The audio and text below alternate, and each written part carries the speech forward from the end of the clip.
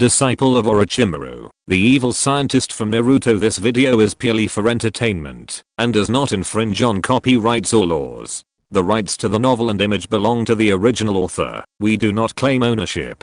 Don't like waiting and want to listen to this fanfic in full now? Subscribe to our Patreon, where you'll find the best fanfics. Chapter 651 to 6 Paths Sages. Orochimaru became the 5th generation, and the other things were not much different. However, the fact that Naruto became Orochimaru's student still made Amemiya Kenichi feel a little outrageous. When Amemiya Kenichi thought about Naruto turning on the Sage mode and becoming a similar appearance to Kabuto Yakushi, he felt uncomfortable. However, Amemiya Kenichi also knew the priorities, and now was not the time to think about these problems.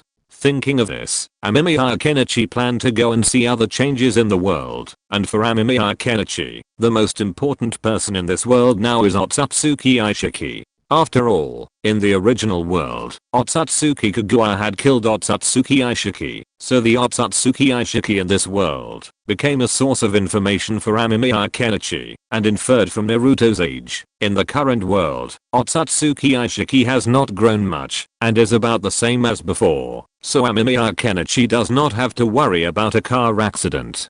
Kagura standing here is enough to suppress Otsutsuki Ishiki to death. And Orochimaru feels helpless when he sees Kenichi Amemiya and Kagura Otsutsuki talking to themselves in front of him. He has witnessed the strength of Kenichi Amemiya and Kagura Otsutsuki, and it can only be said that they are so strong that it makes people despair.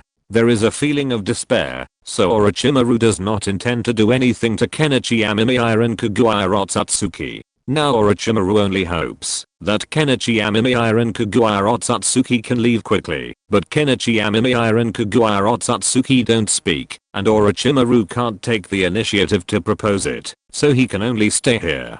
Kenichi Amemiya is thinking about what to do this time. His most essential idea this time has been achieved. After all, he jumped the timeline in the beginning to verify whether he jumped the timeline or such a thing happened by chance. Now he can be sure, so he just needs to do something else. While Amemiya Kenichi was pondering the problem, Otsutsuki Kagura was looking at the sky. Her gaze seemed to fall on the moon, this silent planet, in the corner of the vast universe, revolving alone with the world, its surface covered by endless grey sand and gravel, with no trace of life, only the occasional craters, telling of the vicissitudes of time. In this dead silence, only the silence of the vacuum accompanies the moon. There is no sound, no temperature, only the cold silence. In the center of the moon, there is a sealed space, a mysterious place, surrounded by hard rocks, and the only entrance is firmly blocked by an invisible force. Within the seal, there is a life form. Her existence seems to be frozen forever. No one knows where she came from, and no one knows why she was sealed here. She longs for communication and voice, but there was a deathly silence. Her words echoed in the empty stone chamber, but there was no echo. She tried to shout, but her voice could not penetrate the thick seal. Her heart was filled with loneliness and confusion. She didn't know why she was imprisoned here, nor did she know when she could be freed. Time had lost its meaning here, and every moment seemed so long. Her memory seemed to be eroded, and the past gradually became blurred. She could only wait tirelessly, for someone to come to this desolate land, break the seemingly indestructible seal, and free her from this endless loneliness. However, the years were like quicksand, slipping silently through her fingers. She was still imprisoned in the depths of the moon, waiting alone for a miracle that might never come, until that day, the unfilial sun came, and brought this guy, Kenichi Amemiya. Kagura Otsutsuki glanced at Kenichi Amemiya, her eyes fixed on his figure. She had never thought that she would meet a person on this lonely moon, a person who could make her mood fluctuate. She looked at Kenichi Amemiya smiling and approaching, and an inexplicable warmth surged in her heart. Kenichi Amemiya's smile was as gentle as a spring breeze, as if it brought her a glimmer of hope that she had lost.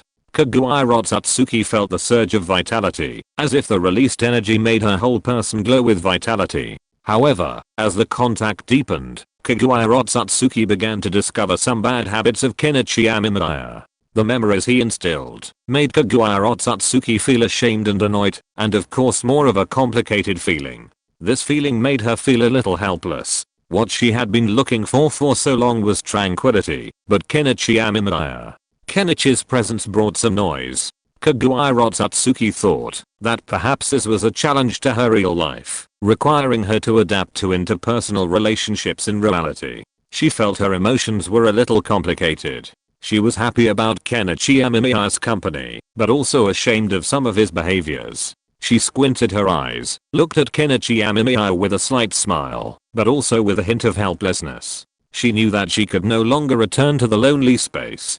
Kenichi Amemiya had already made her appreciate the colorful life, and at this moment, she could only accept this complicated mood. Although she couldn't separate the last bit of emotion now, looking at Kenichi Amemiya, Kaguya Otsutsuki felt that there seemed to be nothing wrong with this. After all, being able to be with Kenichi Amemiya was happiness enough for Kaguya Otsutsuki. Meanwhile, Kenichi Amemiya became interested. He planned to go check on Ishiki Tsutsuki and Kaguya Otsutsuki and see if there were any other changes in the other ninja villages. Thinking of this, Kenichi Amemiya took Kaguya Otsutsuki on an airship and left Konoha village directly. Orochimaru watched silently, feeling that he was still too weak. In front of Kenichi Amemiya and Kaguya Otsutsuki, he didn't even have the ability to resist. How could he protect the villagers of Konoha? However, Orochimaru had already done a lot on the road of ninja. It was not impossible for him to continue to become stronger, but it might take a long time, and how long could his body last? So Orochimaru hesitated for a moment, and still had some other ideas. He felt that maybe he should really start trying to research and perfect that ninjutsu. If the research could be successful, then more people could be protected in the future. This would be in the interests of Konoha, just like the old man said at the beginning, where Konoha flies, the fire will also be endless. Orochimaru nodded. Yes, this is the serious way, to be a Hokage with the will of fire. Although there might be some sacrifices in doing so, Orochimaru felt that these sacrifices were worth it. After all, these sacrifices could bring them greater benefits and a better future. Only such sacrifices could ensure the long-term peace and stability of Konoha. Thinking of this, Orochimaru's expression became much more serious. He looked down at his hands. Although he was well maintained, his body had aged a lot now. He had felt tired when facing pain before. Orochimaru clenched his fists. No matter what, he had to become stronger and stronger. Only in this way could he become a real Hokage and protect Konoha village. Kenichi Amemiya didn't know that his arrival with Kaguya Otsutsuki today had such a huge impact on Orochimaru, but even if Kenichi Amemiya knew it, he wouldn't care. After all, he had no feelings for Orochimaru in this world, or Kenichi Amemiya didn't know what the situation of Orochimaru in this world was. And even if Kenichi Amemiya knew it, Kenichi Amemiya wouldn't take it seriously. Orochimaru's personality was originally weird. Although he didn't know what happened to Orochimaru in this world that made him become Hokage, Kenichi Amemiya didn't care too much about it. Anyway, this world was just a place for him to stay, and Kenichi Amemiya planned to go back. He just did an experiment in this world, and then studied it to see if he could find a time machine, and then remove the energy inside. If possible, then Kenichi Amemiya's idea might really have some feasibility, and Kenichi Amemiya's previous idea, the method is to do research in one world, and when the Otsutsuki clan comes, use the time machine to travel to other timelines to continue researching. In this way, Kenichi Amemiya's strength will continue to increase, and even if the Otsutsuki clan treats gods like dogs, Kenichi Amemiya will not have to worry about anything. And if he is worried that the arrival of the Otsutsuki clan may affect the use of the time machine, Kenichi Amemiya can stay for 50 years at a time before leaving, or directly travel back to the time when Konoha was just established, and then he can also conduct research for a long time.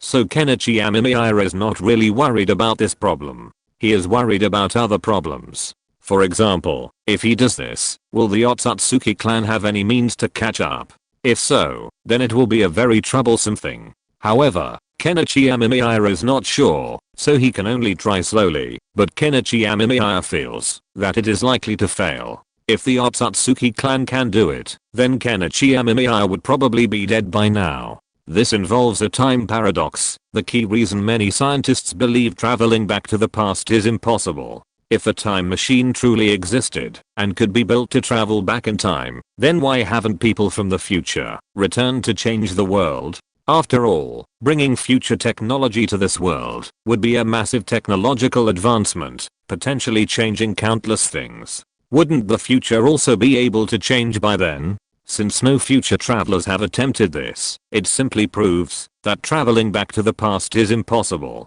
Kenichi Amemiya believes this is perfectly reasonable. After all, traveling back to the past would require all matter in the universe to move backwards, replenishing all lost energy.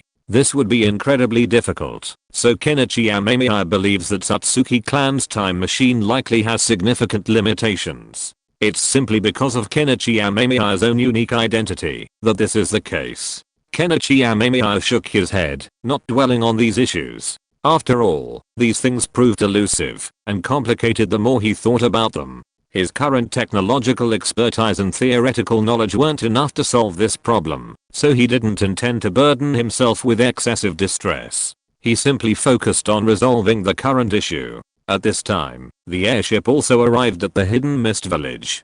Kenichi Amemiya stood on the airship, looking down at the island below. The mist was gently lingering above the island village, as if a layer of fine gauze covered the prosperity of the world. In the village, the paths made up of quaint wooden houses were looming in the mist, appearing deep and mysterious. The air was filled with the scent of moist soil and the faint smell of grass from the rice fields in the distance. There was a hint of vitality in the coldness. The farmers had begun their day-to-day work. They were dressed in coarse cloth, holding simple farm tools, and walking heavily on the muddy field path. The wrinkles on their faces and the rough palms told the traces left by the years here. Their figures flickered in and out of the mist. Though a bit chilly, these people were accustomed to the surroundings of the hidden mist village. Amemiya Kenichi unabashedly exposed his airship, quickly attracting the attention of those below. Soon, a group of people ran out. Amemiya Kenichi glanced at them and shook his head.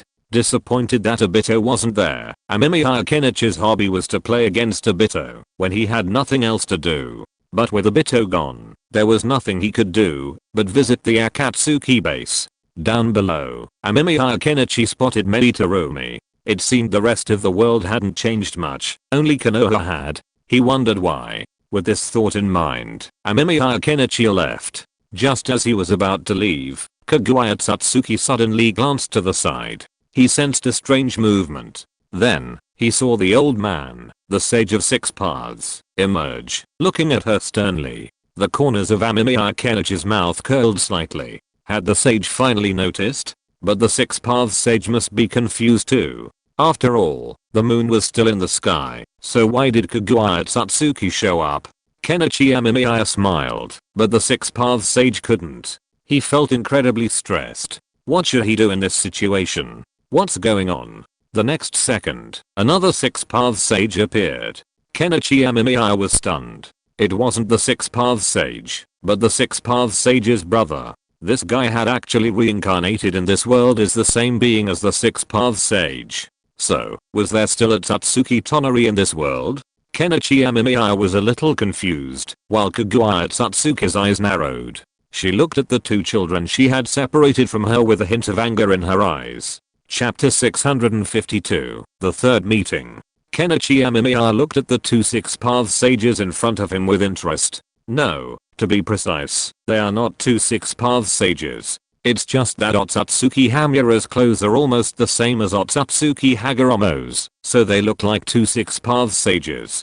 Kenichi Amemiya felt a little amused. This world is really interesting. I don't know when it has become like this. Originally, Kenichi Amemiya was very surprised to find that his teacher Orochimaru became the fifth Hokage. Unexpectedly, Otsutsuki Hamura and Otsutsuki Hagoromo are now staying in the Pure Land, and then it has become like this. Something's wrong with Otsutsuki Kaguya. The seal on the moon has not been unlocked, so what's going on? Otsutsuki Hagoromo looked at Otsutsuki Kaguya in front of her with some surprise. Otsutsuki Kaguya looked at them coldly. There were some difficult to control emotions in Otsutsuki Kaguya's heart. Although in her world, Otsutsuki Kaguya had forgiven the six paths sage, but this forgiveness only meant not making trouble, and then giving up the idea in her heart. There was almost no connection between Otsutsuki Kagura herself and the Six Paths Sage, and Otsutsuki Kagura didn't want to communicate with the Six Paths Sage.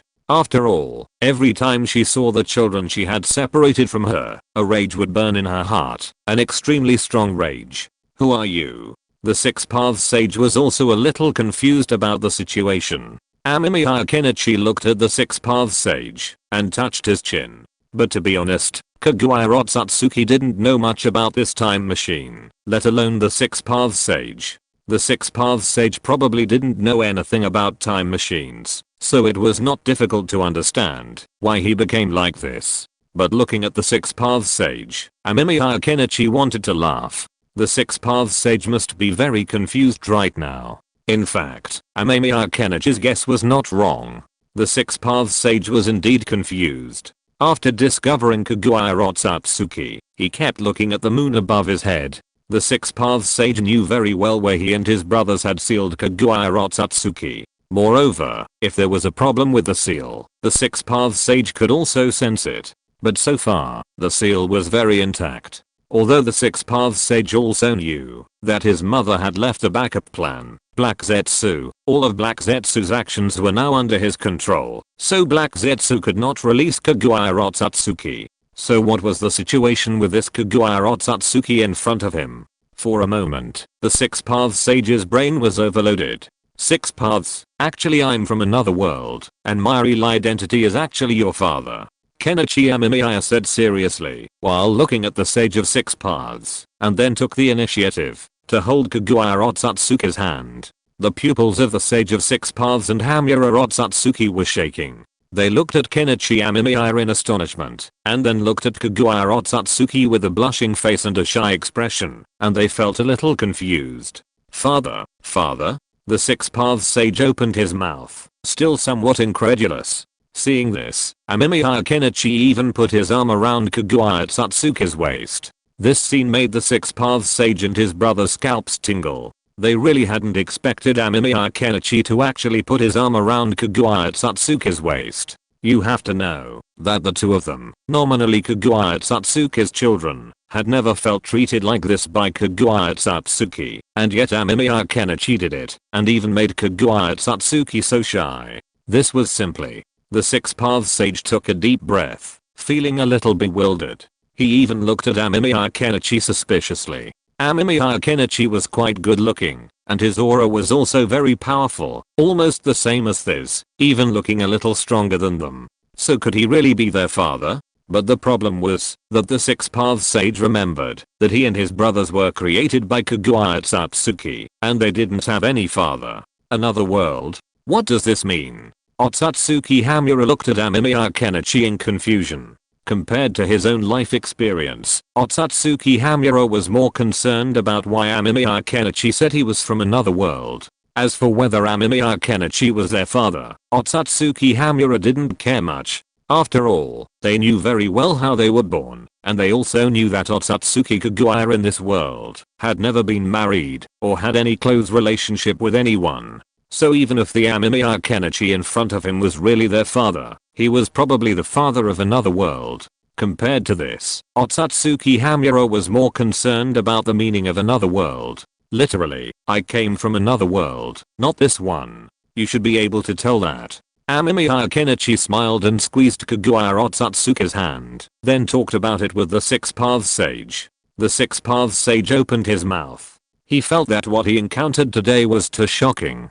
He had never encountered such a thing before. However, looking at Kagura Otsutsuki beside him, the Six Paths Sage found that this could explain it. Kagura Otsutsuki must have come from another world, so there was nothing abnormal about the moon above. The Six Paths Sage glanced at Hamura Otsutsuki, and Hamura also looked at him. The two looked at each other, and then fell silent. Up to now, they all felt that this matter was a little unbelievable, but this seemed to be the only explanation. Kenichi Amemiya had no intention of continuing to talk here. Although Hamura Otsutsuki was also here, Kenichi Amemiya had no desire to study Hamura Otsutsuki. Now the only person in the world that gave Kenichi Amemiya some research ideas was probably Ishiki Otsutsuki. So Kenichi Amemiya directly controlled the wind and flew towards Aishiki Otsutsuki's location. He wanted to see if Aishiki Otsutsuki was there. If Aishiki Otsutsuki was still there, then it would naturally be the best, but if Aishiki Otsutsuki was not there, then there would be some trouble. After all, Aishiki Otsutsuki was able to avoid Kaguya Otsutsuki's search for such a long time, and even made Kaguya Otsutsuki completely unaware of Aishiki Otsutsuki's existence. It can only be said that Aishiki Otsutsuki did a very good job in hiding. He has a talent for hiding, and he is almost impossible to find when he hides. "Where are you going?" the Six Paths Sage asked, somewhat puzzled, as he gazed at the direction Amemiya Kenichi was flying. Kenichi smiled, then glanced down. The airship had already reached the sea, heading towards the land of rain. Since there was still plenty of time, Kenichi briefly explained his upcoming mission to the Six Paths Sage and his brothers, along with some of the previous events. He also asked about the time machine. The Six Paths Sage remained silent for a long time. Seeing the Six Paths Sage's seemingly shattered worldview, Kenichi couldn't help but yawn. The Six Paths Sage must be quite bewildered, right?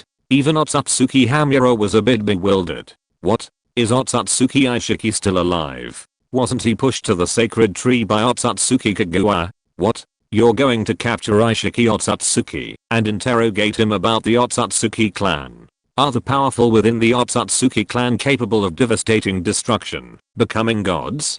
And what? A time machine. This thing is a time machine. Did you come here from another world in a time machine? Is it to capture this world's Otsutsuki Aishiki and interrogate him for information? This time, the Six Paths Sage had countless questions on his mind, but ultimately left them unanswered. He was silent for a moment, wanting to say something, but unsure what to say. For a moment, he was speechless. Kenichi Amemiya patted the sage on the shoulder. He understood how he felt. After all, the sage had been exposed to so much information in such a short time, and it was perfectly normal for him to be like this. So Kenichi Amemiya didn't say much. The Six Paths Sage was of no use to him right now. His main concern was the affairs of Otsutsuki Aishiki and the Otsutsuki clan. If he couldn't resolve these issues, it would be truly troublesome. Kaguya Otsutsuki, can you feel Aishiki Otsutsuki now? Kenichi Amemiya looked at the rain village below, and then asked Kaguya Otsutsuki next to him. After hearing this, Kaguya Otsutsuki closed her eyes and shook her head. Kenichi Amemiya frowned slightly. In that case, this guy Aishiki Otsutsuki is indeed very capable. He has a method to avoid detection. Even Aishiki Otsutsuki has not revealed this method before. It seems that Aishiki Otsutsuki still has some ideas. This time Kenichi Amemiya must dig out this secret, otherwise Kenichi Amemiya will not know how to detect Aishiki Otsutsuki, which is very troublesome. Of course, now is not the time to talk about this, so the next second, Kenichi Amemiya and Kaguya Otsutsuki rushed down, and the two brothers of the Six Paths Sage on the side quickly followed. Although they still can't accept it, they can now distinguish the importance. At this time, Nagato and Konan were sitting in the base, but the next second, Nagato suddenly looked up at the sky. Before he could say anything, Amemiya Kenichi blasted the base apart. With a wave of Kaguya Otsutsuki's hand, countless mud disappeared, and the base below was exposed. Nagato's pupils shrank. How could he not know that there was another base below his own base? What the hell? Nesting dolls. Kaguya Otsutsuki. How did you know I was here? A shocked and angry voice came out. The next second, Otsutsuki Aishiki was caught by Otsutsuki Kaguya. Amemiya Kenichi was holding another guy in his hand. It was the backup that Otsutsuki Aishiki had prepared before. Although he survived for a while, he was eventually killed by Otsutsuki Kaguya. Now the other party was standing here, but his eyes were a little dull. The Six Paths Sage beside him was stunned. They really didn't expect that Otsutsuki Aishiki was actually alive. Kaguya Otsutsuki coldly threw Otsutsuki Aishiki down. Otsutsuki Aishiki looked at Kaguya Otsutsuki in shock and anger. He really didn't know why Kaguya Otsutsuki noticed him. Logically, it was impossible for Kaguya Otsutsuki to notice him, but the problem was that Kaguya Otsutsuki had indeed noticed him. Nagato and Konan, who were standing by, had originally wanted to rush over to question him, but the next second they were pinned down by Kenichi Amemiya. Now Nagato and Konan were just cannon fodder. It had to be said that, although Nagato's performance was very impressive before, with the increasing power of the Naruto world, Nagato and Konan's strength was indeed a little lacking. "You are still so arrogant, Aishiki Satsuki," Kaguya Satsuki said calmly. Aishiki Satsuki clenched his fists unwillingly. His plan had not yet succeeded, and now he was caught by Kaguya Satsuki, with no ability to resist at all. This made Aishiki Satsuki a little angry. If it weren't for Kaguya Satsuki feeding him to the sacred tree, how could he have ended up in this situation? He should be a god high above, not an ant who can only hide below. Otsutsuki Aishiki looked at Otsutsuki Kaguya angrily. As for the other people on the side, he ignored them. But then Otsutsuki Aishiki's expression became weird, because he saw Otsutsuki Kaguya took the initiative to hold Amemiya Kenichi's hand. Otsutsuki Aishiki's sight fell on Amemiya Kenichi. When he saw Amemiya Kenichi, Otsutsuki Aishiki was stunned for a moment. Amemiya Kenichi looked at Otsutsuki Aishiki with interest. Before he came over, he transferred part of Otsutsuki Aishiki's genes to himself. The effect was that the aura of Amemiya Kenichi became stronger and the chakra became purer. You guy. Really interesting. What did you do? No, what did you do? Why do you have such a familiar aura? Otsutsuki Aishiki looked at Amemiya Kenichi with some thought in his eyes. Amemiya Kenichi did not answer immediately, but looked at Otsutsuki Aishiki. He wanted to see what choice this guy Otsutsuki Aishiki would make. After looking at Amemiya Kenichi for a few times, Otsutsuki Aishiki fell silent, as if thinking about something. Amemiya Kenichi was a little confused. Why was this guy Otsutsuki Aishiki so weird? It was a bit confusing. Amemiya Kenichi touched his chin, then thought about it, and then decided to ask. After all, this guy Otsutsuki Aishiki was too troublesome. It would be nice if he could ask some questions in advance. However, this was the third time Amemiya Kenichi had seen Otsutsuki Aishiki. It had to be said that this was quite a fate to some extent. Chapter 653 Otsutsuki Aishiki's acting. It can be said that, if the ninja world is a zoo, then Otsutsuki Aishiki is the person who comes to see the animals, and these people in the ninja world are like monkeys in the Monkey Mountain in the eyes of Otsutsuki Aishiki. The stronger ones are at the level of tigers and lions, but what about Otsutsuki Aishiki? People came in armored vehicles, and even tigers could not break his defense. In such a situation, it is not surprising that Otsutsuki Aishiki would be so self-righteous. It can even be said to be a very normal thing. To some extent, it is even strange that Kenichi Amemiya thinks it is strange that Otsutsuki Aishiki did not do so. After all, for humans, although they are distant relatives of gorillas and monkeys biologically, not many people are really willing to admit that their distant relatives are animals. Therefore, Otsutsuki Aishiki's mentality and views are very normal. This also led to Otsutsuki Aishiki always being arrogant and looking down on everyone around him. Kenichi Amemiya had noticed this attitude before. From the location of the base chosen by Otsutsuki Aishiki, it can be seen how arrogant Otsutsuki Aishiki is in his heart. Of course, Kenichi Amemiya thinks that Otsutsuki Aishiki probably also wanted to watch a monkey show. What have I done? I'm just a traveler on the road of killing gods. But you, Aishiki Otsutsuki, can you imagine what your situation will be like in the future within the Otsutsuki clan? Can you imagine what those people will say about you? Others will say that you are the biggest shame of the Otsutsuki clan. Your name will be engraved in the family rules of the Otsutsuki clan and become a model recited by countless people for generations. And your parents and relatives will become a burden that everyone can laugh at because of you. Do you consider such a future? Kenichi Amemiya looked at Aishiki Otsutsuki with a smile, asking like a devil, and when he heard Kenichi Amemiya's words, Aishiki Otsutsuki's expression became a little distorted. He naturally knew how likely this was to happen, and even according to Aishiki Otsutsuki's understanding of his family members, Aishiki Otsutsuki he felt that this was absolutely possible to happen, and would even be mentioned constantly. So Aishiki Otsutsuki had been trying to change it, change all of this. Change this terrible fate, but unfortunately, up to now, Aishiki Otsutsuki had not gained much. The method he originally planned to use to deal with Kaguya Otsutsuki had not been used yet, and Kaguya Otsutsuki came to his door, so Aishiki Otsutsuki knew that he had no room for resistance when facing Kaguya Otsutsuki now, so Aishiki Otsutsuki just gave up. But after hearing what Kenichi Amemiya said, Aishiki Otsutsuki was still a little angry. He was not very afraid of death, as death was just a new beginning, but he was afraid that he would be infamous for thousands of years after his death. After all, Aishiki Otsutsuki himself knew how perverted those people in the family were. The main family of the Otsutsuki clan actually did not live very well. According to those older mortals, for the sake of their family members, they deliberately chose an extremely harsh living environment. It was a particularly desolate planet, and the surface of the planet was desolate. Sandstorms raged between the hard rocks, penetrating every hole. The desert was like a yellow-brown ocean, boundless, and the boundary between heaven and earth was blurred.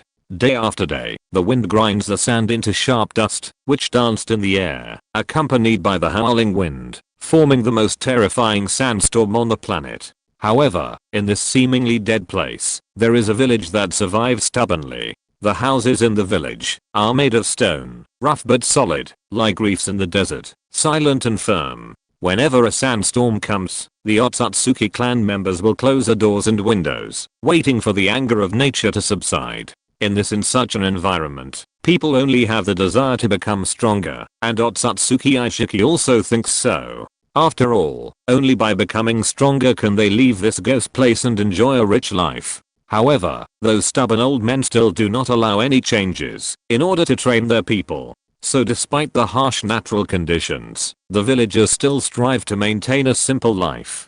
Children run and play among the stones. The old man smokes his pipe quietly on the stone bench in front of the door, and the women are busy with needlework at home. Whenever the sun sets and the starry sky appears, the whole village is covered by twilight, and a quiet and mysterious atmosphere permeates. On this planet, life shows its tenacity in the most tenacious way, and it also shapes countless Otsutsuki's desire to become stronger. They all want to leave this place and live a normal life, and Otsutsuki Aishiki grew up under such conditions. I know, but what can I do? Ever since Kaguya Otsutsuki pushed me to the sacred tree, that moment I knew I had become the laughingstock of the family. So I tried hard to change all this, but you and Kaguya Otsutsuki came looking for me. What can I do now? Aishiki Otsutsuki roared angrily. He couldn't bear to become a laughingstock. He had always prided himself on being the head of a proud family. How could he admit that he was just a laughingstock?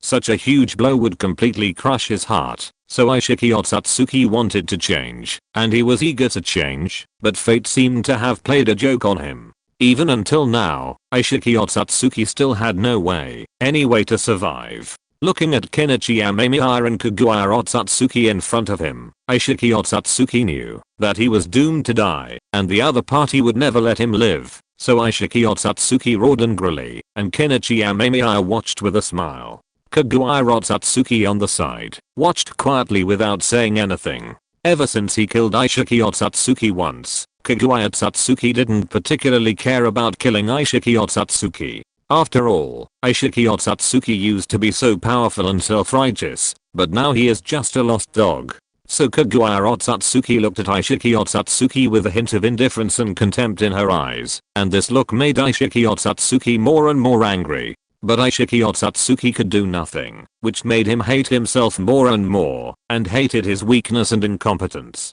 Kenichi Amemiya felt a little surprised when he saw Aishiki Otsutsuki's collapsed look. After all, Kenichi Amemiya has some knowledge of Aishiki Otsutsuki's acting skills. It has to be said that Aishiki Otsutsuki is very good at acting. It was so superb that he almost fooled himself before. So Kenichi Amemiya was a little hesitant when looking at Otsutsuki Aishiki in front of him. He didn't know whether Otsutsuki Aishiki was acting, but it didn't matter. He just needed to interrogate him next.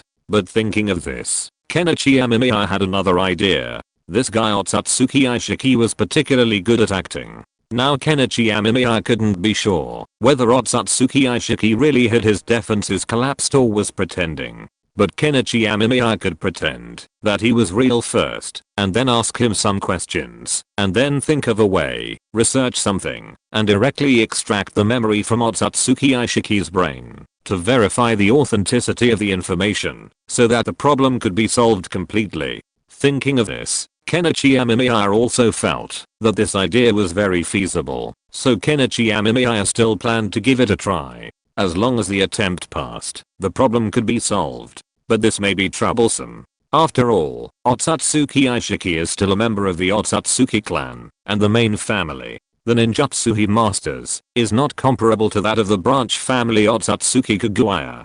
So if you want to search something from Otsutsuki Aishiki's brain, it may become very difficult. In addition, Amemiya Kenichi also needs to develop a special ninjutsu, a ninjutsu targeting Otsutsuki Aishiki. But Amemiya Kenichi also has some ideas of his own about this matter. He thinks it must be difficult to just ask like this, so it is better to limit Otsutsuki Aishiki's strength first, such as sealing Otsutsuki Aishiki. It should be easier to conduct experiments later, but that is a matter for the future. Now, Amemiya Kenichi still wants to get some information from Otsutsuki Aishiki, so Amemiya Kenichi plans to pretend to be a fool who was deceived by Otsutsuki Aishiki, to see if Otsutsuki is Aishiki telling the truth, or pretending to be stupid. However, according to Kenichi Amemiya's previous research on Aishiki Otsutsuki, Kenichi Amemiya feels that there is a high possibility that Aishiki Otsutsuki is lying. After all, Aishiki Otsutsuki is a man who is willing to sacrifice everything to survive.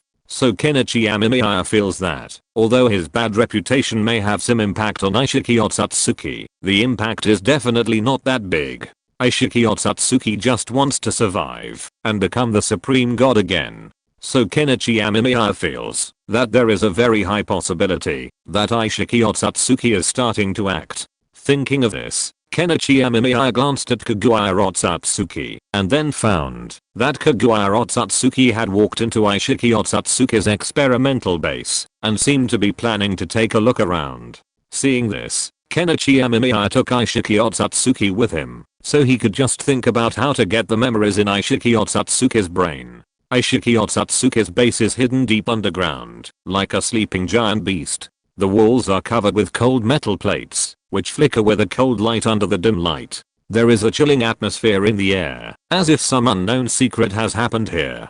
Kenichi Amemiya admires Aishiki Otsutsuki very much. He can stay in the entire base alone, and the entire base is empty, without a single figure. Only cold machines are running silently.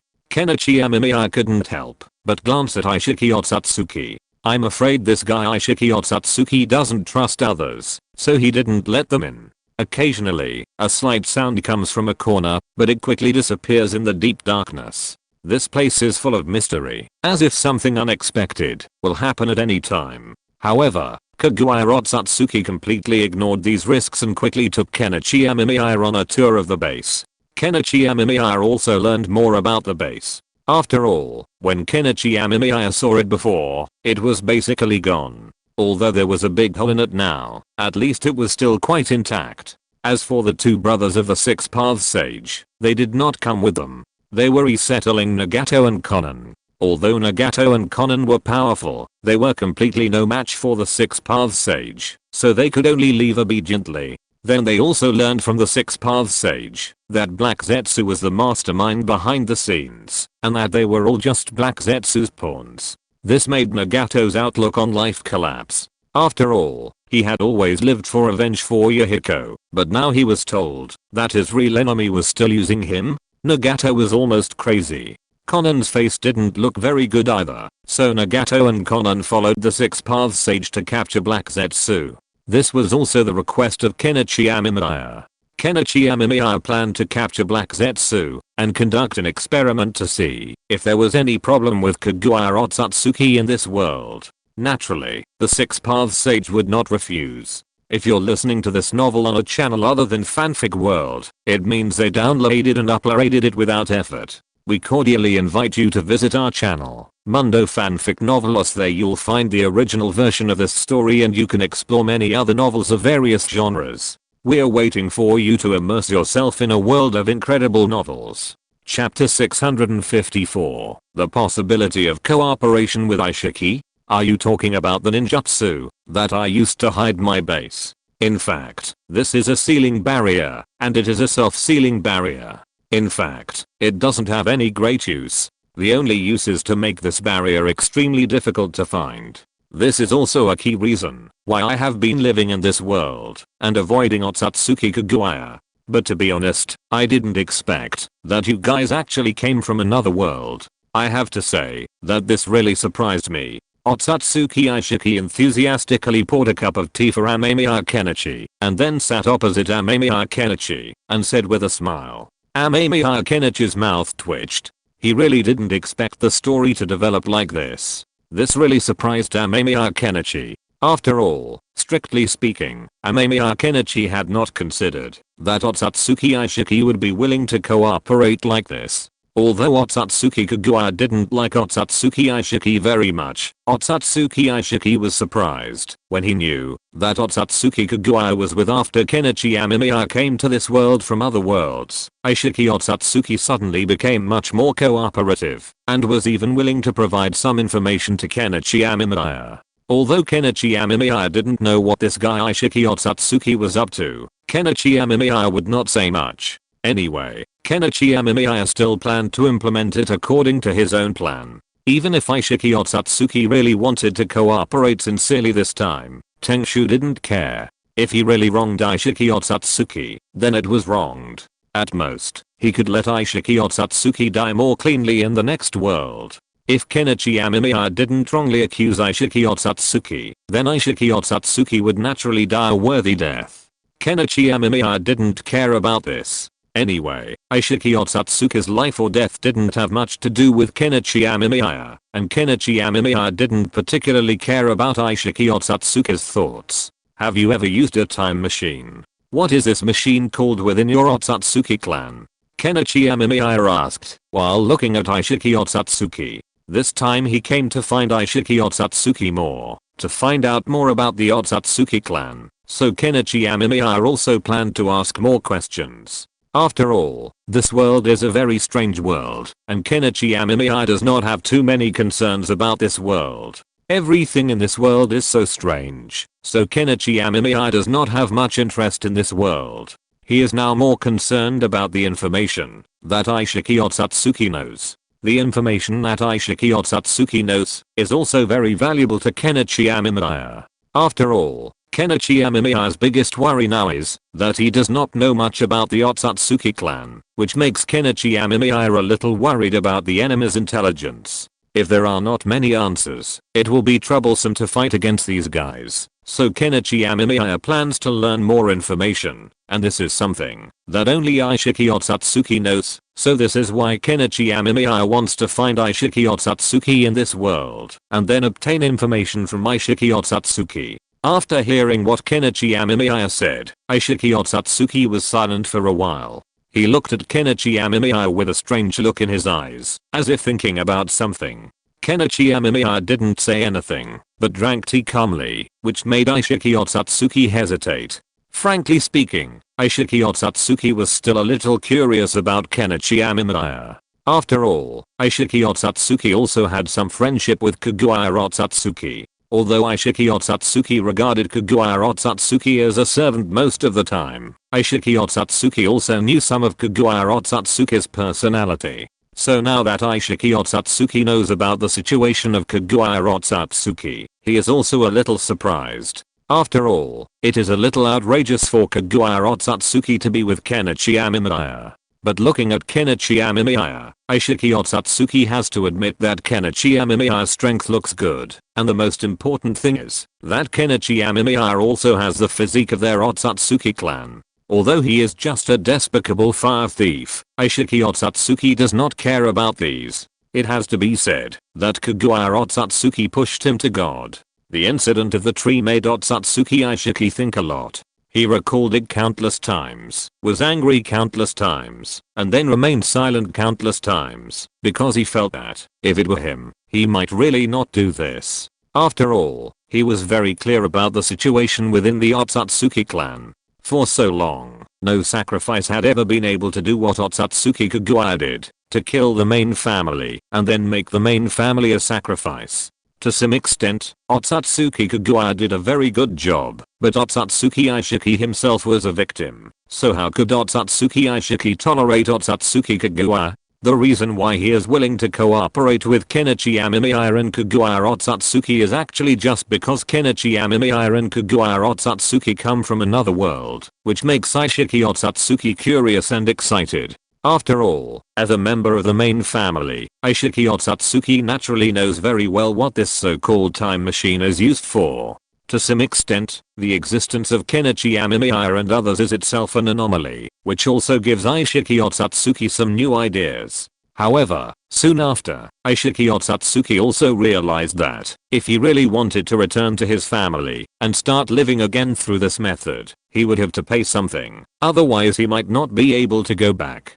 Otsutsuki Ishiki frowned, his heart filled with pain and hatred. His eyes were as sharp as a blade, filled with disgust and hatred for Otsutsuki Kagura. Whenever Otsutsuki Kagura saw Otsutsuki Kagura, his gaze seemed to be able to crush her alive. He squinted his eyes, trying to free himself from this anger. After all, if he wanted to do what he wanted, he had to let go of his hatred, but it only brought him more despair and deep pain. Otsutsuki Ishiki took a deep breath. His breath seemed to be suppressed in his chest. His mood was heavy like a huge rock pressing on his heart, making him feel suffocated. He tried to control his emotions and try not to let others see the pain in his heart.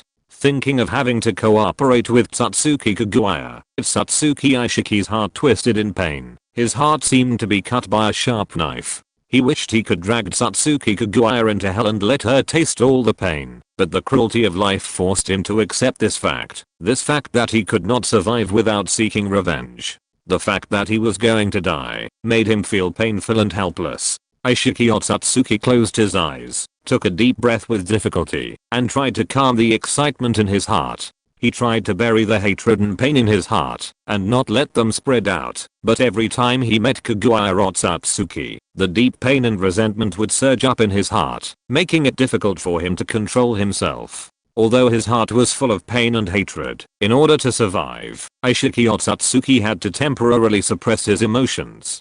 He could only grit his teeth and endure this entanglement and pain, looking forward to one day getting his own revenge and relief. The painful emotions in Ishiki Otsutsuki's heart raged in his body, like a blazing fire, burning all the time, consuming every inch of his vitality.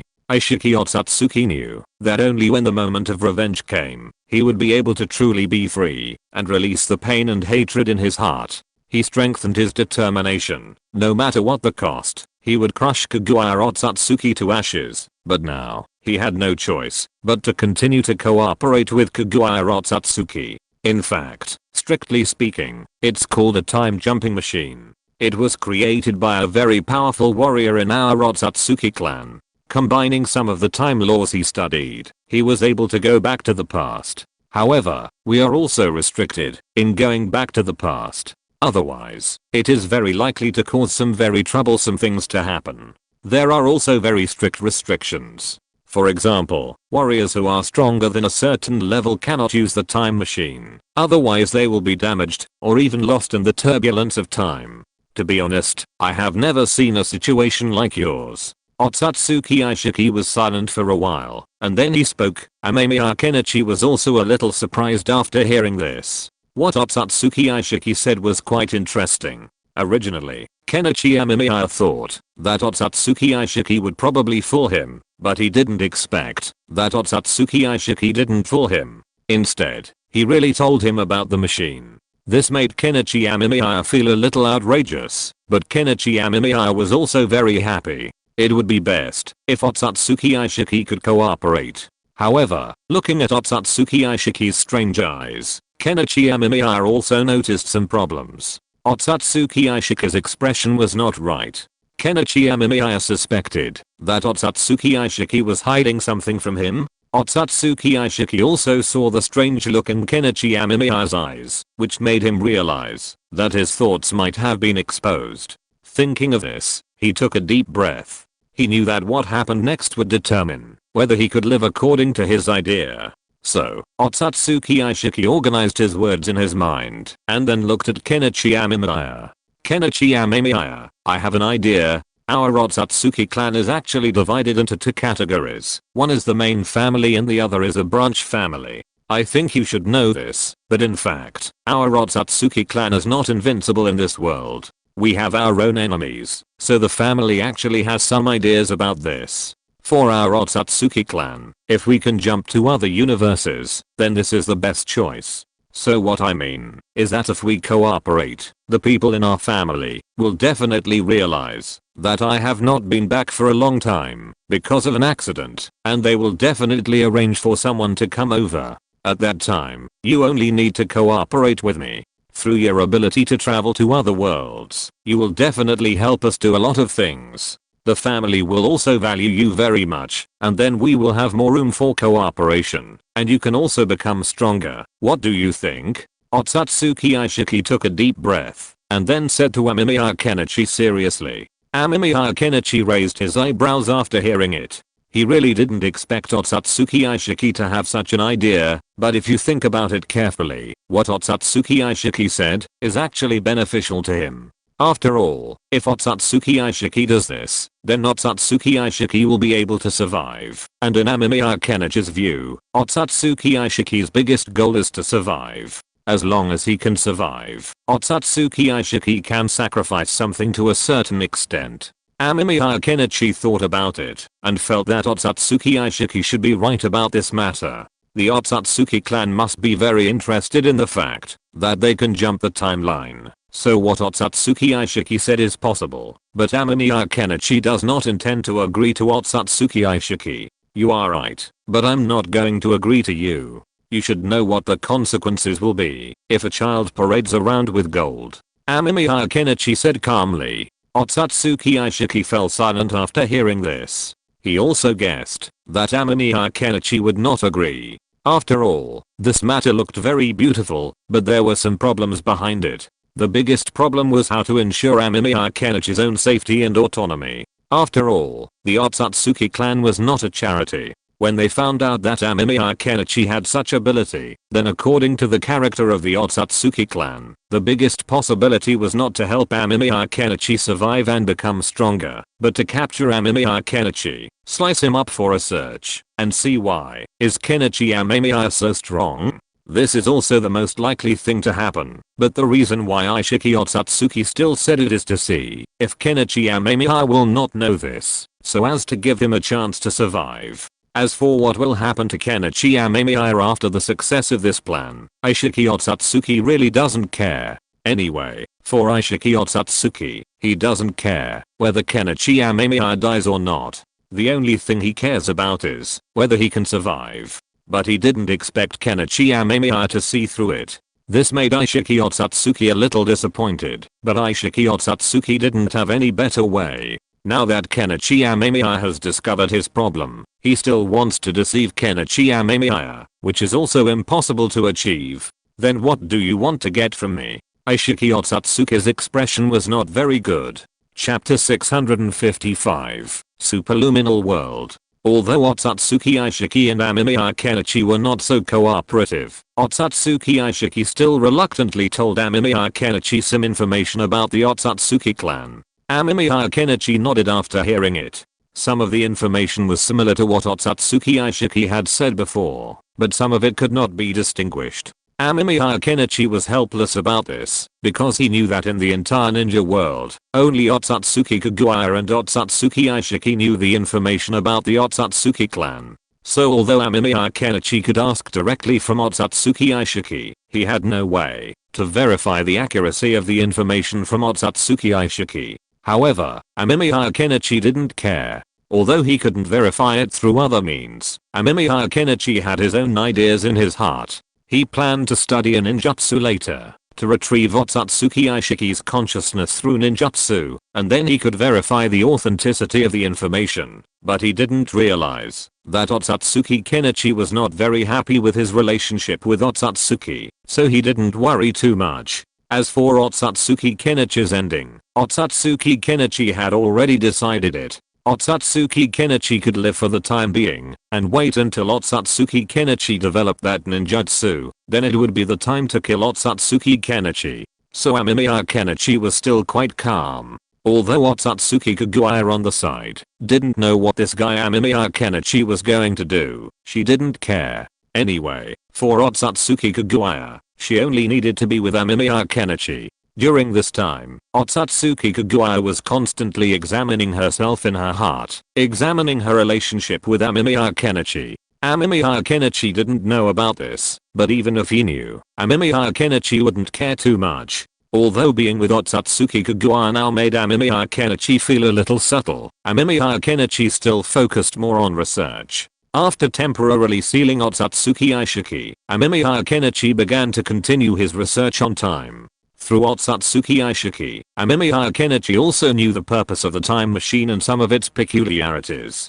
This also made Amemiya Kenichi realize that the time machine has different effects in his own hands and in the hands of others. Amemiya Kenichi had some ideas about this. If other Otsutsuki clan members really can't get in, then it would be a good thing for Amemiya Kenichi. Amemiya Kenichi can jump back and forth between different timelines and then go to other timelines to continue researching and becoming stronger. In this way, to a certain extent, it is equivalent to immortality, and sooner or later he will be invincible, and solving the Otsutsuki clan will not be a problem. However, whether this is feasible or not still needs to be demonstrated, but Amemiya Kenichi has a high probability of no problem. After all, if the time machine can be traced back to himself, then I'm afraid that those Otsutsuki clan members have already come here. This involves some more interesting philosophical questions, that is, whether all things in the world have two states of past and future. At first glance, it does exist. After all, people can tell the past and future of most things, just like a dog. It was a puppy in the past and will die sooner or later and be buried in the future. This is the dog's future. However, this is people's observation and cognition of a thing.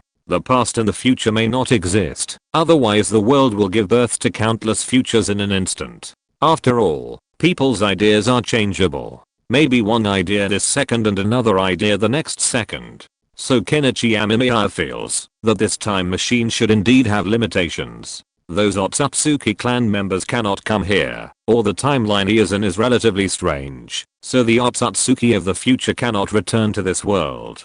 So, what exactly is time? Does it really have a unit of measurement? Amemiya Kenichi pondered this question in his mind, but it was too difficult to study this problem. When Amemiya Kenichi used the time machine to jump through space, he tried to study it before, but there was no result. Instead, Amemiya Kenichi had a stomachash. He didn't know what he saw, and those things were still flowing. Unless Amemiya Kenichi could intercept those substances, it would be impossible to study them thoroughly no matter what. At this point, Amemiya Kenichi thought of a more interesting theory in his previous life. That is, if a person's speed is very fast, surpassing the speed of light, then you can hold the clothes of another self, but this theory is just a theory. In terms of speed, it is difficult for humans to even approach the speed of light, let alone superluminal speed. However, Kenichi Amemiya has some other ideas. Superluminal speed may be difficult for others, but in the world of Naruto, in this world full of chakra, then all this is really not impossible. Kenichi Amemiya was thoughtful and thought of the instant body technique. The effect of the instant body technique is essentially to move quickly, achieving an effect similar to teleportation. However, although it is said that the only one who can really achieve a similar teleportation is probably the guy named Shizu. But is this really superluminal speed? Kenichi Amemiya thinks it is still unlikely. After all, superluminal speed is too difficult. Superluminal speed, according to scientific theory, means exceeding the speed of light. This effect is a bit like the flash in DC. Everything around will be very busy, but superluminal speed is slower than this. Superluminal speed theoretically allows people to directly see light or light spots. The whole world will be filled with many light spots, and even the reflection of light will be like this. At such a fast speed, a normal second may be as long as a year in the eyes of a superluminal person. Therefore, Kenichi Amemiya feels that even the teleportation technique will find it difficult to achieve this. The effect of the teleportation technique is to move extremely quickly and then achieve an effect that cannot be captured by the human eye, which is equivalent to teleportation. But in fact, as long as the speed of movement is fast enough, the human eye can actually see it. It cannot be captured.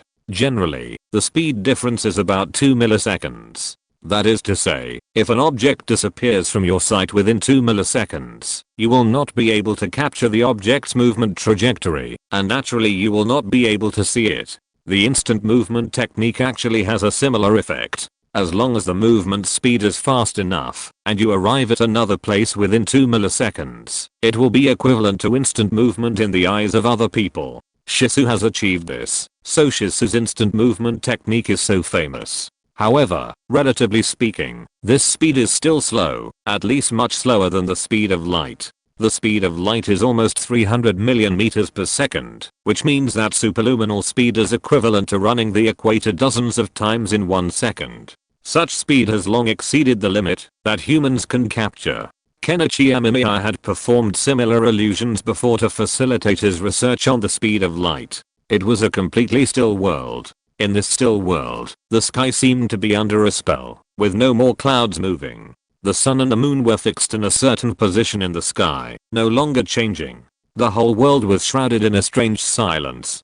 Countless spots floated in the air. They were like fragments of time, flickering in the solidified light. These were manifestations of light. Beams of light shot from all directions, freezing everything at this moment.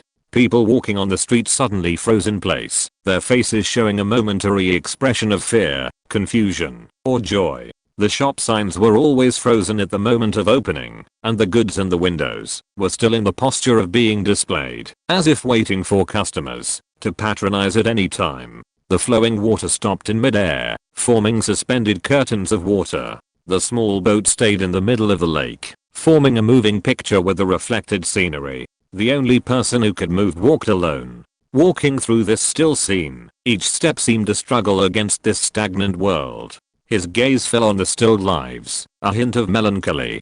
Kenichi Amemiya would have felt utterly bored, for he knew he was the world's sole breath, its sole pulse. He tried to communicate with the still world, but every cry dissipated into the air, no echo, no response. He crossed the quaint stone bridge. The water beneath no longer rippled. The pedestrians on the bridge, frozen in the moment of striding or leaning forward. He walked through the alleys and saw clothes hanging on the cloths line, still in the air, the same position they had before the wind blew. He tried to push a bicycle parked by the roadside, but found it as heavy as a mountain, unable to move. Though this world was still, it was filled with beautiful details. Everything he saw was so clear, so vivid. This was the world of FTL, a world utterly boring and uninteresting. But Kenichi Amemiya also knew that this world was only his imagination, not the real FTL world. What does this world look like from the perspective of a true FTL person? Amemiya Kenichi was really curious, but Amemiya Kenichi also knew that it was most likely that he would not know.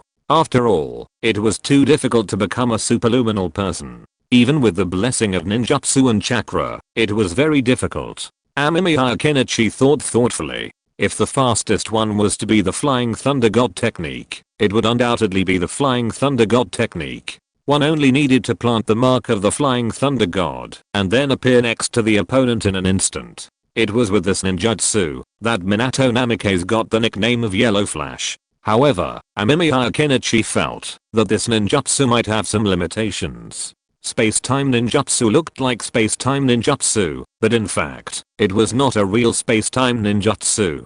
Like Kaguya, directly dragging you to another world, was the real space ninjutsu in Amemiya Kenichi's view. However, thinking of this, Amemiya Kenichi had an idea. If that was the case, then if he opened his eyes and studied the anomalies of Kaguya Otsutsuki when she entered and exited that world, would he be able to see something else? The fox was hiding in a tree hole, peeping at everything cunningly. In the distance, a peacock was showing off its gorgeous tail, and a group of swans were swimming leisurely in the crescent-shaped lake. The lake was like a mirror, calm enough to reflect the moon in the sky. The moonlight sprinkled on the lake, sparkling and dreamy. The lakeside was covered with reeds, swaying gently in the wind, as if adding a bit of vividness to this beautiful picture. In this dreamy forest, time seemed to freeze, making people forget the troubles of the world. Every breath was filled with fresh air and the fragrance of nature. The soul was purified in this pure land, as if all the beauty in the world gathered here. But Kenichi Amemiya's expression was a little strange. He always felt that the world in front of him was familiar, as if he had seen it somewhere before. But Kenichi Amemiya could not remember where exactly he had seen it. Maybe it was in the memory he had fabricated before. "Did you come to see me?" Kaguya Otsutsuki came out, her eyes like water looking at Kenichi Amemiya. Kenichi Amemiya swallowed his saliva. He always felt that something unusual was going to happen, but what it was, Kenichi Amemiya himself didn't know. Kenichi Amemiya just felt that Kaguya Otsutsuki's expression was a little strange, which made Kenichi Amemiya always feel that there might be something wrong. Kaguya Otsutsuki also came in front of Kenichi Amemiya. She smiled and took Kenichi Amemiya's hand with watery eyes. Kenichi Amemiya looked at Kaguya Otsutsuki in front of him, intending to ask about the business directly, but then Kaguya Otsutsuki hugged him directly, which made Kenichi Amemiya stunned for a moment. What was going on? Kenichi Amemiya felt a little scalp numb. Why was Kaguya Otsutsuki so weird today? What happened? However, Kenichi Amemiya still patted her on the back. Chapter 656, One Night with Kaguya Otsutsuki. Although Kenichi Amemiya didn't know what happened to Kaguya Otsutsuki and why she became like this, Kenichi Amemiya didn't care too much. He just suddenly thought of something related to himself. This was what Kenichi Amemiya thought of when he just left and glanced at the calendar. When he saw the calendar, Kenichi Amemiya remembered that he had been in this world for so many years, but he had never celebrated his birthday until now. Although Kenichi Amemiya didn't care much about birthdays, after all, whether it was a birthday or not, in Kenichi Amemiya's view it was just getting 1 year older. In fact, in Kenichi Amemiya's view, every new year could be regarded as a birthday. But this time, for some reason, Kenichi Amemiya remembered it, remembered this matter that seemed insignificant or not to him. This made Kenichi Amemiya scratch his head with a hint of amusement on his face. He hadn't expected that he would actually be so sentimental, but Amemiya Kenichi didn't hate such emotions. After all, for Amemiya Kenichi, such emotions could prove that he was a living person. Although Amemiya Kenichi didn't really care about it, it was normal to feel sad occasionally. Humans are such strange creatures. Sometimes they are easily sad and sometimes they are easily passionate. Amemiya Kenichi patted Otsutsuki Kaguya's shoulder, but now that he was hugged by Otsutsuki Kaguya and felt Otsutsuki Kaguya's figure, Amemiya Kenichi also admitted that he had some fantasies. After all, Otsutsuki Kaguya's figure was still very good, and such a shy Otsutsuki Kaguya looked at some little woman's flavor, which made Amemiya Kenichi swallow a few more times. Otsutsuki Kaguya raised her head and looked at Amemiya Kenichi, then with a hint of shyness on her face, she closed her eyes. When Kenichi Amemiya woke up, it was already the next day. He sat on the bed, lost in thought. He had no intention of doing anything to Kaguya Otsutsuki yesterday. Although Kenichi Amemiya did fabricate a unique memory for Kaguya Otsutsuki, the essence of that memory was just to test and see if Kaguya Otsutsuki could become a card in his hand. However, he did not expect a series of accidents to happen afterwards. Then, when Kaguya Otsutsuki was trying to clear her humanity, she ran into problems again and was unable to clear the last bit of humanity. This was affected by the backup plan that Kenichi Amemiya had left behind, and as a result, she became Kenichi Amemiya's girlfriend. Although in Kenichi Amemiya's opinion, this girlfriend was more of the marriage type, Kenichi Amemiya did not refuse. Kenichi Amemiya now needs allies, and looking at the entire ninja world, Kaguya Otsutsuki's foundation is indeed the strongest. After all, Kaguya Otsutsuki has eaten the fruit of the sacred tree, so Kaguya Otsutsuki does have such a foundation. But if he couldn't create some real memories for Kaguya Otsutsuki, then there might be some problems with Kaguya Otsutsuki. If she became his enemy at that time, then there would be some trouble. And if he thought about it carefully, Kenichi Amemiya felt that there was no definite truth. If Kaguya Otsutsuki accidentally gave up her humanity later, she would basically become his enemy 100%. So Kenichi Amemiya chose to be with Kaguya Otsutsuki. However, after a day of ups and downs, Kenichi Amemiya and Kaguya Otsutsuki knew each other well. What are you thinking about? Kaguya Otsutsuki hugged Kenichi Amemiya, with a blush on her face, and the look in her eyes looking at Kenichi Amemiya was softer. Kenichi Amemiya smiled. It was the first time he saw Kaguya Otsutsuki like this, and after what happened yesterday, Kenichi Amemiya was also sure that Kaguya Otsutsuki was indeed different from other people.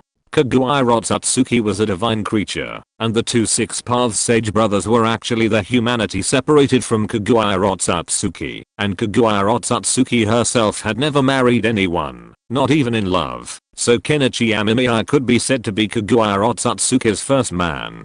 Kenichi Amemiya hugged Kaguya Otsutsuki, and then yawned. He had planned to do some research first, but thinking of this special day, Kenichi Amemiya decided to give himself a break for the time being, and empty his mind, to think about the future. So Kenichi Amemiya just told Kaguya Otsutsuki. The more she thought about it, the more she realized that she was worried about the past, and the more she thought about it, the more she realized that she was worried about the past. And the more she thought about it, the more she realized that she was worried about the past, and the more she thought about it, and the more she realized that she was worried about the past, and the more she thought about it, and the more she realized that she gulped, as if she could swallow all the anger into her stomach, although her body trembled slightly, but she still stood there, like an unshakable mountain. Otsutsuki Aishiki's status in front of her became insignificant. She would never surrender, and would never be his slave again. She did not speak, did not make any sound, but conveyed her inner hatred to Otsutsuki Aishiki with cold eyes and angry expressions. Every time she looked into the eyes of Otsutsuki Aishiki, it deeply hurt her heart, and made her desire for revenge even hotter. In Otsutsuki Kaguya's heart, Otsutsuki Aishiki had become a cancer in her life. She wished to wipe him out, step him into the ground, let him taste all the pain she had suffered, and Otsutsuki Aishiki would never be able to bear it again. In order to get her forgiveness, she vowed to make him pay the most terrible price, to make up for the harm she had suffered. Kaguya Otsutsuki's anger was like a raging flame, burning away her fear and humiliation, making her strong and fearless. She was determined to push Otsutsuki Aishiki into the abyss with her own hands, and always remember the face of the person who had hurt her. Later, she succeeded in her revenge, but did not expect that Otsutsuki Aishiki was still alive. Until the end, Kaguya Otsutsuki finally killed Otsutsuki Aishiki completely. Kenichi Amemiya knew about the hatred between Kaguya Otsutsuki and Aishiki Otsutsuki. In the past, Kenichi Amemiya had no intention of letting Aishiki Otsutsuki go, and it was even more impossible for him to let him go now. However, Kenichi Amemiya was not in the mood to care about Aishiki Otsutsuki for the time being, so Kenichi Amemiya washed up and brought Kaguya Otsutsuki to Konoha, intending to stroll around Konoha. After all, Konoha is considered a relatively luxurious city in the ninja world. It can be said to be equivalent to a super first tier city in the world of Naruto. Basically, everything that should be here is available. However, as soon as he came in, Kenichi Amemiya saw Orochimaru. Orochimaru was taking a few children and telling them about the will of fire. Kenichi Amemiya was stunned. Oh my god, Orochimaru actually started to talk about the will of fire, which made Kenichi Amemiya feel a little outrageous, but looking at Orochimaru's. Seeing this, Kenichi Amemiya felt a little disgusted. Orochimaru was really troublesome and very difficult to deal with. But the most important thing was that Kenichi Amemiya was not used to Orochimaru like this. After all, Kenichi Amemiya's usual impression of Orochimaru was dark, terrifying, and frightening, and he would look at you with the eyes of a test subject, which made people shudder. But now Orochimaru was like the old man Sarutobi Hiruzen, which made Kenichi Amemiya feel uncomfortable. However, Kenichi Amemiya didn't say much. He came here to relax today. So Kenichi Amemiya took Kaguya Otsutsuki out for dinner, and specially made some romantic jokes to make Kaguya Otsutsuki's face blush. Seeing Kaguya Otsutsuki's excitement, Kenichi Amemiya also smiled. If this was the case, Kaguya Otsutsuki would find it even harder to give up her humanity, right? This would also reduce the possibility of a quarrel with him in the future. Although Kenichi Amemiya was confident that he would not be afraid of Kaguya Otsutsuki in the future, it was still good to have less trouble. In the afternoon of Konoha village, the sunlight shines through the mottled shadows of the trees and shines on the blue stone slabs. On both sides of the street, the quaint shops exude a faint fragrance, and the colorful painted signs sway gently in the breeze. Kenichi Amemiya even saw some strange bookstores. Kaguya Otsutsuki was wearing a simple dress, and her smile was like the warm spring sun, which made people happy. Kenichi Amemiya was wearing a casual shirt and jeans today. He held Kaguya Otsutsuki's hand tightly, and the two strolled on the small street. Their footsteps made crisp sounds on the cobblestone road, accompanied by each other's laughter, forming a cheerful melody. They stopped in front of a snack stall, and the proprietress enthusiastically recommended the local specialties, fried fish, grilled skewers, and sweet pastries. The aroma was so fragrant that they tasted it, and every bite made their taste buds jump, and their faces were filled with satisfied smiles. Then, they walked hand in hand towards the cinema. The interior of the retro cinema was decorated with soft lights, showing the latest romance film. Although Amemiya Kenichi wanted to watch another horror film, seeing Kaguya Otsutsuki's expectant eyes, he still chose the romance film. However, this movie was not bad, with ups and downs in the plot and some funny moments. Kaguya Otsutsuki was amused by the humor in the film. Walking out of the cinema, night had fallen, and the lights of Konoha village gradually lit up. They strolled through the bustling commercial street. The dazzling array of goods attracted their attention. Kaguya Otsutsuki tried on clothes from time to time. Amemiya Kenichi sat aside and watched, enjoying the sweetness of their world. On the streets of Konoha village, the elderly took a leisurely stroll, and the children chased and played in the open space. Their laughter was in sharp contrast to the tranquility of the night. Amemiya Kenichi looked at Kaguya Otsutsuki's happy look, and couldn't help but smile. In this case, it should be even more difficult for Kaguya Otsutsuki to leave him, right? Amemiya Kenichi narrowed his eyes. Just when Kenichi Amemiya was thinking about something, he and Kaguya Otsutsuki walked to the intersection, and then saw three people, Sasuke, Naruto and Sakura. The trio was still together. Kenichi Amemiya was not surprised. After all, Orochimaru did not defect, so Sasuke would naturally not be taken out by Orochimaru. However, looking at Sasuke, Kenichi Amemiya felt a familiar breath on Sasuke, the breath of Mount Myaboku. Kenichi Amemiya's expression was a little subtle, so now Sasuke is Jiraiya's apprentice, and Naruto is Orochimaru's apprentice? This combination is too weird, they don't match at all. This world is really too crazy. Amemiya Kenichi shook his head. Such things look very strange. You know, Sasuke and Naruto, the two sons of destiny, the roles they take as their apprentices are more in line with their personalities. Sasuke was very dark at that time. After becoming Orochimaru's apprentice, he completely walked into the darkness and became an avenger. And although Jiraiya, whom Naruto became a disciple of, was a little lustful, Jiraiya was still a relatively optimistic person, so he and Naruto were a special match. But now Naruto followed Orochimaru and Sasuke followed Jiraiya. This combination can only be described as curious, but Amemiya Kenichi didn't mean to care.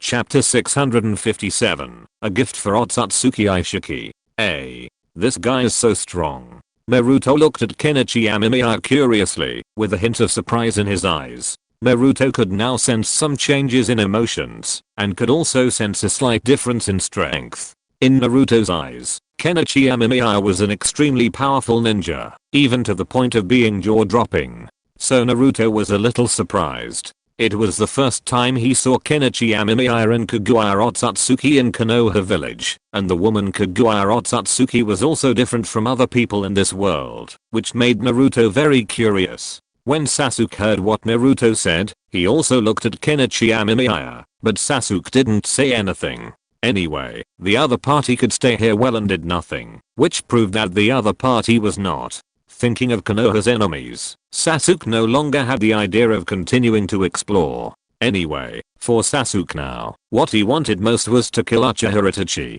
When he thought of this, Sasuke's murderous intent could not be stopped. This murderous intent attracted the attention of Amemiya Kenichi and Otsutsuki Kaguya. Amemiya Kenichi glanced at Sasuke. Sasuke's clothes had some slight changes, but the overall change was not too big. Amemiya Kenichi looked at Sasuke with a hint of amusement in his eyes. Speaking of which, this world is really interesting. Although Sasuke became Jiraiya's disciple, Sasuke still experienced the night of genocide, and the enemy might not have changed. This made Amemiya Kenichi a little curious. What was Uchiha Itachi's purpose this time? However, Amemiya Kenichi did not say much. Anyway, although this world was strange, Amemiya Kenichi could still accept it. As long as it was not a world where Naruto and Sasuke were feminized, then Amemiya Kenichi was not concerned. Kaguya Otsutsuki glanced at Naruto and Sasuke in front of her, and then she withdrew her gaze. Now Kaguya Otsutsuki didn't pay much attention to Naruto and Sasuke. She was most concerned about Kenichi Amemiya who was beside her. Kaguya Otsutsuki listened quietly to Kenichi Amemiya's every word, savoring his sweet voice, like a crisp bell, rippling in her heart. She looked at Kenichi Amemiya eagerly, her eyes full of affection, as if she wanted to take in his every expression and every movement. When Kenichi Amemiya came over, Kaguya Otsutsuki's heartbeat accelerated, her eyes fixed on him, as if she seemed to want to see through every inch of his skin. She looked at Kenichi Amemiya from afar, gazing at his graceful steps, as if she saw that each of his steps contained infinite power and rhythm. Every time Kaguya Otsutsuki saw Kenichi Amemiya smile, a warm ripple would ripple in her heart. Kenichi Amemiya's smile was like warm sunshine, illuminating the tranquility and joy in her heart. Kaguya Otsutsuki was overjoyed, and a smile bloomed on her face, revealing the deep love in her heart. In Kaguya Otsutsuki's eyes, Kenichi Amemiya's figure carried all her fantasies and desires for love. She stared at his back, her heart pounding. The tide was rising and falling, her thoughts were in a mess. She guessed his inner world, and imagined the future she would walk through with him. Whenever she thought of the good times with Amemiya Kenichi, her eyes shone brightly. However, no matter whether Amemiya Kenichi was happy or painful, Otsutsuki Kaguya would silently wait by his side. Her eyes were full of care and worry, as if she could see every emotional change deep in Amemiya Kenichi's heart. When Amemiya Kenichi was sad, her tears also flowed, and wailing came from her mouth, as if telling the pain in her heart. Otsutsuki Kaguya could not control her feelings for Amemiya Kenichi, and every time she saw him, her heart would beat faster involuntarily, and her breathing would become rapid. Her deep affection for Kenichi Amemiya was like a burning flame that burned her, unable to extricate herself. No matter when and where, she always kept Kenichi Amemiya in her heart and thought about him all the time. Kaguya Otsutsuki's heart was full of admiration and worship for Kenichi Amemiya. She witnessed Kenichi Amemiya's growth and progress with joy. She bent down and worked hard to support him to the best of her ability, whether sharing joy in his victory or giving comfort in his setbacks. Her figure had always been silently by his side, like a landscape.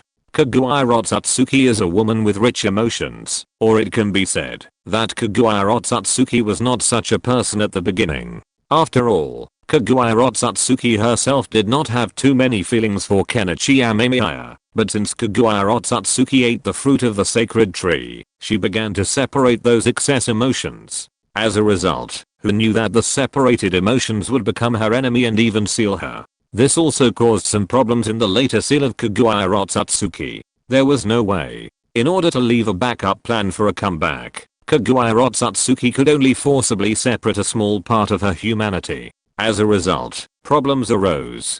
The remaining humanity has been entangled with her, and now it has become impossible to let go. So Kaguya Otsutsuki simply gave up this idea. Kaguya Otsutsuki decided to accept her feelings for Kenichi Amemiya. Her eyes, smile, movements, and voice all expressed her deep love for Kenichi Amemiya. Her eyes were often filled with tears, revealing her longing and concern for him. Her smile was as warm as the sun, with deep love. Her movements were gentle and delicate, and every gesture revealed her deep affection. Her voice was soft and moving, like a beautiful piece of music that made people intoxicated. Kaguya Otsutsuki's deep love and desire for Kenichi Amemiya were like a moving piece of music, playing the melody of love. Whether it was the eye contact, the smile, or the interweaving of movements and voices, people could feel the deep love in her heart.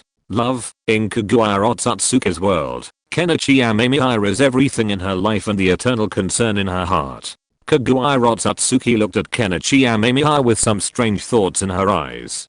Kaguya Otsutsuki remembered that she had heard her family members say that those high and mighty gods were not so unique, and those gods would also get married and have children. So it turned out that they did not need to completely seal their own humanity. So Kaguya Otsutsuki wanted to find another way to make herself stronger, and in this case, perhaps it would be necessary to solve this problem in some other way. And the solution to the problem might very well be placed on Ishiki Otsutsuki, but when she thought of Ishiki Otsutsuki, Kaguya Otsutsuki's heart, the situation is not very good. Kaguya Otsutsuki closed her eyes and was checking the space she constructed. This space was prepared by Kaguya Otsutsuki for Ishiki Otsutsuki. It was originally intended to be used on Ishiki Otsutsuki to make him more painful. However, when Kaguya Otsutsuki saw Ishiki Otsutsuki, she became furious and could not control her emotions at all. So Kaguya Otsutsuki killed Ishiki Otsutsuki directly. Now, it seems that this space can be used to torture Ishiki Otsutsuki. Anyway, for Kaguya Otsutsuki, she no longer cares whether Ishiki Otsutsuki is dead or alive. Kaguya Otsutsuki now only wants to solve this problem, so Kaguya Otsutsuki feels that Kenichi Amemiya's idea is still feasible. What are you thinking about? Kenichi Amemiya looked at Kaguya Otsutsuki curiously. After hearing that, Kaguya Otsutsuki looked at Kenichi Amemiya with a hint of tenderness in her eyes. Then Kaguya Otsutsuki grabbed Kenichi Amemiya's hand and took him to another space. Naruto and Sasuke's eyes almost popped out. They had been looking at Kenichi Amemiya, but they didn't expect that there was no abnormality in Kenichi Amemiya, and he just disappeared. This made Naruto and Sasuke a little confused. They looked at each other and saw the confusion in each other's eyes. This also proves that the other party can't understand it. At this moment, Amemiya Kenichi has followed Otsutsuki Kaguya to a strange world. In the endless void, there is a desolate and terrifying space. No one knows its name, and it has not even been mentioned anywhere. This is a crazy world. It is a barren land. The sky is grey and lifeless. The clouds are heavy.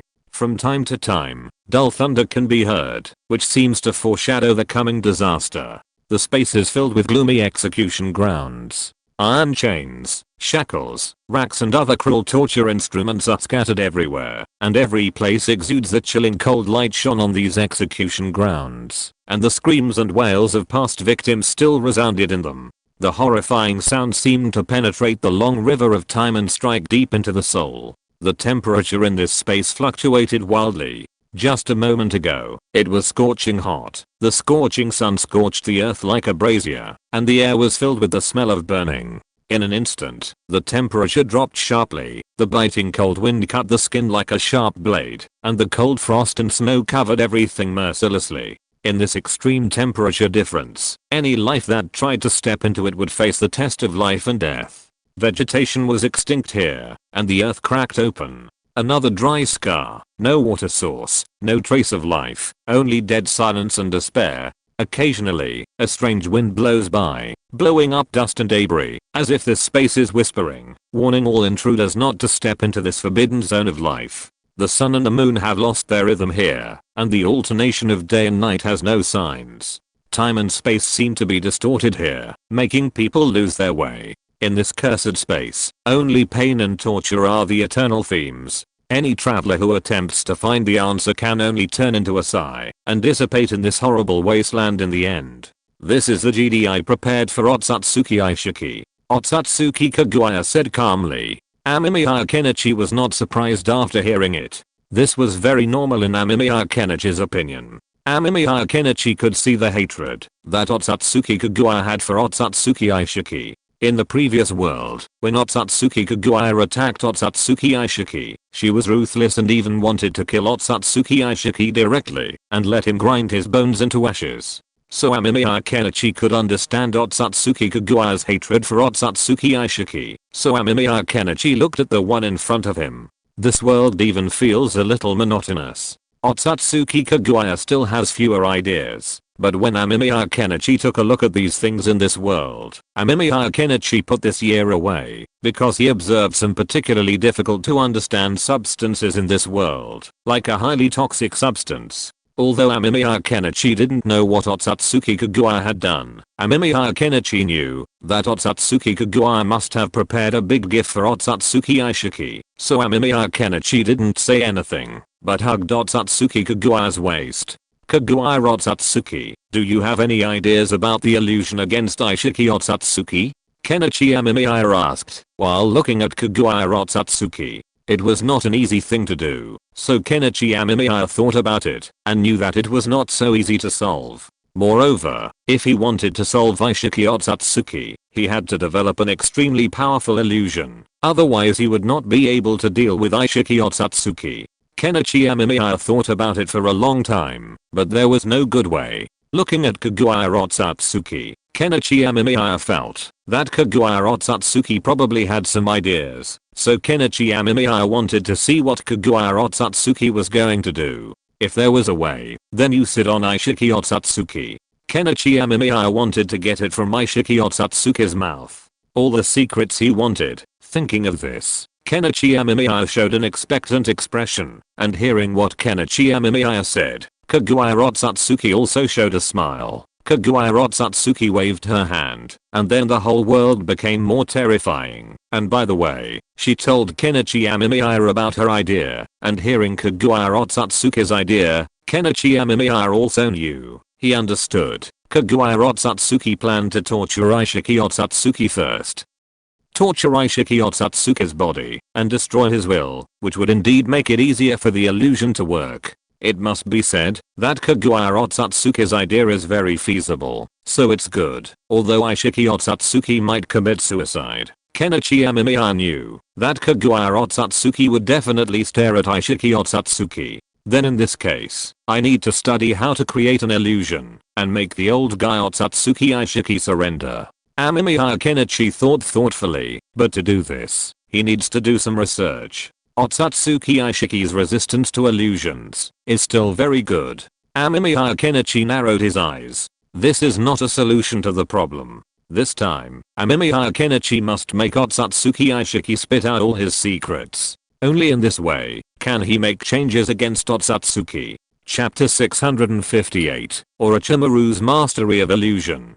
And unless he can dig out the heart of Otsutsuki Aishiki and analyze it carefully, otherwise, Kenichi Amemiya will not believe what Otsutsuki Aishiki said, and for this reason, Kenichi Amemiya plans to concoct a good one for Otsutsuki Aishiki. And now, let Kaguya Otsutsuki do it first. This guy is going to take advantage of the situation and torture Otsutsuki Aishiki, so that Seiya will suffer a little. This will make Otsutsuki Aishiki's psychological defense easier to break through, and then the illusion developed by Amemiya Kenichi can try to break through Otsutsuki Aishiki. So Amemiya Kenichi still has great expectations for this. Otsutsuki Aishiki knows a lot of information about the Otsutsuki clan. As long as he can fully control Otsutsuki Aishiki, he can get more news and information from Otsutsuki Aishiki, and thus know more about the Otsutsuki clan.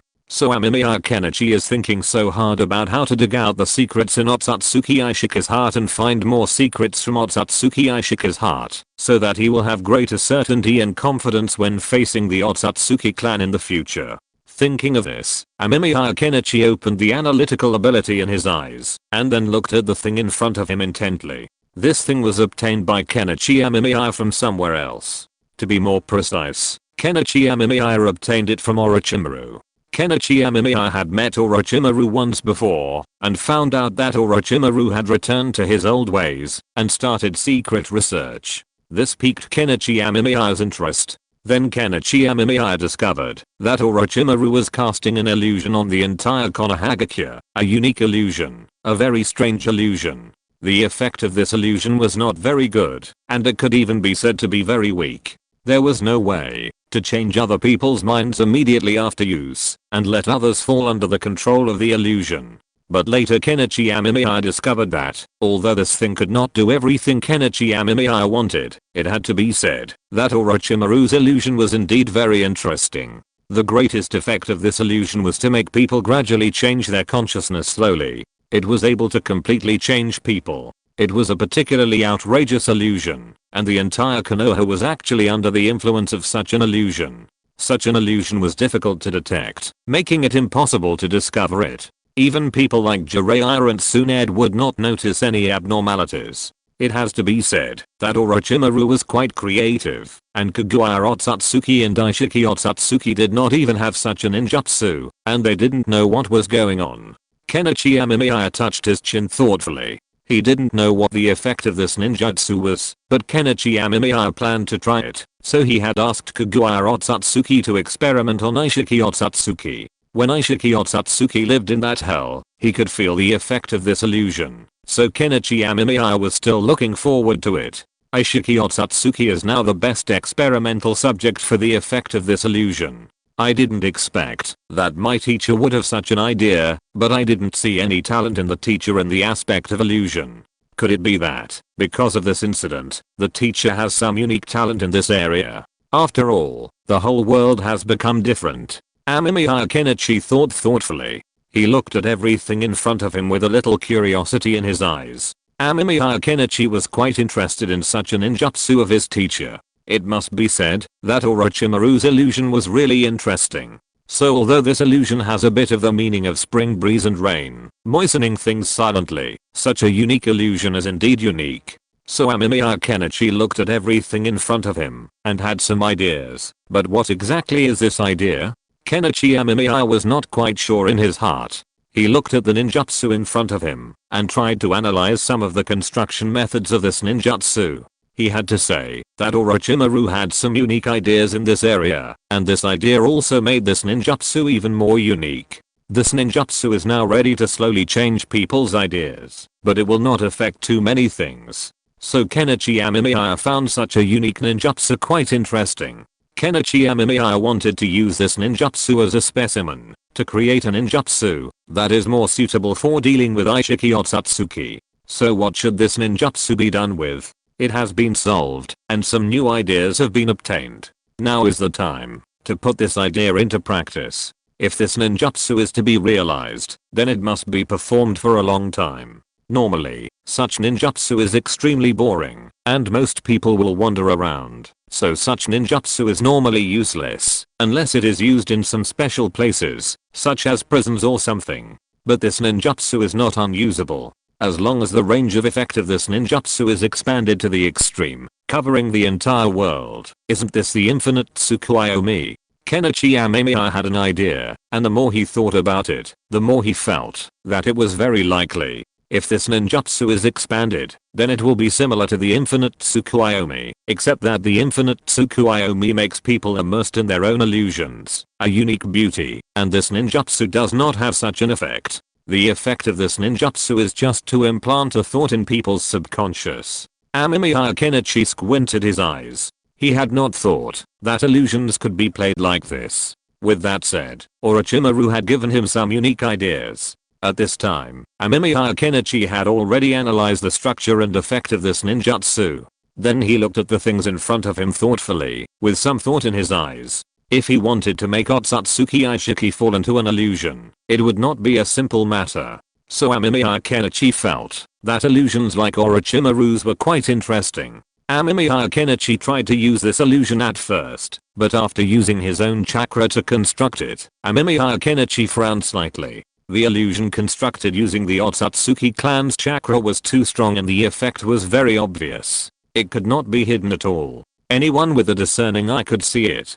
At this moment, Daishiki Otsutsuki is in a strange world. In that world, it seems that there are only endless yellow sand and silent wind between heaven and earth. In the desolate desert, even the traces of life seem so small, as if all living things have been swallowed up by this ruthless desert. There is only a lonely house, like a stubborn watchman, standing in this dead land, isolated from the world. Daishiki Otsutsuki, a forgotten man. His figure seems unusually abrupt in the house. He sits on a shabby chair, staring blankly at the invisible distance outside, surrounded by silence. Surprisingly, only the sound of his breathing echoed in the air, like a ghost in the desert, silently shuttling through invisible boundaries. Otsutsuki Aishiki was a little overwhelmed.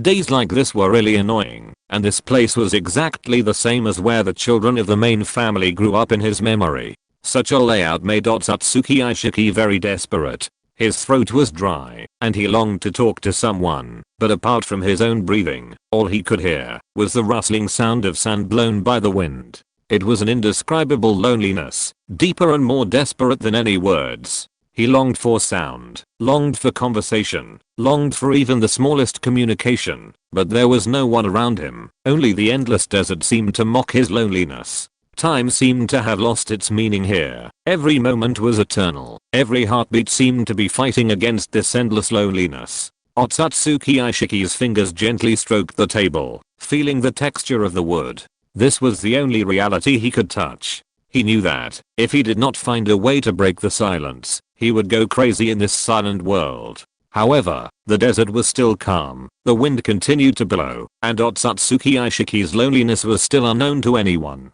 In this desolate world, his existence was like a secret that belonged only to the desert, waiting, perhaps never to be revealed by anyone. Otsutsuki Kaguya, are you very proud? You torture me in this way. After eating the fruit of the sacred tree, I didn't expect that you, a guy, actually have some abilities. This is really a surprise to me. But a branch family, like you can actually do this. I'm really surprised. But a waste, like you is just a waste, even if you eat the fruit of the sacred tree. Otsutsuki Kaguya, do you still remember the days when you were my slave? Those days were really happy. Ha ha ha ha. Otsutsuki Aishiki laughed crazily and roared loudly, but there was no Tokyo in the whole world. There was only a piece of wind and sand bothering him, which made Otsutsuki Aishiki more and more angry. He kept roaring and screaming, but such a roaring and screaming, but bringing nothing. The whole world seemed to have become a prison that imprisoned him.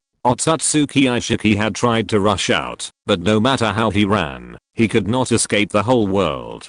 This made Otsutsuki Aishiki more and more desperate and angry. He even wanted to kill Otsutsuki Kaguya, but Otsutsuki Kaguya didn't come out at all. This also made Otsutsuki Aishiki helpless and furious. He couldn't do anything he wanted to do. Otsutsuki Aishiki's heart was filled with anger, but he had nowhere to vent. Such a life made Otsutsuki Aishiki have an urge to die, but Otsutsuki Aishiki knew that he could not die. Every time he wanted to die, it would only bring greater disasters. Even if he wanted to commit suicide, he couldn't, and he was very painful. When Amemiya Kenichi saw Otsutsuki Aishiki was staring at the wooden table with his eyes blankly, as if counting the grain on it. There was a hint of amusement in Amemiya Kenichi's eyes. Otsutsuki Aishiki was really pitiful. He was tortured by Otsutsuki Kaguya. However, this was also Otsutsuki Kaguya's character. Otsutsuki Aishiki was so unlucky that it could only be said that it was his own fault. However, looking at Otsutsuki Aishiki like this, Amemiya Kenichi also wanted to laugh. Amemiya Kenichi looked at Otsutsuki Aishiki. The other party didn't know what world he was in yet, right? Or it was useless to know. Amemiya Kenichi glanced at Otsutsuki Kaguya beside him. Otsutsuki Kaguya was holding his hand with a smile. After seeing Amemiya Kenichi's sight, Otsutsuki Kaguya turned her head and looked at Amemiya Kenichi with a sweet smile. Amemiya Kenichi held Otsutsuki Kaguya's hand and patted it. Are you calming down a little now? But does that unique ninjutsu have any effect on Aishiki Otsutsuki? Kenichi Amemiya asked, while looking at Kaguya Otsutsuki. Hearing Kenichi Amemiya's question, Kaguya Otsutsuki also talked about what happened to Aishiki Otsutsuki during this period. However, according to Kaguya Otsutsuki, although Aishiki Otsutsuki has been under that unique ninjutsu for a long time, there is nothing wrong with his body now. It seems that the illusion cannot affect Aishiki Otsutsuki. Kenichi Amemiya is also mentally prepared for this problem. After all, if traditional ninjutsu wants to easily affect a strong man of Aishiki Otsutsuki's level, it is really too outrageous. This is also one of the reasons why Kenichi Amemiya is improving this ninjutsu. At present, the effect of the improvement is still very good. I just don't know if it can have any effect on Aishiki Otsutsuki. Kenichi Amemiya came here this time to do an experiment. If it works, it would be the best. If not, then Kenichi Amemiya needs to continue researching, so Kenichi Amemiya is still looking forward to it. Have you improved this illusion?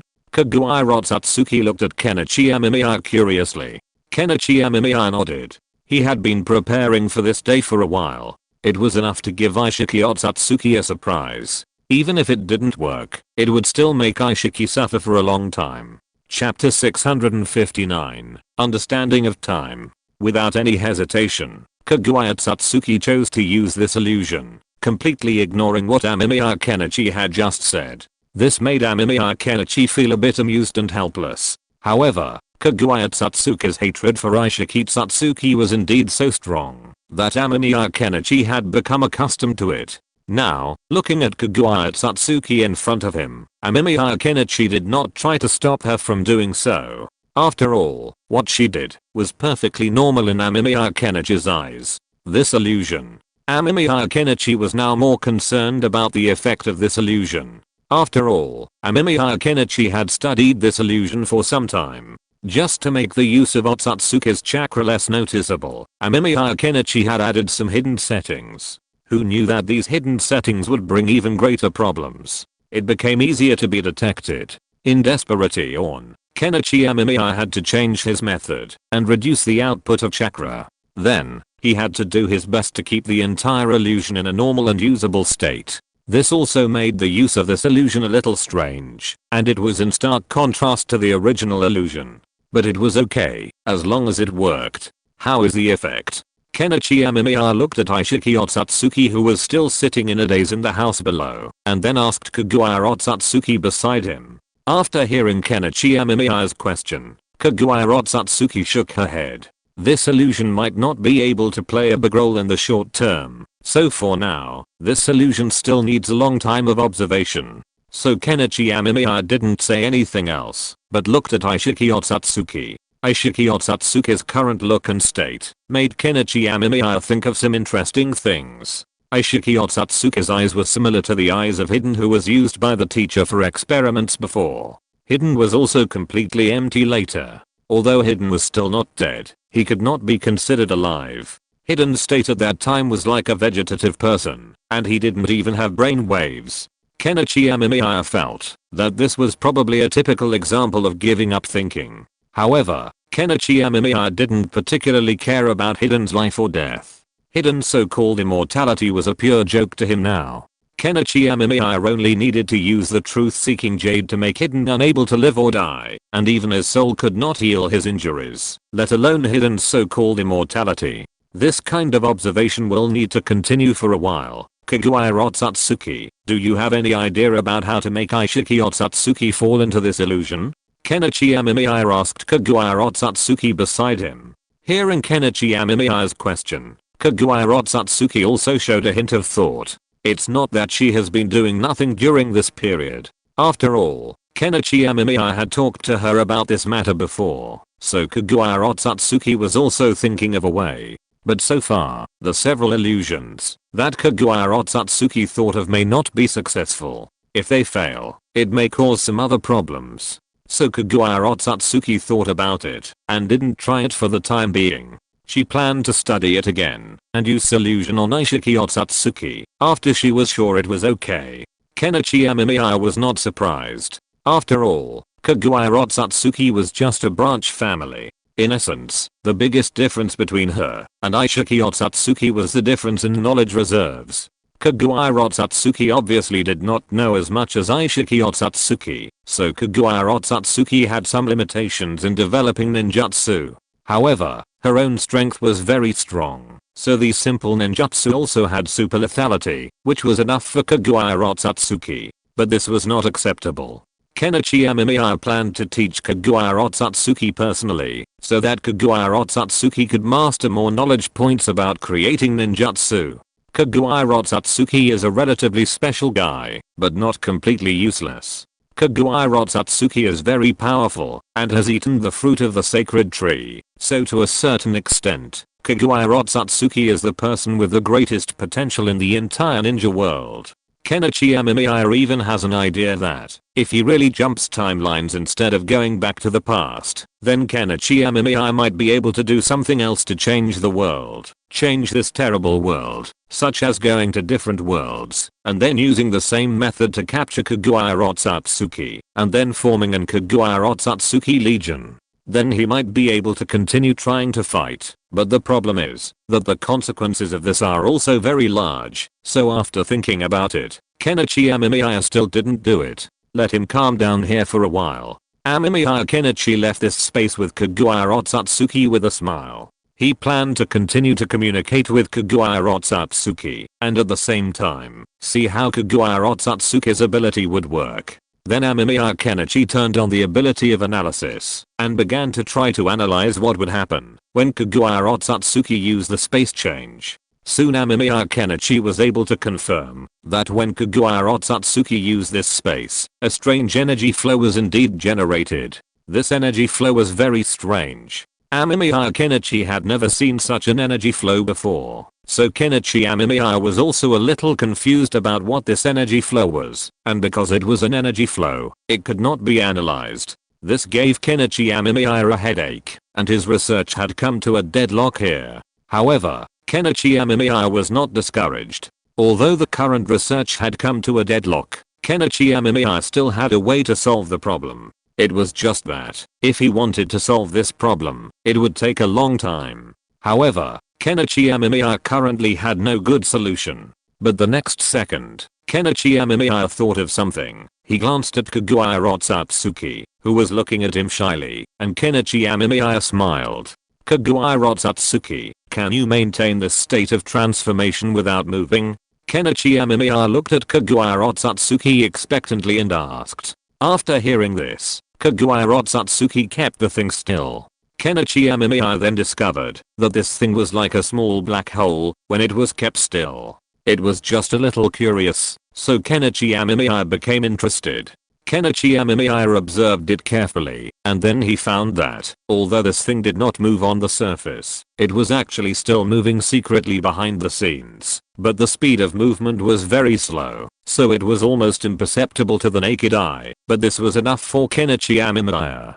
Kenichi Amemiya could use this thing to observe to determine what the energies are like, and then look at the composition of these things, and even try to analyze it. However, Kenichi Amemiya still has some thoughts. If he really wants to solve this problem, then it is still very difficult at present. Of course, it is not to say that there is really no way to deal with it. After all, if Kenichi Amemiya uses this ability now, he can see longer and more subtly. This is also Kenichi Amemiya's current development of his abilities. Thinking of this, Kenichi Amemiya's expression when looking at this thing became more serious and focused. As Kenichi Amemiya observed, he felt that the whole world seemed to have become different at this moment. In the endless darkness, the microscopic world silently performed its unique drama. There was no light, no sound, only atoms, the basic particles that constitute the bricks of the universe. They wandered slowly in the void like ghosts, and their subtle trajectories intertwined into invisible webs, which contained the secrets of the universe.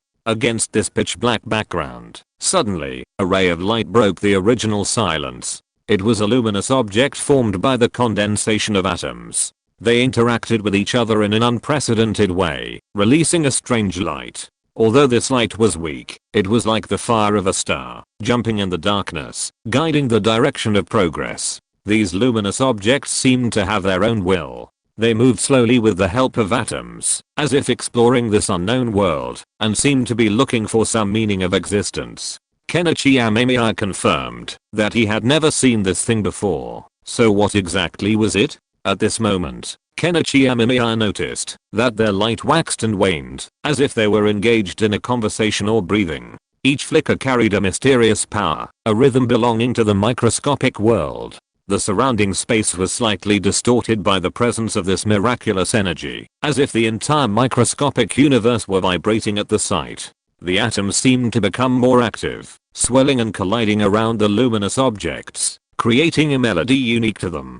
It was a silent symphony, a dance at the most fundamental level of matter and energy. As time passed, the luminous objects grew brighter, their light reaching further and further. The previously stationary atoms began to feel the call of this energy, gradually drawn in to join in this microscopic revelry. In this dark universe, a completely new phenomenon was born, filled with unknown and infinite possibilities, heralding the arrival of a new era. Kenichi Amemiya gazed at these objects with some surprise. Their existence was very special. At least, Kenichi Amemiya had never seen such things before. This gave him some ideas. Could this special energy be the essential energy that keeps the entire world running? Or does this energy come from something else? Amemiya Kenichi had some ideas about this, but Amemiya Kenichi also knew that this idea was rather peculiar. If he wanted to determine whether this thing was indeed real, then Amemiya Kenichi needed to do a few experiments to confirm it. Thinking of this, Amemiya Kenichi also had some ideas. Although it was not very easy to do this experiment, Amemiya Kenichi still planned to give it a try to see if this thing was indeed real. If it was, then he would make a fortune. Amemiya Kenichi then used his analytical ability to analyze this energy group. But when analyzing it, Amemiya Kenichi originally thought that it should be very easy. After all, this energy group was not very large, and the difficulty of analyzing it would not be very great. However, as Amemiya Kenichi analyzed it, Amemiya Kenichi found that he had thought too much. The difficulty of analyzing this thing was simply ridiculous. It was the first time that Amemiya Kenichi had seen such a difficult thing to analyze. As soon as he saw this thing, Amemiya Kenichi discovered something strange. This energy ball is a brilliant ball of light composed of countless quarks that are too small to be captured by the naked eye. They are like an invisible symphony orchestra, playing the most basic movement of the universe under the guidance of a conductor. The quarks are constantly spinning and jumping. The attraction and repulsion between them are like the strong and weak beats of the music, driving this dance of the universe. Although these quarks are the basic bricks in the material world, they possess amazing energy. They collide with each other and release brilliant light, like fireworks blooming in the darkness, or like stars pouring and the Milky Way spinning. This ball of light is so dazzling that the void around it seems to be swallowed by its brilliance, becoming a flowing world of light and shadow. In this microscopic universe, quarks are entangled with each other, forming complex structures. They are stacked tightly together, like huge cities, towering into the clouds, majestic and magnificent, and between these buildings, countless quarks are like busy ants. They shuttle back and forth, constantly constructing and reconstructing, ensuring the stability and vitality of this energy body. In the center of this microscopic world, the movement of quarks seems to have reached a certain harmonious extreme. Their energy converges into an invisible force, causing the entire light ball to gently expand and contract, emitting an almost imperceptible rhythm. This is a rhythm from the most fundamental level of the universe, the original melody of the material world. In the world of quarks, there is no passage of time, no limitation of space, only eternal movement and change. Kenichi Amemiya suddenly had an epiphany. The so-called time actually needs to be determined with something as a reference system. For a human being, the lifespan is generally around 70 to 80 years. In some cases, it may reach 100 years old, or even 110 years old, but it is almost impossible to live longer. The life cycle of some insects or microorganisms may be as short as one day. However, for humans, one day is very short, but for these microorganisms, one day is their entire life. The time gap is very huge. In the eyes of microorganisms, humans may be immortal gods. Chapter 660, Illusion Prepared for Otsutsuki Aishiki. My dear, what ninjutsu have you prepared for that guy? Kaguya Otsutsuki looked at Kenichi Amemiya curiously. They were now standing in front of Aishiki Otsutsuki, who was staring blankly at the sky. Kenichi Amemiya cast a unique illusion on him. Kenichi Amemiya's mouth curled up. What ninjutsu had he prepared? Of course, it was a very unique ninjutsu.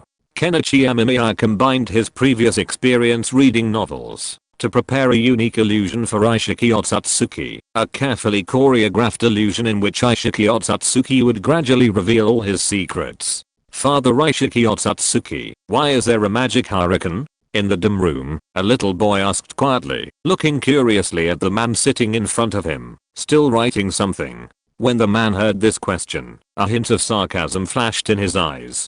The candlelight cut through the endless darkness, bringing a little light. Muji, the hurricane comes, only because of his will. It's Satsuki. Aishiki smiled and rubbed the boy's head. The boy, Muji, nodded, half understanding. It's Satsuki didn't say much. He knew it all. The so-called hurricane was merely the product of a collusion between the governors and the wealthy. After all, without a hurricane to destroy the houses of the lowly people, how could the nobles rebuild a large shopping mall on that land? If the nobles didn't build the mall, how would the governors get paid? If the governors didn't get paid, how would their superiors get paid?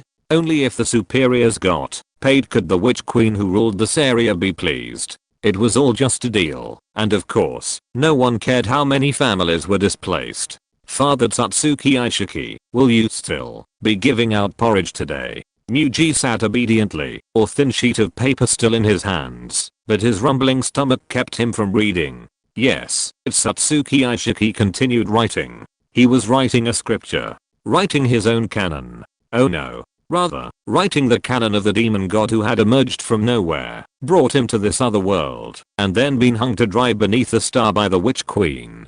He was about to seek revenge on Kaguya, but the next moment, he saw a strange wooden carving. Picking it up, he realized he was looking at a demon god. He was then forced to sign a ruthless indenture, helping the demon god known as the Lord of Darkness spread his faith in another world, turning the entire other world into the demon god's backyard. And then, the demon god who had been promising him employee benefits, promising him future godhood and immortality, was snatched from the turbulent space by a delicate white hand as she was carrying him back to the other world. An incredibly powerful witch captured the demon god, took one look at him, and decided to hang him to dry beneath a star in her world. It's unknown how the star managed to keep him dry. As for Aishiki Satsuki, the witch had all his memories read and stripped of all his powers. As reward for this new knowledge, the witch didn't hang him up to dry. Instead, she abandoned him to her own world, leaving him to fend for himself. Father Satsuki, can I bring some porridge back? My mother hasn't eaten in days, Maisie asked cautiously. Aishiki Satsuki glanced at Maisie. He remembered the child's mother, a frail woman, so thin she was practically skin and bones. It was obvious she'd sold a portion of her soul. Of course, Maisie. God loves the world. Aishiki Satsuki gently rubbed Maisie's head. Faith enhancement. A message appeared, visible only to Aishiki Satsuki. He smiled.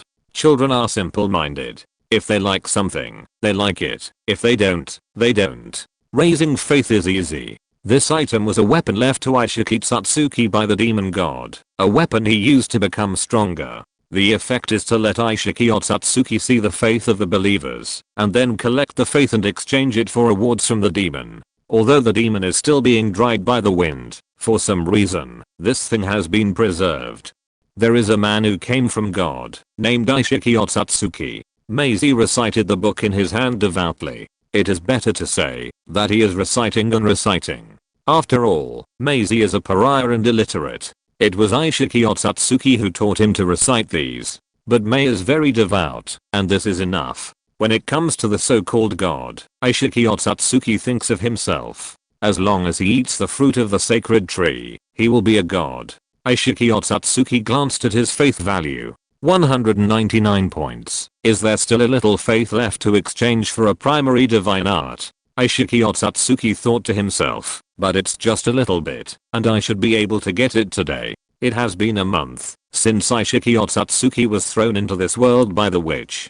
During the month, after understanding some basic information about this world, he began to develop believers. After all, his weapon still requires faith, so Aishiki Satsuki still needs to recruit followers. This is also the means for him to grow stronger. Once he's strong enough, he'll return to kill the traitor Kaguya. However, Aishiki Satsuki has only 3 followers so far, a pitifully small number. 2 of them are casual followers. The devotion of their faith depends on how much porridge he can give them. If they give him porridge, they'll be grateful. If not, they'll sneer. It's truly terrifying. Fortunately, a child like Muji has become his follower. Otherwise, Aishiki Satsuki would have had a much longer time to accumulate faith. Aishiki Satsuki continued to write his own canon. A proper cult must have something to chant and memorize, which would deepen the faith of its followers. However, He had no personal knowledge of this subject, so he could only imitate the canon he once received from the egg collecting mother. So far, it seems to be working well. After finishing his canon, Aishiki twisted his wrist and noticed that Muge's chanting had stopped. Turning around, he was met with Muge's expectant eyes. Let's go, it's time to distribute the porridge. Otsutsuki Aishiki knew what Maisie was expecting. He took the page from the canon and placed it on the desk. Okay, father. Maisie was so happy that he almost jumped up. As Maisie jumped up, his tattered clothes swayed with his movements. Otsutsuki Aishiki looked at Maisie's skinny body with a hint of pity in his eyes. Even in this world, where extraordinary powers exist, the gap between rich and poor still exists, even greater. Ordinary people are powerless to resist, not against the nobles and governors who are high above them. Below the extraordinary, everyone is an ant.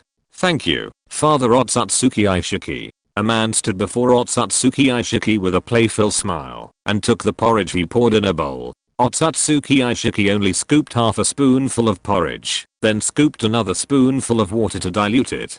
But no one present objected. They simply gazed greedily at the large pot Otsutsuki Aishiki had brought.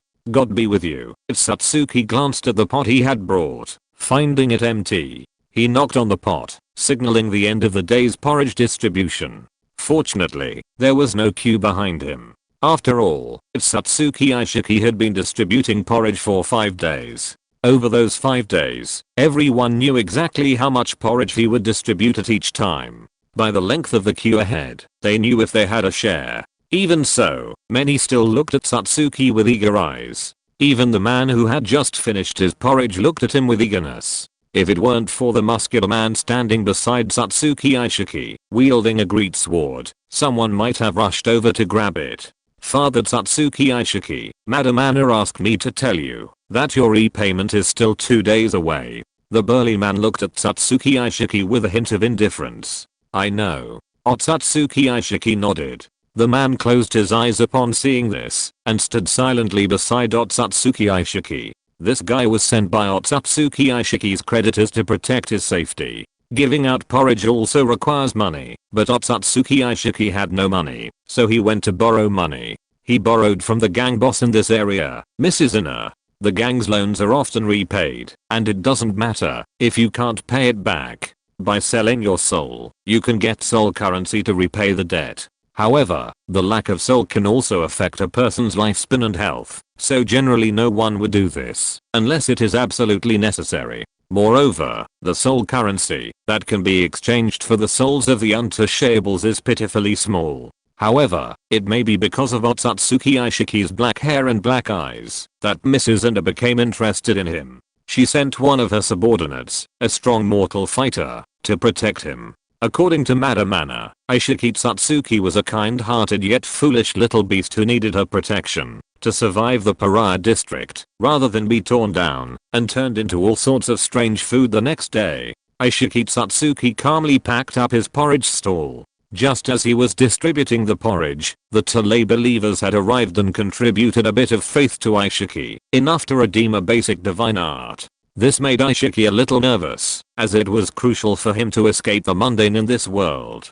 The self-proclaimed Lord of Darkness had been imprisoned by the witch beneath the sun-like star. Even when he looked up, Aishiki Otsutsuki could see the dazzling star and the seal affixed to it, a strange emblem. This signified that the star was the personal property of Her Majesty the Witch. Aishiki wasn't sure if he would receive the reward, but he had no choice but to try, or else he might just end up being Madam Anna's pampered pony. Thinking of Mrs. Anna's massive body, capable of fighting a wild bear, and the strong body odor he could smell even from a meter away, Aishiki Otsutsuki yearned for extraordinary powers. He chose to exchange nothing. Please enter your knowledge to exchange for the corresponding knowledge. Aishiki Otsutsuki was stunned. Was it really that troublesome? However, in order to survive and to avenge Kaguya, Aishiki Otsutsuki pinched his nose and handed in several chakra training methods. Soon, he received his reward, a strange training book called Magic.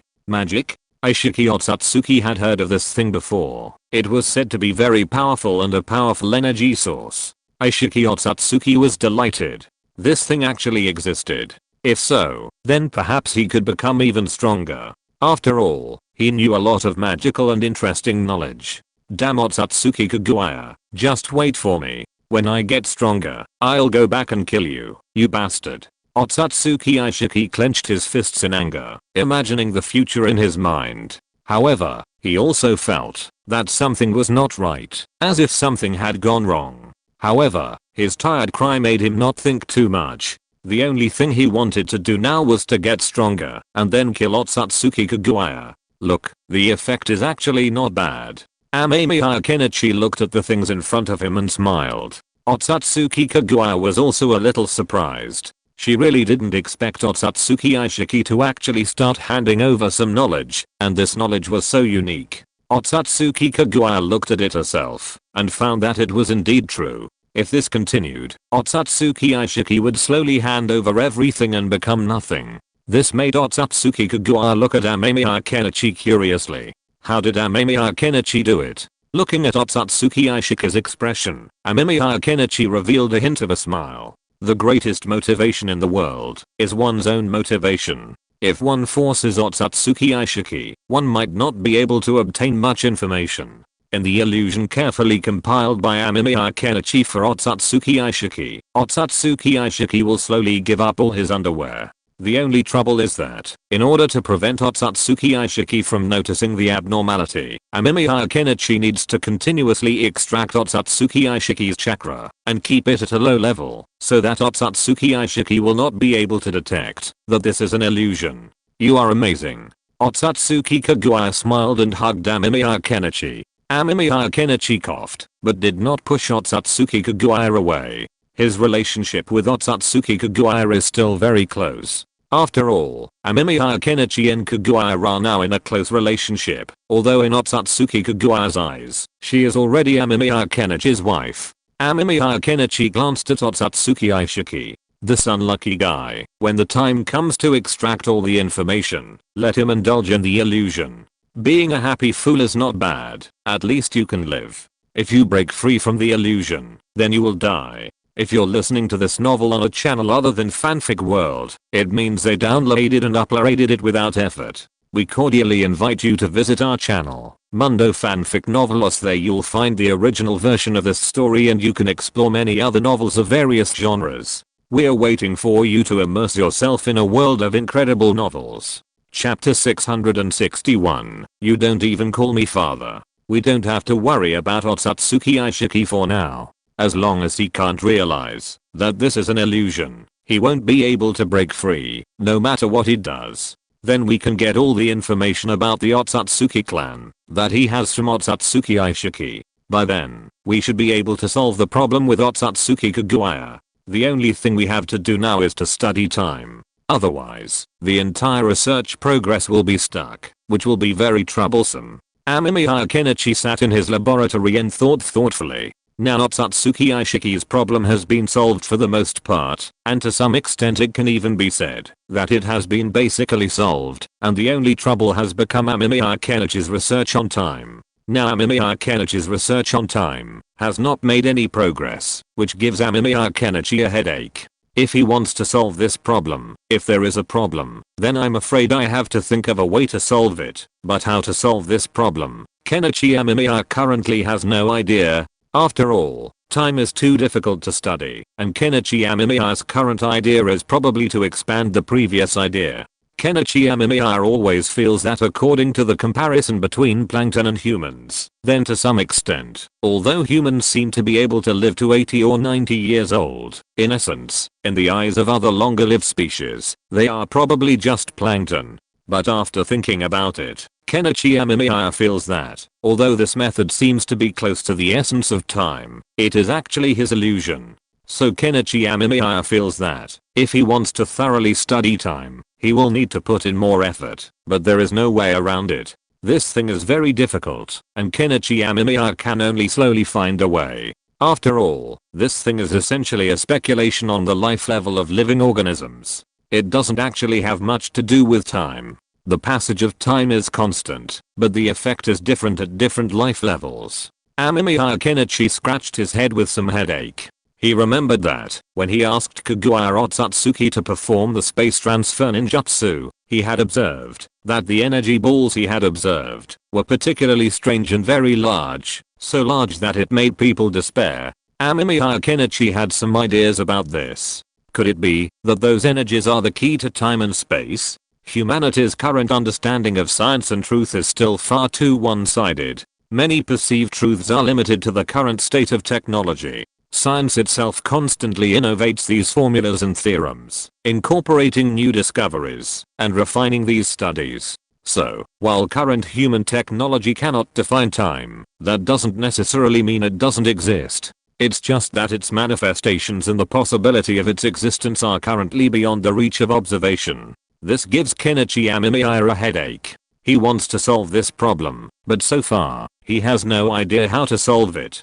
After all, he can't observe time. Even if he uses the power of the Rinnegan to gaze directly at what's in front of him, he won't see time. All he sees is the movement of matter, the floating dust, and the various tiny insects and microorganisms that permeate the world.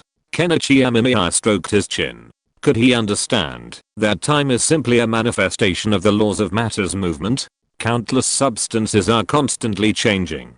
So, is the movement of these substances, in essence, a manifestation of time? However, Kenichi Amemiya immediately shook his head. The movement of matter cannot be attributed to time, so to some extent, time is indeed difficult to observe. But in this case, how did the Otsutsuki clan, to which Ishiki Otsutsuki and Kagura Otsutsuki belonged, observe time? Kenichi Amemiya had some doubts about this issue. He was sure that time was indeed observable, but he was not sure how to observe it. The reason why Kenichi Amemiya was able to confirm the existence of time was because Kenichi Amemiya's current research was time. Since the Goldfinger confirmed that this thing could be studied, it was certain that this thing did exist and could even be understood. Thinking of this, Kenichi Amemiya thought of the energy source of the time machine before. The energy source of the time machine was very unique. In essence, Kenichi Amemiya even suspected that this thing was related to time. As long as the energy source of the time machine was studied, then a way to solve this problem should be found. Thinking of this, Kenichi Amemiya also had some ideas.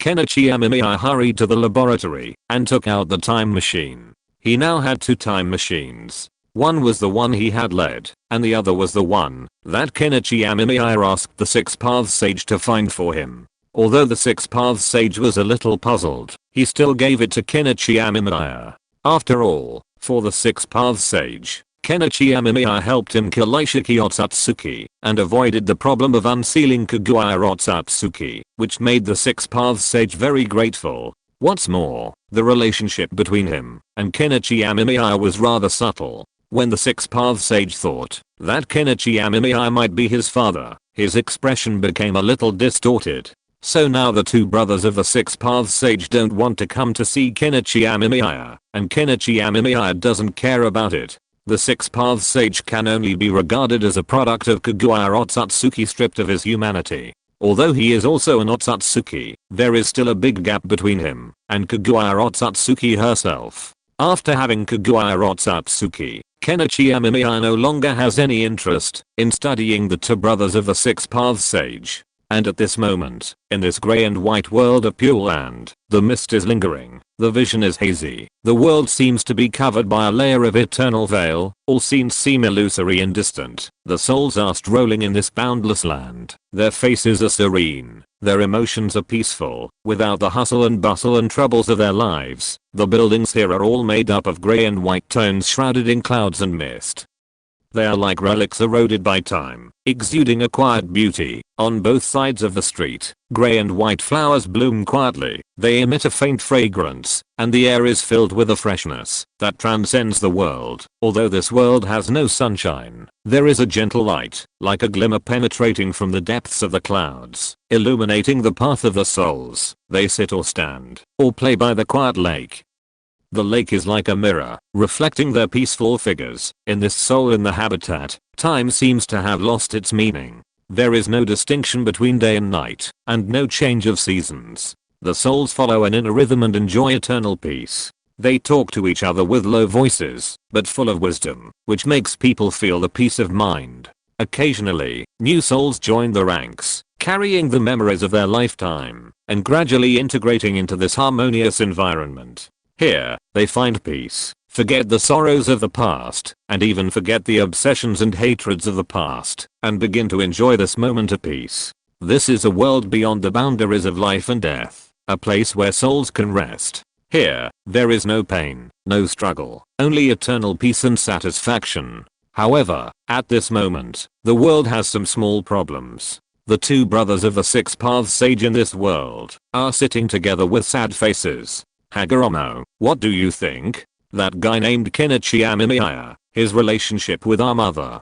To be honest, I really can't imagine why our mother would choose this guy Kenichi Amemiya. Otsutsuki Hamura pinched his eyebrows with a headache. He really couldn't understand why Kaguya Otsutsuki would actually like Kenichi Amemiya. This made Otsutsuki Hamura a little puzzled, and Otsutsuki Hamura also fell silent. Otsutsuki Hamura naturally knew what his brother meant. Otsutsuki Hamura and Otsutsuki Hamura couldn't understand why their mother Kaguya Otsutsuki would like Kenichi Amemiya, but now things have happened, so Otsutsuki Hamura and Otsutsuki Hamura have no way to stop it. Otsutsuki Hamura sighed, and then looked at the Pure Land in front of him, and fell into deep thought. These Pure Lands looked rather boring, and didn't have much meaning, but Otsutsuki Hamura was quite bored. Otsutsuki Hamura got some things in this Pure Land for do research, but Otsutsuki Hashirama did not do much research on this Pure Land. It is not so easy to study these things, and Otsutsuki Hashirama made this thing in cooperation with Otsutsuki Hamura. So far, the effect is good, but after witnessing the battle between Amemiya Kenichi, Otsutsuki Kaguya and Otsutsuki Ishiki, Otsutsuki Hashirama feels that this thing seems not to be working. After all, Otsutsuki Hashirama himself knows that it is very difficult to use this thing to deal with Otsutsuki Ishiki, let alone those more powerful Otsutsuki clans. So now Otsutsuki Hashirama is a little confused, and Otsutsuki Hamura looked at his brother's sad face and knew what his brother was worried about. Their development ceiling seemed to have been locked. Although they are also trying hard to make themselves stronger, they have not gained much so far. When he thought of this, Otsutsuki Hamura also had a headache. Otsutsuki Hashirama, according to our previous expectations, if the Pure Land is ready, how long will it take us to accumulate enough energy? Otsutsuki Hamura looked at Otsutsuki Hashirama and asked. Hearing Otsutsuki Hamura's question, Otsutsuki Hashirama also thought silently. Otsutsuki Hashirama had calculated about this problem, but it was precisely because Otsutsuki Hashirama had calculated that Otsutsuki Hashirama now felt more and more headache. Even if enough energy was accumulated according to the previous plan, it seemed that even Otsutsuki Kaguya could not be defeated, let alone other Otsutsuki. Looking at Otsutsuki Hashirama like this, Otsutsuki Hamura knew what Otsutsuki Hashirama was worried about now. Otsutsuki Hamura sighed. They had worked hard for so long, but what on earth did they work out? Facing the Otsutsuki clan, these things prepared are completely insufficient. Unless they can continue to research something new in the future, it would be a foolish dream to use these to defeat the Otsutsuki clan. Otsutsuki Hamura squinted his eyes. Could it be that he still needs to seek the help of Kenichi Amemiya? After all, Kenichi Amemiya is still very strong, and he seems to have his own methods in scientific research, so maybe Kenichi Amemiya can really help them. However, when Otsutsuki Hamura thought of Kenichi Amemiya's identity, he was a little reluctant to meet Kenichi Amemiya. However, for the sake of this world, Otsutsuki Hamura was silent for a while. He still planned to take Otsutsuki Hashirama to find Kenichi Amemiya and see if he could cooperate with Kenichi Amemiya in this regard. Otsutsuki Hashirama didn't know what Otsutsuki Hamura was thinking. He was now connecting to the sealing barrier of the entire Pure Land. This sealing barrier was created by Otsutsuki Hashirama and Otsutsuki Hamura together. The purpose was to extract the soul energy of the entire Pure Land and then accumulate it to prepare for a future ninjutsu. At that time, the Pure Land will be able to play a greater role and the entire Pure Land will become a backup for the ninja world. This is what Otsutsuki Hagoromo has been doing, but Otsutsuki Hagoromo had witnessed the battle between Otsutsuki Kagura and Otsutsuki Ishiki before, which made Otsutsuki Hagoromo realize that his ideas were still a little too naive. Otsutsuki Kagura and Otsutsuki Ishiki alone were so strong, so what about those members of the Otsutsuki clan who were already more powerful? By then, the souls of the entire ninja world would probably be unable to return to the Pure Land, and would all be buried in the hands of the enemy. Then, no matter what they did, it would probably become a joke. Thinking of this, Otsutsuki Hagoromo's expression did not look very good. He had already sacrificed too much for this world, and Otsutsuki Hagoromo really did not want it all to go to waste. I think maybe we can go and find Kenichi Amemiya for cooperation.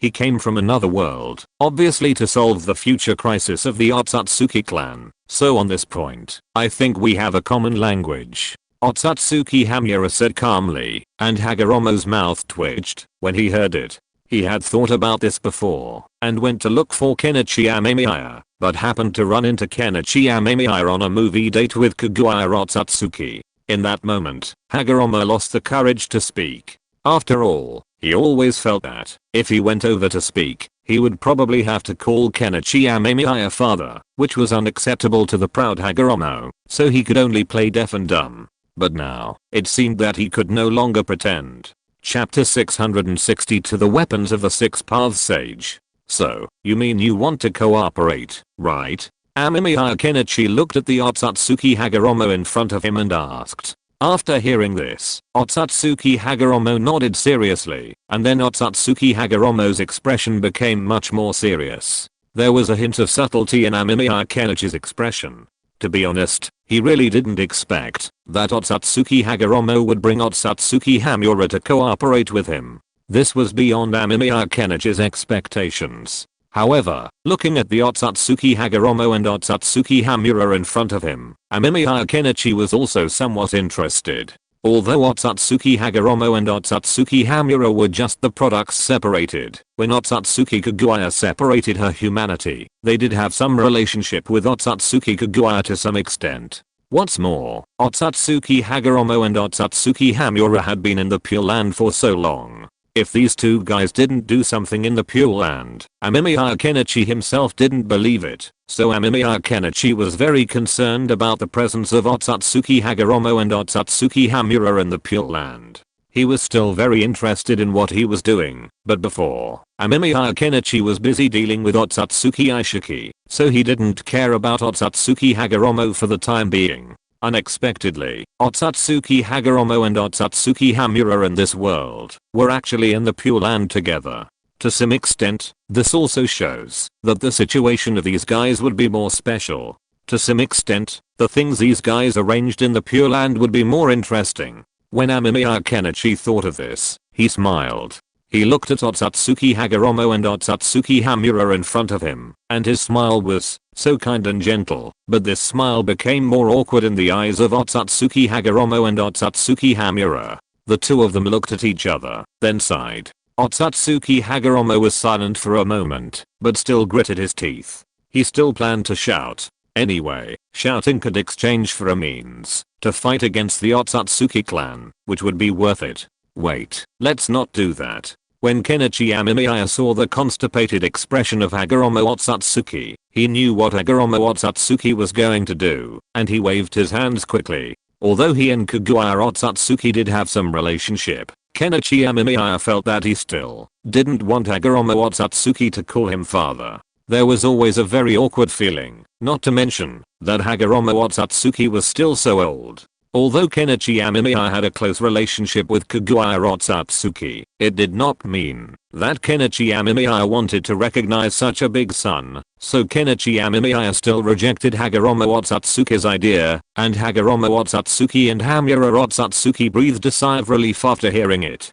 They didn't want to call Kenichi Amemiya either. Although Kenichi Amemiya and Hagoromo Otsutsuki Kagura is indeed very close to Otsutsuki Kagura, but this Otsutsuki Kagura is not the Otsutsuki Kagura of this world, but the Otsutsuki Kagura of another world.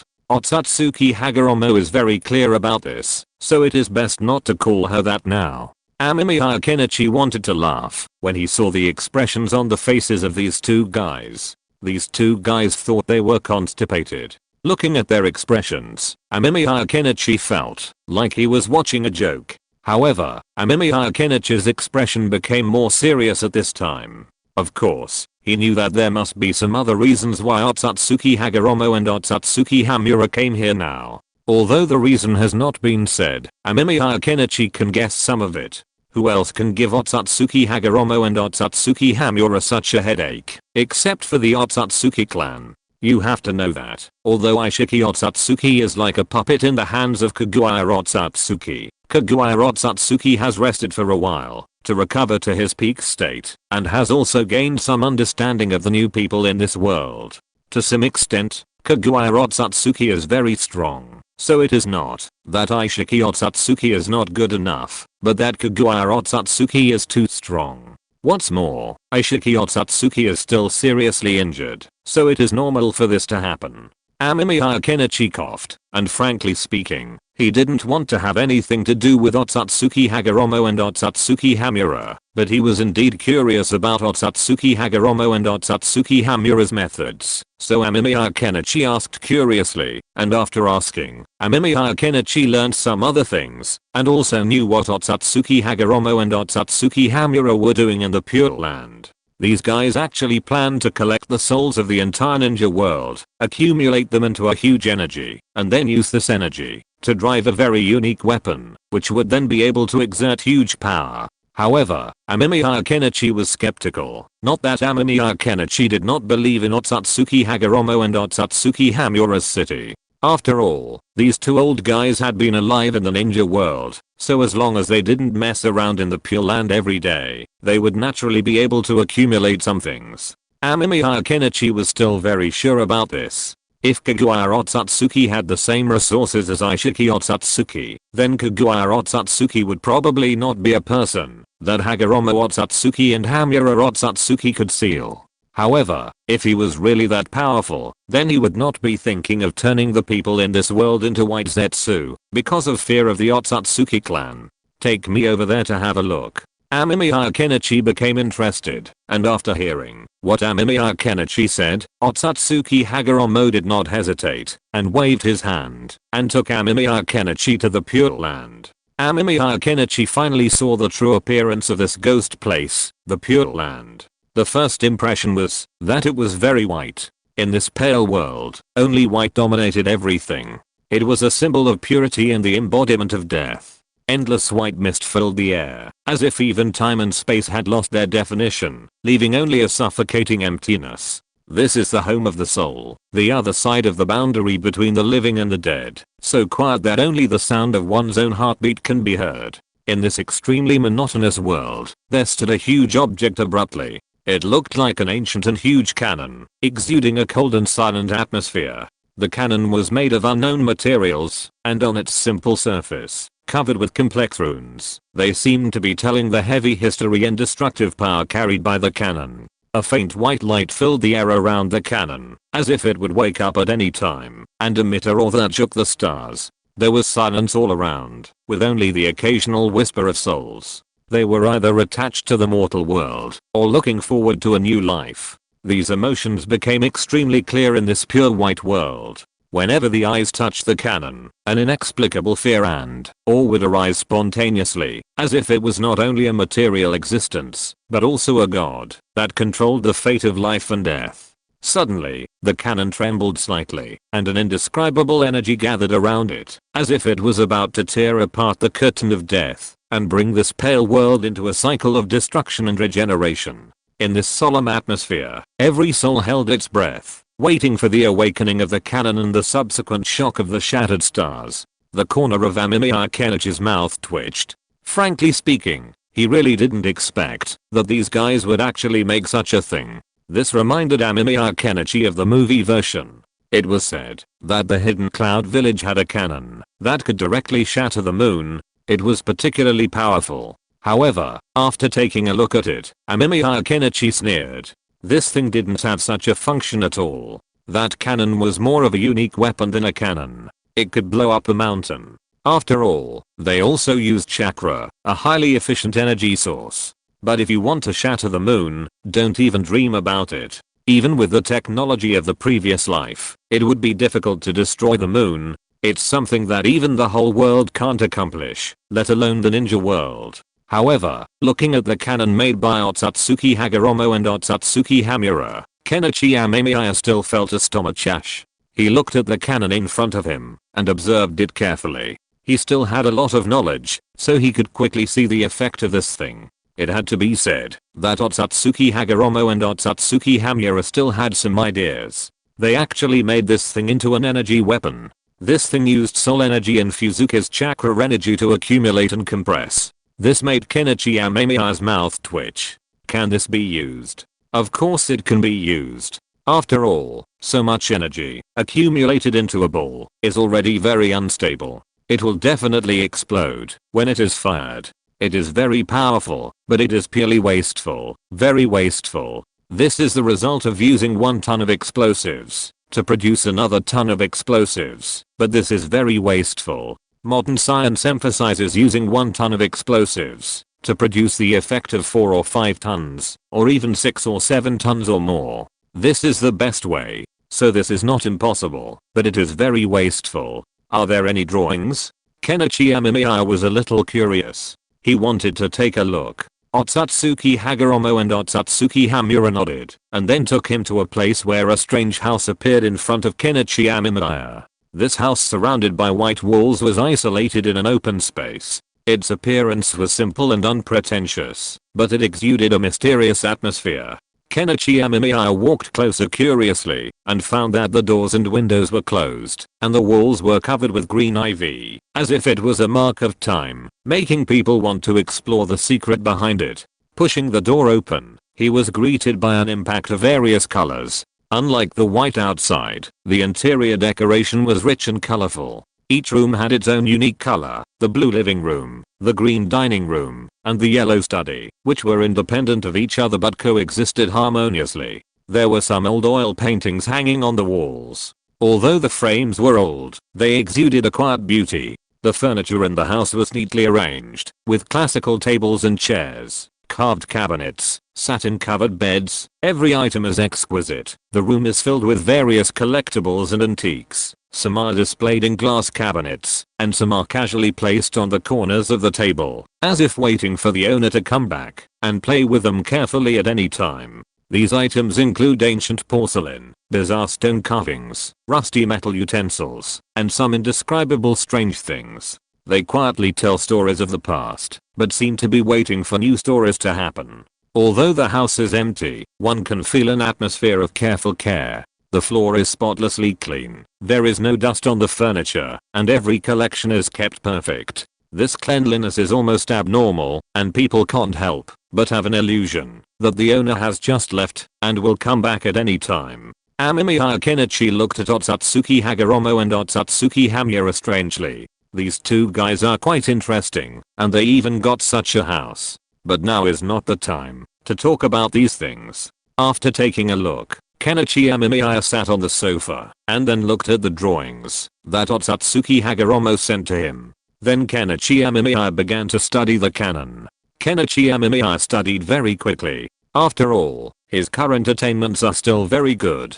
As Kenichi Amemiya watched, Kenichi Amemiya was sure that this thing was indeed a glass cannon. Although it looked beautiful and powerful, it was actually a meaningless toy and very wasteful. In Kenichi Amemiya's view, the waste of this thing was simply jaw-dropping. So Kenichi Amemiya really wasn't very optimistic about this thing. But now, Kenichi Amemiya also had some other ideas. Kenichi Amemiya looked at everything in front of him with a smile in his eyes. Although this glass cannon was not very interesting, Kenichi Amemiya already knew how to solve this problem. It was not very difficult to solve this problem, at least for Kenichi Amemiya. So Kenichi Amemiya planned to improve this weapon, to make the collection and conversion efficiency of this weapon higher. As long as it could be higher, then these problems would naturally be solved, or simply take out the energy and use it for other things. Do you plan to keep this weapon, or use it for something else? Kenichi Amemiya asked with a smile.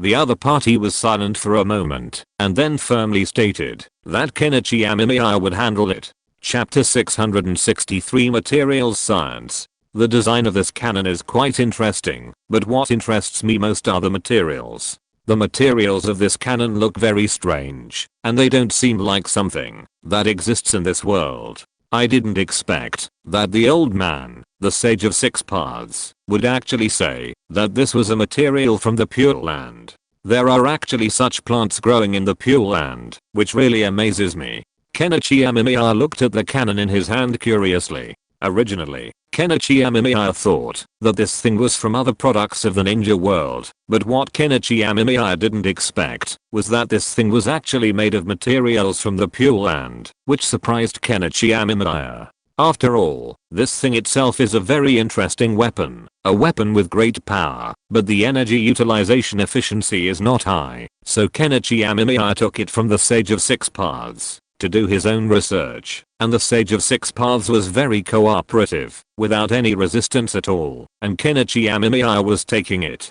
After getting this thing, they found that it could actually be brought into the real world, but according to the Six Paths Sage, although this thing can be brought into the real world, it cannot be used in the real world. The main reason is the energy problem. Soul energy can only be used in the Pure Land. If it is brought out, it will dissipate. So when Kenichi Amemiya heard this, he had no intention of taking it out. After all, the Six Paths Sage and his brothers have been collecting this soul energy for a long time. However, taking out this cannon now made Kenichi Amemiya have a better understanding of this cannon.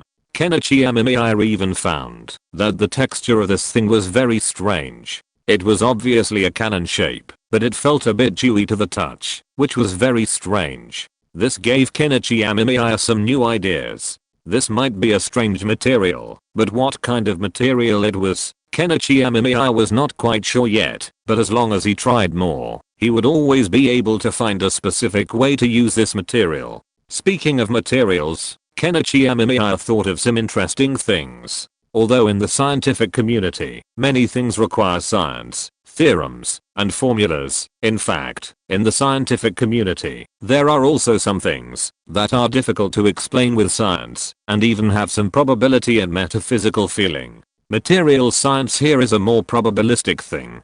Although there are obvious formulas for how to make most materials, the problem is that when some novel materials are invented, many scientists themselves have not thought of them, and even those scientists themselves may not know why such materials are produced. Before, Kenichi Amemiya heard that some countries announced the discovery of superconducting materials. At that time, Kenichi Amemiya thought this was quite interesting. Superconducting materials are not so easy to find. Could it be that they were obtained randomly during experiments? If that were the case, it would be really interesting. Of course, later on, Kenichi Amemiya knew that this so-called superconductor material was fake and not real, but this also made Kenichi Amemiya feel a little regretful. After all, if superconducting materials were really discovered, it would be a huge discovery. But now, looking at the cannon in front of him, Kenichi Amemiya felt that if this thing was obtained in his previous life, it would probably drive countless scientists crazy. After all, this material is too special. It is obviously a very large cannon, but in fact it is very light, but it has enough toughness. Naruto calendar, December 5th. After studying the cannon brought back from the Pure Land, I found that the material of this cannon is very strange and magical, with an elusive feeling. Moreover, the material of this cannon itself is very light. After measurement, the entire huge cannon only weighs 1 kilogram, which is really incredible. Later, after conducting compression and tensile tests on this cannon, it was found that the material is very tough and cannot be deformed even if pulled hard. Even after multiple fatigue tests, no clear fatigue index was found. Even at the time of writing the report, the fatigue test is still in progress, and it has been carried out tens of millions of times, and there is still no damage. Such a material simply has all the characteristics of the best materials, which makes me very much looking forward to what kind of surprises this material can bring me. In subsequent tests, it was found that the material can withstand a weight of 5,000 tons, or even higher. However, due to concerns about causing indelible damage to the material, the test has not been carried out yet. It is necessary to wait for the completion of subsequent experiments before accumulating the test limits of compressive strength and load-bearing properties. I'm optimistic about this. The canon material provided by the Six Paths Sage comes from a special mineral in the Pure Land. The Six Paths Sage has been commissioned to survey and collect the mineral.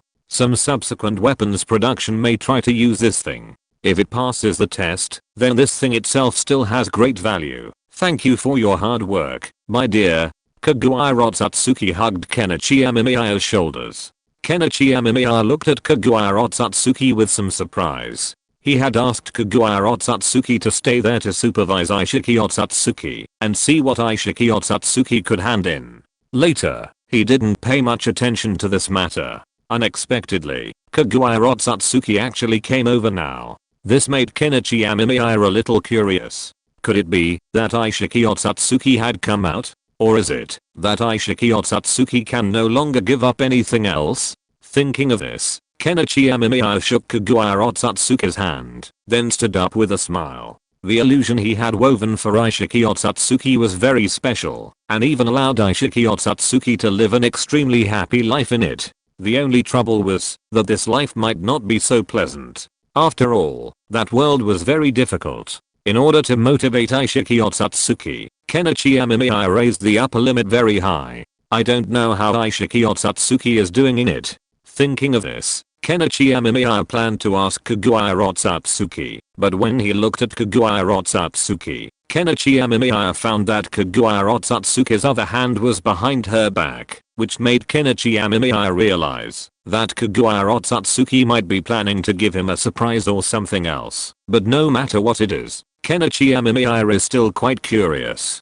Kaguya Otsutsuki is becoming more and more humane and more like an ordinary person. This makes Kenichi Amemiya curious about what Kaguya Otsutsuki will become in the future, and whether Kaguya Otsutsuki can reach a higher position in the future. After all, Kaguya Otsutsuki gave up her humanity in order to become stronger, but now Kaguya Otsutsuki can't give up her remaining humanity. This makes Kenichi Amemiya realize that Kaguya Otsutsuki's situation may be special, so Kenichi Amemiya is also thinking of ways to help Kaguya Otsutsuki solve this problem. After all, only when Kaguya Otsutsuki's problem is solved, can other problems be solved in the future. This is also very important. Kenichi Amemiya followed Miyoshi to that world. In the endless desert, yellow sand filled the sky, the sun was scorching, and the rolling sand dunes seemed like the backs of ancient beasts. This world seemed to be forgotten, so quiet that only the sound of wind and sand could be heard. However, in this desolate place, a dilapidated house stood alone, as if it was the wreckage of time, witnessing countless past glories and silences. The outer walls of the house were mottled and peeling, and the years had left deep marks on them. A gust of wind blew up, and the door panels were shaky and creaking like a whale. Inside the house, the dust-covered furniture looked desolate and abandoned. Otsutsuki Ishiki was lying on the ground with his long hair disheveled. His clothes were tattered, his face was distorted, his brows were furrowed. He seemed to be suffering from the torture of a dream. Sweat slid down Otsutsuki Ishiki's forehead, but was quickly swallowed up by the dry air. The air was filled with despair. Otsutsuki Ishiki's breathing was weak and difficult. His fingers trembled slightly, as if he was trying to grab something, but he was powerless. In this desert world, there was no sign of life, no dawn of hope, only the endless sea of sand and his lonely struggle. Suddenly, a gust of wind and sand invaded. Otsutsuki Ishiki's body shook, and a smile appeared on his face. Amemiya Kenichi looked at Otsutsuki Ishiki curiously. What was this guy doing in the illusion? However, Kenichi Amemiya didn't care. After all, in this ghost place, except for the whistling of the wind, no one could respond to Otsutsuki Ishiki's call. Kenichi Amemiya looked at Otsutsuki Ishiki with some thought in his eyes. If Otsutsuki Ishiki was still alive, it would be a good thing for Otsutsuki Ishiki. After all, in that case, Otsutsuki Ishiki would not have to suffer here, and he would not die. Although life in the illusion would be a little harder, at least he could survive. But once Otsutsuki Ishiki came out, it would be hard to say. Kaguya Otsutsuki's heart was filled with deep hatred for Ishiki Otsutsuki. When she heard Aishiki Otsutsuki's name, her eyes immediately became sharp and piercing. Even now it was still the same. Kaguya Otsutsuki stared at Aishiki Otsutsuki with cold eyes, as if she wanted to defeat him completely. Her eyes revealed an almost hideous hatred and endless anger. She looked at Aishiki Otsutsuki with a cold light in her eyes, as if she could tear him into pieces. Kaguya Otsutsuki's eyes were as sharp as a sword, and the murderous aura she exuded was chilling. She stared at Aishiki Otsutsuki, as if she could penetrate his soul, and see through everything about him. Kaguya Otsutsuki widened her eyes, staring at Aishiki Otsutsuki without blinking, as if she wanted to engrave his every move in her heart. Her eyes revealed a deep disgust and anger towards Aishiki Otsutsuki, without a trace of retreat. With a look of shrinking and fear in her eyes, she stared at Aishiki Otsutsuki's figure. A cold smile flashed in her eyes. She stared at him, as if she could see through his skin, and see the fear and regret in his heart, which strengthened her determination for revenge. Kaguya Otsutsuki's expression was cold and solemn, and her eyes were full of deep disgust for Aishiki Otsutsuki. Her gaze was as sharp as a sword, as if she wanted to shatter Aishiki Otsutsuki's soul. In fact, Kaguya Otsutsuki did so. Kaguya Otsutsuki once killed Aishiki Otsutsuki, and his soul was gone. However, looking at Kaguya Otsutsuki's eyes full of murderous intent, Kenichi Amemiya also knew that Kaguya Otsutsuki might still have a lot of opinions about Aishiki Otsutsuki, but Kenichi Amemiya would not help Aishiki Otsutsuki. Once all of Aishiki Otsutsuki's knowledge was dug out, it would be the end of Aishiki Otsutsuki. Did this guy submit any new knowledge? Amemiya Kenichi looked at Otsutsuki Kaguya and asked. Hearing this, Otsutsuki Kaguya also took out a stack of information. Amemiya Kenichi took it and looked at it carefully. Some of the information had been written with the word true by Otsutsuki Kaguya, while the others were not. Amemiya Kenichi knew what Otsutsuki Kaguya meant. This meant that Otsutsuki Kaguya herself could not tell whether the knowledge was true or false. Amemiya Kenichi took it and checked it himself. Basically, everything Otsutsuki Aishiki had said was included, but some of them were exactly the same, and some had some discrepancies. This made Amemiya Kenichi a little interested. If these were all true, then it would be quite interesting. However, whether these things were true or not still needed to be carefully distinguished. Thinking of this, Kenichi Amemiya took another look at Aishiki Otsutsuki. Aishiki Otsutsuki handed over more and more knowledge. If these were all true, it would be the best. It seems that he needs to use illusion to test Aishiki Otsutsuki later. Kenichi Amemiya had tested Aishiki Otsutsuki before, and after Aishiki Otsutsuki handed over a piece of false information, he directly deprived Aishiki Otsutsuki of the reward. I don't know whether Aishiki Otsutsuki is giving real or fake information now. However, Kenichi Amemiya is still looking forward to it. He plans to see what he can give later, and during this time, Kenichi Amemiya plans to use it to study the canon and those unique materials given to him by the Sage of Six Paths. As long as the research is successful, it will be very helpful for Kenichi Amemiya's technological progress. By the way, Kaguya, do you know what this thing is? Kenichi Amemiya took out a little scrap that he had taken off the cannon before. It had no effect on the cannon itself. Kenichi Amemiya then took it out to show Kaguya Otsutsuki. After looking at it, Kaguya Otsutsuki said that she had never seen such material. This made Kenichi Amemiya more curious about what this thing was used for. If this thing was very useful, then he could study it to see if it could be used in other places. If not, then that was another matter. Kenichi Amemiya continued to look through the information handed over by Aishiki Otsutsuki, wanting to see if there were any useful clues in it. Chapter 664, Otsutsuki Aishiki's Journey into the Fantasy World. Everyone, His Majesty's birthday is coming soon. This time, we in Iron Coin City can't afford to sit idle like last time. We must raise a substantial sum of money to present to His Majesty. What suggestions do you have? In the simple room, a man sat on the table, gazing at his subordinates seated around him. Boss, it's not that we don't want to make money. The problem is, we already have so many tax items to collect, and we really can't squeeze any more out of those cheap bones. One of them slapped the pile of documents on the table helplessly. Breathing tax, city entry tax, tranquility tax, sunlight tax, moonlight tax, sleep tax. They'd considered almost every conceivable tax and implemented them all. If His Majesty hadn't prohibited premature tax collection, they'd even considered collecting the tax hundreds of years from now. The man's eyes instantly grew dangerous. He knew there were many tax items, and he was collecting every conceivable one, but what did that have to do with him? His superiors were pressuring him for money, so he had no choice but to pressure his subordinates. I think we should add a lottery system. Those who draw odd numbers can only hop out of the house on one leg, while those who draw even numbers can hop out of the house on both legs. That'll definitely net us some money. A woman stood up, having noticed the man's dangerous look. No, she had to find a way to squeeze another 2 ounces of oil out of those worthless bones. Otherwise, it would become a voluntary fundraising operation again. She had finally paid the money to become an official, not to continue paying. She needed to make a killing and recoup her costs. Lend money to those worthless bones at high interest rates, using their souls as collateral. 5 out of 5. Return 15. If they can't pay it back, extract their souls for soul currency. Another sharp-nosed monkey-faced man also proposed an idea. With these two leading the charge, others quickly offered their own ideas. The room suddenly became as lively as a market. A sneer caught the man's attention. He squinted and looked over, then saw a man with black hair and dark eyes sitting in a chair, boredly playing with his fingernails. The sneer had come from him. Otsutsuki Aishiki, Your Excellency is working tirelessly for His Majesty's birthday, and this is how you repay him?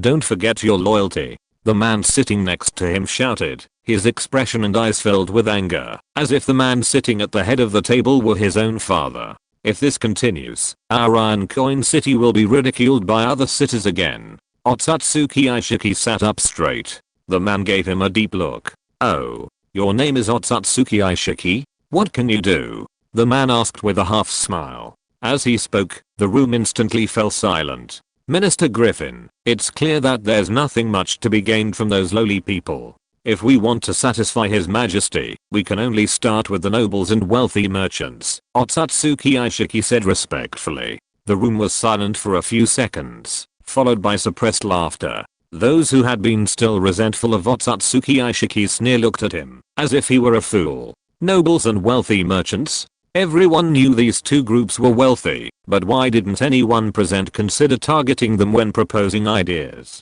Of course, they didn't dare. The nobility and wealthy merchants were closely connected, forming a vast network of interests. Furthermore, these nobles also fostered extraordinary individuals. Even the city lord had to use a negotiating tone when dealing with them. And this idiot was actually trying to make money from them?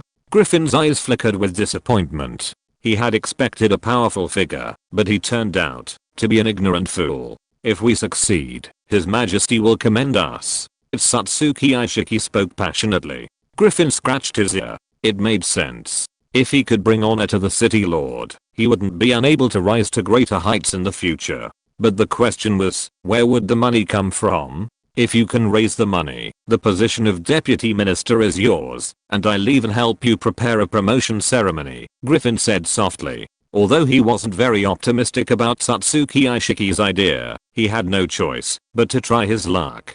But Griffin wouldn't put his all on Aishiki Otsutsuki. If that proved to be unsuccessful, he could only ask his subordinates to donate voluntarily. As for whether Aishiki Otsutsuki could survive, Griffin didn't really care. If he did, he'd be the deputy minister. If he died, so be it. The Iron Coin City Finance Department didn't need such a fool anyway. Oh, Aishiki Otsutsuki, the minister is really impressed by you. If you succeed, then I can retire. A middle-aged man patted Aishiki Otsutsuki's shoulder with a smile.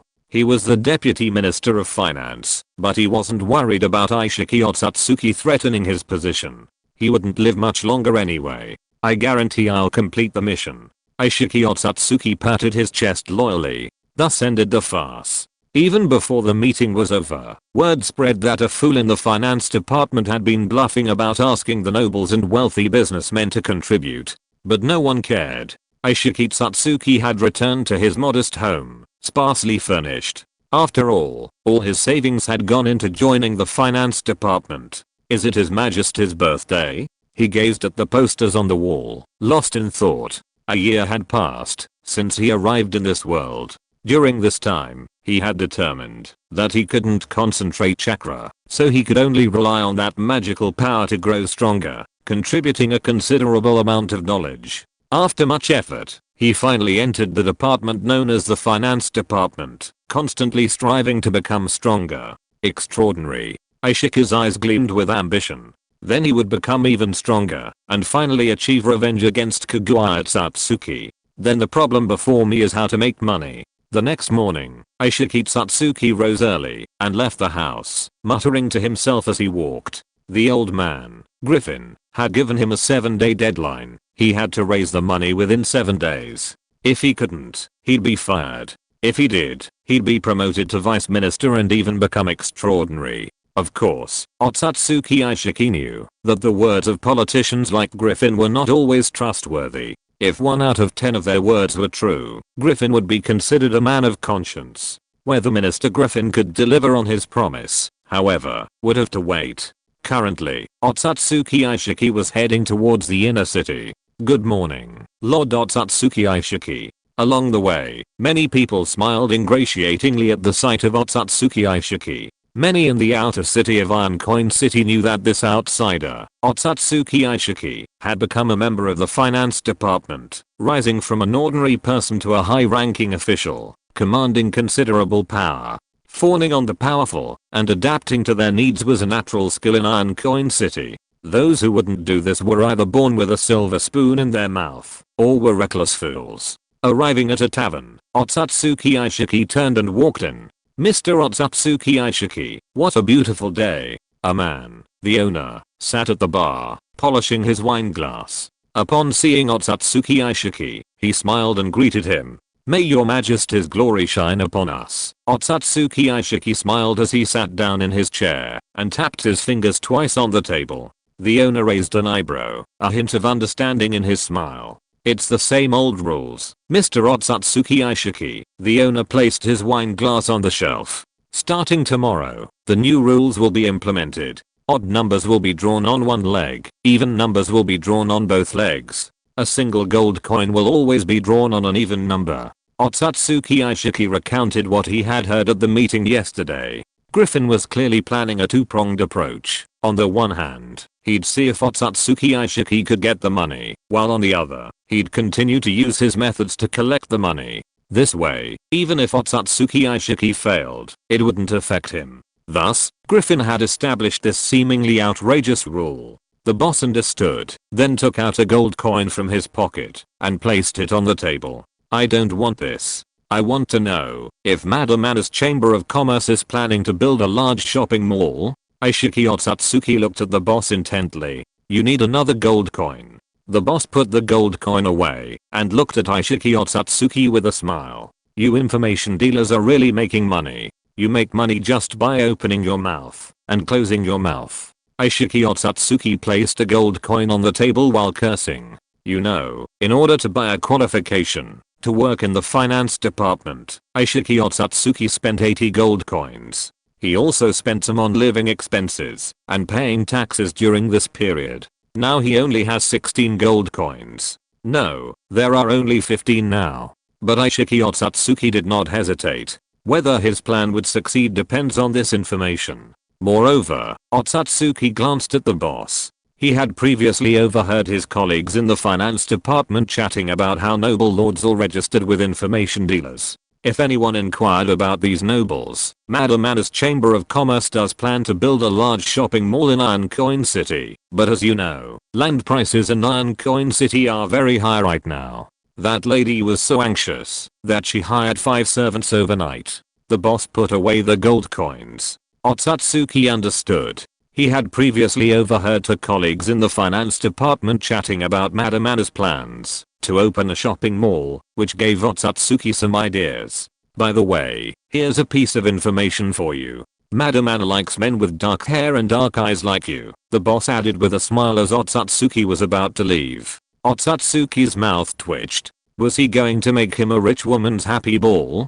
Thank you. Otsutsuki hurried out the door. Watching Aishiki Otsutsuki leave, the boss shook his head. He had heard what Aishiki had said at the finance department meeting yesterday. He wasn't optimistic about his client, and it looked like he wouldn't be earning his intelligence fees in the future. Aishiki Satsuki was unaware of his boss's lament about his intelligence fees. He had already reached the entrance to the inner city. Iron Coin City, ruled by Her Majesty the Witch, was divided into the outer city and the inner city. The outer city was further divided into the Untouchables district and the Commoners district, while the inner city was simpler. Some of Iron Coin City's powerful officials and wealthy nobles resided there. While the inner city was guarded, Aishiki Satsuki had a finance department ID, so he was merely frisked. Then, under the soldiers' teasing gazes, he entered the inner city. Many in the inner city knew that Aishiki Satsuki was such an audacious fool. Attempting to extort money from the nobles was simply courting death.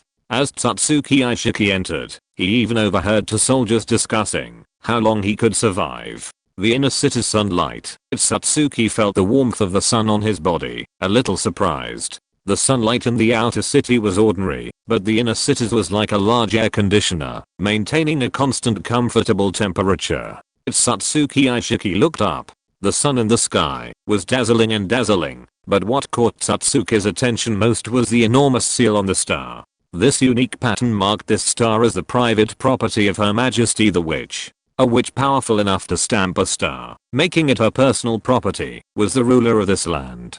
Just like the powerful within the family, the world's top power was worthy of competing with the powerful within the family. This made Aishiki decide to stake his all on this place. Since arriving in Iron Coin City, he had been searching for a way to become extraordinary, but he was devastated to discover that the door to the extraordinary was never open to ordinary people like him. He was too old to train in martial arts, and studying magic was too expensive, so Satsuki Aishiki chose another path. Ultimately, this world is ruled by transcendence, and the closer one gets to the center of power, the greater the chance of becoming transcendent. So Satsuki Aishiki decided to climb the ladder step by step, and this was the opportunity he sought. Of course, there were risks, but risk and opportunity always coexist. Mr. Satsuki Aishiki, madam, please come over for a cup of tea. He had barely taken 2 steps when 2 knights, their auras distorting the air around them, stood in front of Satsuki Aishiki. Okay, Satsuki smiled. The damned information dealer had lived up to his expectations. This guy has a very happy smile, Amemiya Kenichi said, a half smile on his face. This guy hasn't realized this is a jinjutsu yet. That's a good thing. Who knows, maybe we can use this to create an online game next time. Chapter 665. The Cultivation Method of the Fruit of the Sacred Tree. Lady Anna, Viscount Rose of Iron Coin City, was a woman of extraordinary means. Her guild amassed considerable wealth, and she also donated a significant sum to His Majesty, earning him praise and a legacy that endures to this day. However, Viscount Rose was most renowned for her romantic past. Rumor had it that Lady Anna had married early in life, but her husband died just a year later, unable to endure her constant pressure. Lady Anna, however, was unabashedly unconcealed, inviting 3 young and powerful knights to enjoy her late husband's funeral, completely oblivious to the scorn and gossip of others. Lady Anna's fame spread far and wide throughout Iron Coin City, with countless men privately deriding her shamelessness and dreaming of becoming her slaves. After all, Anna was a viscount. Even if she flirted with the nobility, even if she only managed to stretch her fingers a little, it would still be enough for them to live comfortably and enjoy a lifetime of comfort. However, this was the first time Satsuki Aishiki had met the renowned Lady Anna. The woman was dressed in a long, half-revealing black tulle dress, as if a second glance would reveal something extraordinary. Lady Anna, though already in her 30s, was meticulously maintained, possessing a striking beauty. Her phoenix eyes were captivating. A small mole at the corner of her eye didn't detract from her beauty, but instead made Anna even more alluring. Ah, isn't this Mr. Otsutsuki Aishiki from the finance department? Lady Anna's eyes nearly filled with tears upon seeing him. His voice was eerily tender. Mrs. Anna, I'm so grateful for taking the time out of your busy schedule to meet with me, he said politely. He simply desired to become stronger, and women would only hinder his revenge. Lady Anna watched him with interest. She knew his name, because yesterday's incident had reached the ears of the nobles. A daring individual had dared to take money from them. She had initially thought he was just a foolish fool, but now it seemed quite interesting. When other men saw her like this, they would glance away 8 out of 10 times, but Aishiki Otsutsuki looked into her eyes seriously. This made Anna even more interested. She liked men with black hair and black eyes like Aishiki Otsutsuki. What's more, Aishiki Otsutsuki was also good looking, with a masculine toughness. Anna changed her sitting posture, and when she crossed her legs, she seemed to have some charming scenery. But Aishiki Otsutsuki remained indifferent. Mr. Aishiki Otsutsuki, I heard that the finance department is very racking their brains to prepare a gift for His Majesty, Anna said with a smile, and the 2 attendants beside her stood not looking away. Yes, Madam Anna, I heard that your Chamber of Commerce wants to build a large shopping mall in Iron Coin City. Aishiki Otsutsuki immediately took up the topic. Wasn't he looking for Anna just for this matter?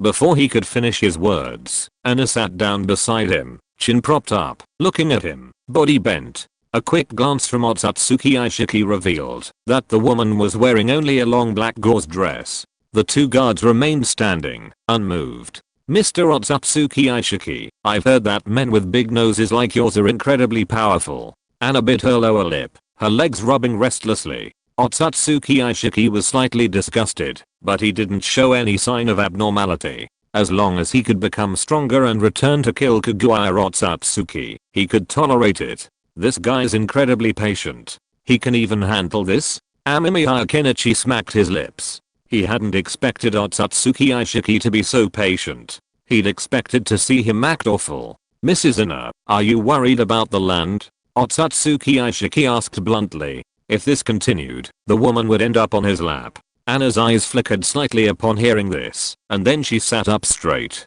Mr. Otsutsuki Aishiki, you ask this question, perhaps because you have some advice? Anna smiled at him. Although his expression remained unchanged, he could sense that Mrs. Anna had become more serious. Otsutsuki breathed a sigh of relief, and Anna, noticing this gesture, curled her lips slightly. Mrs. Anna, I'm sure you're aware of the complexities of purchasing land as clearly outlined in the laws promulgated by His Majesty, Otsutsuki said with a smile. Before coming to the finance department, Otsutsuki had been borrowing books from the library. After all, he knew nothing about this world, and only by reading could he understand its laws. He had noticed that in this world, or rather, in the countries and cities ruled by witches, laws were crucial. These strict laws gave ordinary people a chance to survive.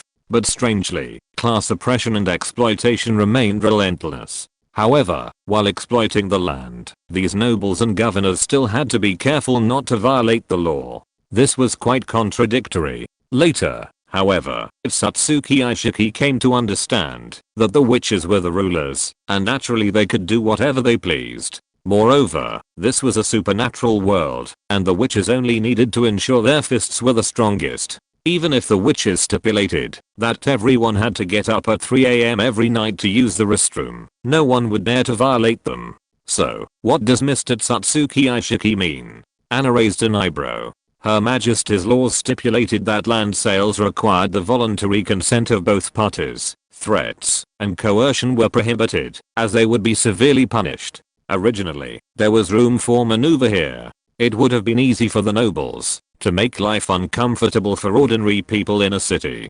However, the old scholars in the legislative yuan later added regulations, making it more difficult for the nobles to use coercion. Add to that the newspaper reporters, and the nobles were truly somewhat restricted in the matter of land sales. Madam Anna, tell me, if a fire breaks out in Iron Coin City and spreads out of control, burning down the houses there, what can those people do? Otsutsuki Aishiki asked with a smile. A flicker of disappointment crossed Anna's eyes. She'd thought he was someone important, but he turned out to be just another fool, completely losing interest in even playing with him. Mr. Otsutsuki Aishiki, Lady Anna's tone grew distant. She was no longer interested. If this were the only way to succeed, the nobles would have already done it. Setting fire to someone else's house would be a piece of cake for them. They wouldn't even need to show up. They could just have a magician do it. Yet, even now, no one dares to disobey His Majesty's will, because those who do so face a terrible fate. It's much more costly to simply buy the land from those cheapskates. I'll have more later, Anna said coldly, as if the beautiful scenery just now was all fake. Satsuki Aishiki narrowed his eyes, knowing that he hadn't made himself clear, and that had displeased Lady Anna. Madam Anna, what if I say I can prevent the enforcement team from investigating? Satsuki Aishiki whispered softly, and Anna's pupils shrank. She sat with a frown, her fingers drumming on the table. The enforcement team, a sword hanging over the heads of all the powerful, was also the most loyal force in His Majesty's hands. After all, they were all chemical puppets, solely carrying out His Majesty's orders. While not particularly powerful, they represented His Majesty, and no one dared disrespect them. His Majesty's laws were so strictly enforced, because His Majesty had granted them authority to exercise it. These enforcement teams needed no investigation or evidence collection. They could directly penetrate the case, trace the root cause, and ultimately identify and punish the mastermind.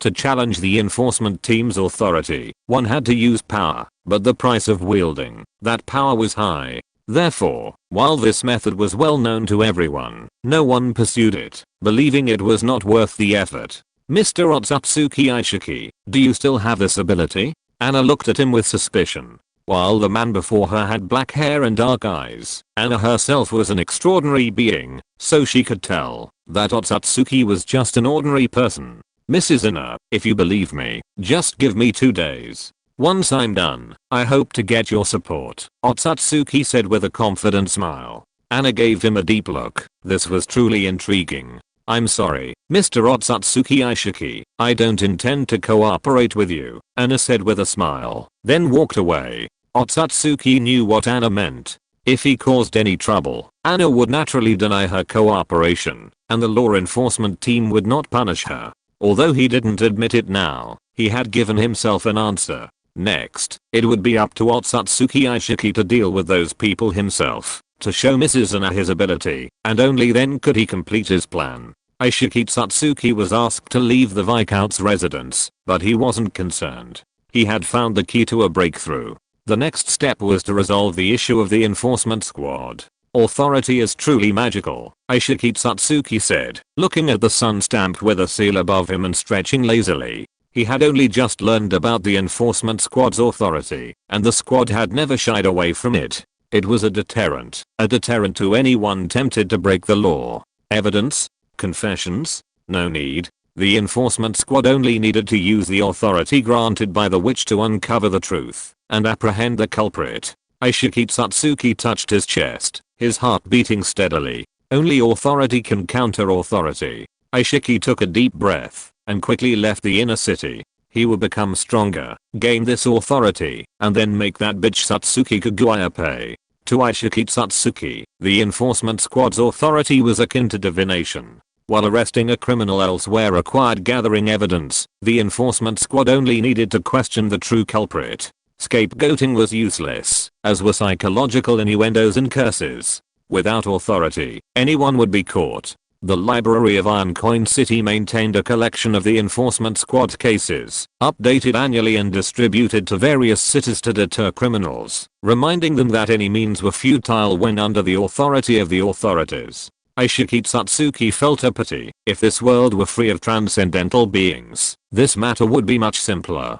He slowly made his way to the outer city, to the piece of land rumored to be coveted by Lady Anna. Slums? Aishiki Satsuki glanced at the houses before him, his lip curled. The houses looked similar to those in other urban areas. Some were even more glamorous. Aishiki Satsuki knew this place. It was the largest slum in Iron Coin City. The outer ring of nice houses was a facade for Iron Coin City, built to hide the true nature of the slums. Only once inside could one truly understand the depths of this awful place. Aishiki Satsuki had come here with his colleagues from the finance department to collect taxes. 50 steps inside revealed the true face of the slums. Shambles piled atop one another, fetid water flowed from the ground. A crowd of heads gazed at them with curiosity and fear. This only confirmed Aishiki Satsuki's certainty that this world was real. But before he could do anything, a group of people gathered around, looking at him expectantly. With a faint smile, he began to preach. He intended to gain their faith, which he could then exchange for his own rewards. However, the thought of the knowledge he had already paid for gave Aishiki a headache. He had almost exhausted all of it. If he wanted to obtain new rewards, he would probably have to trade for more secret knowledge. However, considering he was already in this world, Aishiki decided to make the exchange. After all, only if he becomes stronger can he survive in this terrible world, return to that world, and seek revenge on Kaguya Satsuki. It looks like the bait has taken. Looking at Aishiki's expression, Kenichi Amemiya guessed what he was thinking. He exited the illusion and soon, outside, he retrieved the item Aishiki had handed over. Divine Tree Fruit Training Method. Looking at this item, Tenchu smiled. He had been creating this illusion for Aishiki Satsuki for so long, and now it was finally time to reap the rewards. Chapter 666. Kaguya Otsutsuki becomes stronger. What do you feel after seeing it? Amemiya Kenichi asked expectantly, while looking at Otsutsuki Kaguya in front of him. He had just got this thing, and threw it to Otsutsuki Kaguya. After all, only Otsutsuki Kaguya had eaten the fruit of the sacred tree, and even Amemiya Kenichi had not. If he wanted to study it, the progress of research so far was basically zero, so Amemiya Kenichi had no idea of studying it himself for the time being. He gave it to Otsutsuki Kaguya, just to let Otsutsuki Kaguya see and see if Otsutsuki Kaguya could become stronger based on this. If possible, then it would naturally be the best. By then, after squeezing out all the knowledge from Otsutsuki Aishiki, he could send Otsutsuki Aishiki to death. As for Otsutsuki Aishiki's thoughts, Amemiya Kenichi didn't care. Anyway, in Amemiya Kenichi's view, the only use of Otsutsuki Aishiki was what he knew about the Otsutsuki clan. After squeezing out all this information, Otsutsuki Aishiki would be of no use to him. This is what Kenichi Amemiya thought and did. So far, he has done well, but looking at Otsutsuki Kaguya in front of him, Kenichi Amemiya still has some expectations. Otsutsuki Kaguya and he has a very good relationship, and Otsutsuki Kaguya's increased strength will also be helpful to him, so Kenichi Amemiya is very concerned about this issue. When she heard Kenichi Amemiya's question, Otsutsuki Kaguya's expression was a little strange. She squinted her eyes, felt her current state, and then glanced at Kenichi Amemiya. Kenichi Amemiya felt a little puzzled by Otsutsuki Kaguya's gaze, but she still waited, and saw what would happen to Otsutsuki Kaguya. Otsutsuki Kaguya gently hugged Kenichi Amemiya, and kissed him happily, which made Kenichi Amemiya feel a little embarrassed. Although he and Otsutsuki Kaguya have a very close relationship, most of the time Otsutsuki Kaguya would not kiss him so intimately, so Kenichi Amemiya is also a little embarrassed now. Thank you, Kenichi Amemiya. I'm very happy that this ninjutsu can solve my problems and allow me to continue to accompany the person I love. Kaguya Otsutsuki happily hugged Kenichi Amemiya, with a hint of tenderness in her eyes.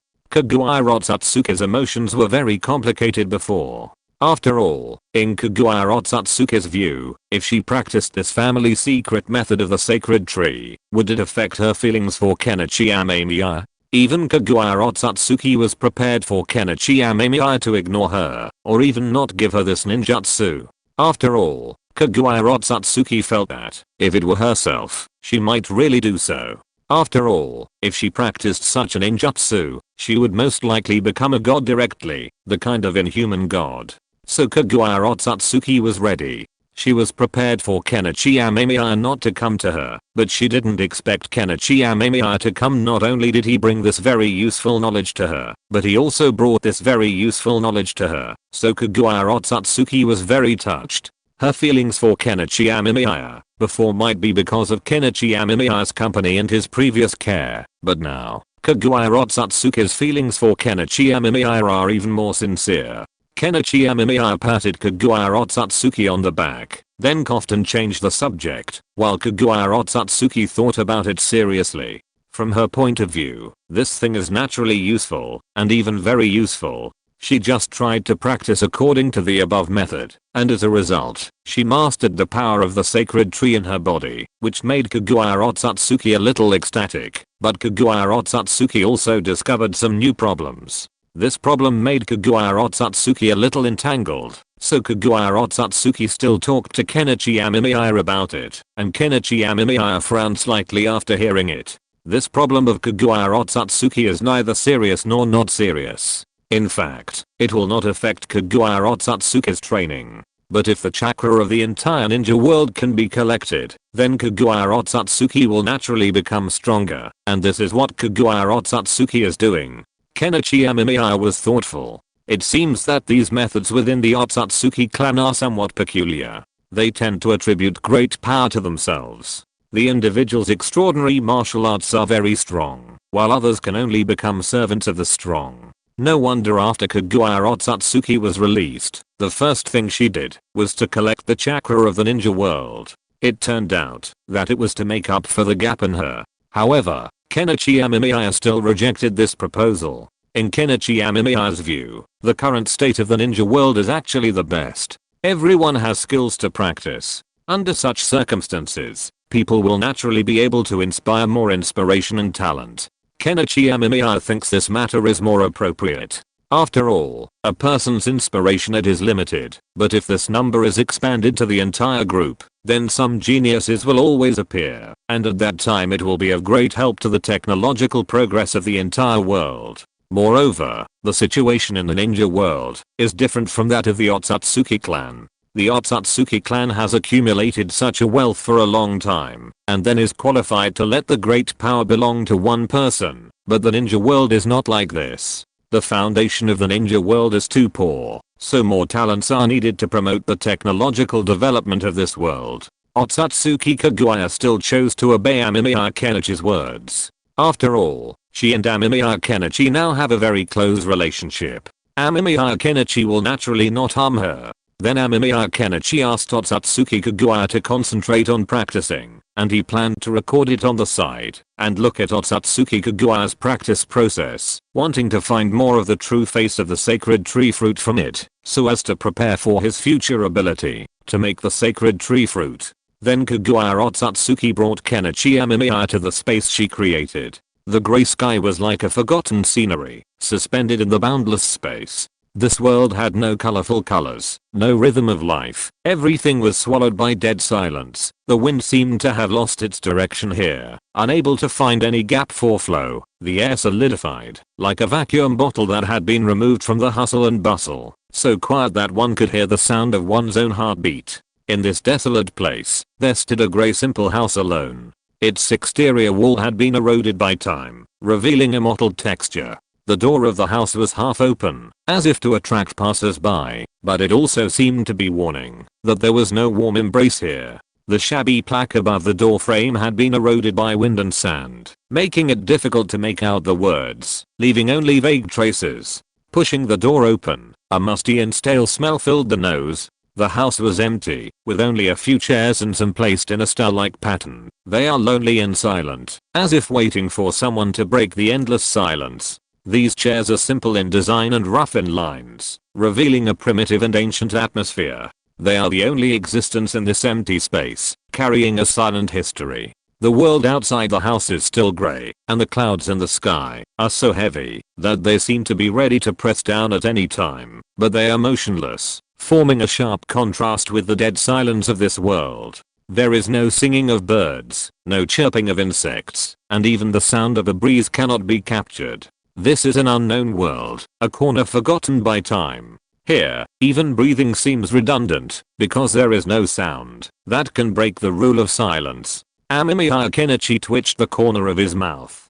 Kaguya Otsutsuki's place for practicing martial arts is quite good. It is very monotonous and dead, and there is nothing else to do except practicing martial arts. Kaguya Otsutsuki began to practice, and Kenichi Amemiya stood by and watched. When Kaguya Otsutsuki was practicing, Kenichi Amemiya could see with his Rinnegan that a strange energy gathered in Kaguya Otsutsuki's body. These energies spread throughout her body and were everywhere. As Kaguya Otsutsuki practiced, these chakras continued to flow throughout her body. Kenichi Amemiya seemed thoughtful. He thought of his previous practice. At that time, in order to master the Otsutsuki mode, he compressed those energy sources. It was for this reason that he stayed in the last world for so long. Now Kaguya Otsutsuki's move gave Kenichi Amemiya some ideas.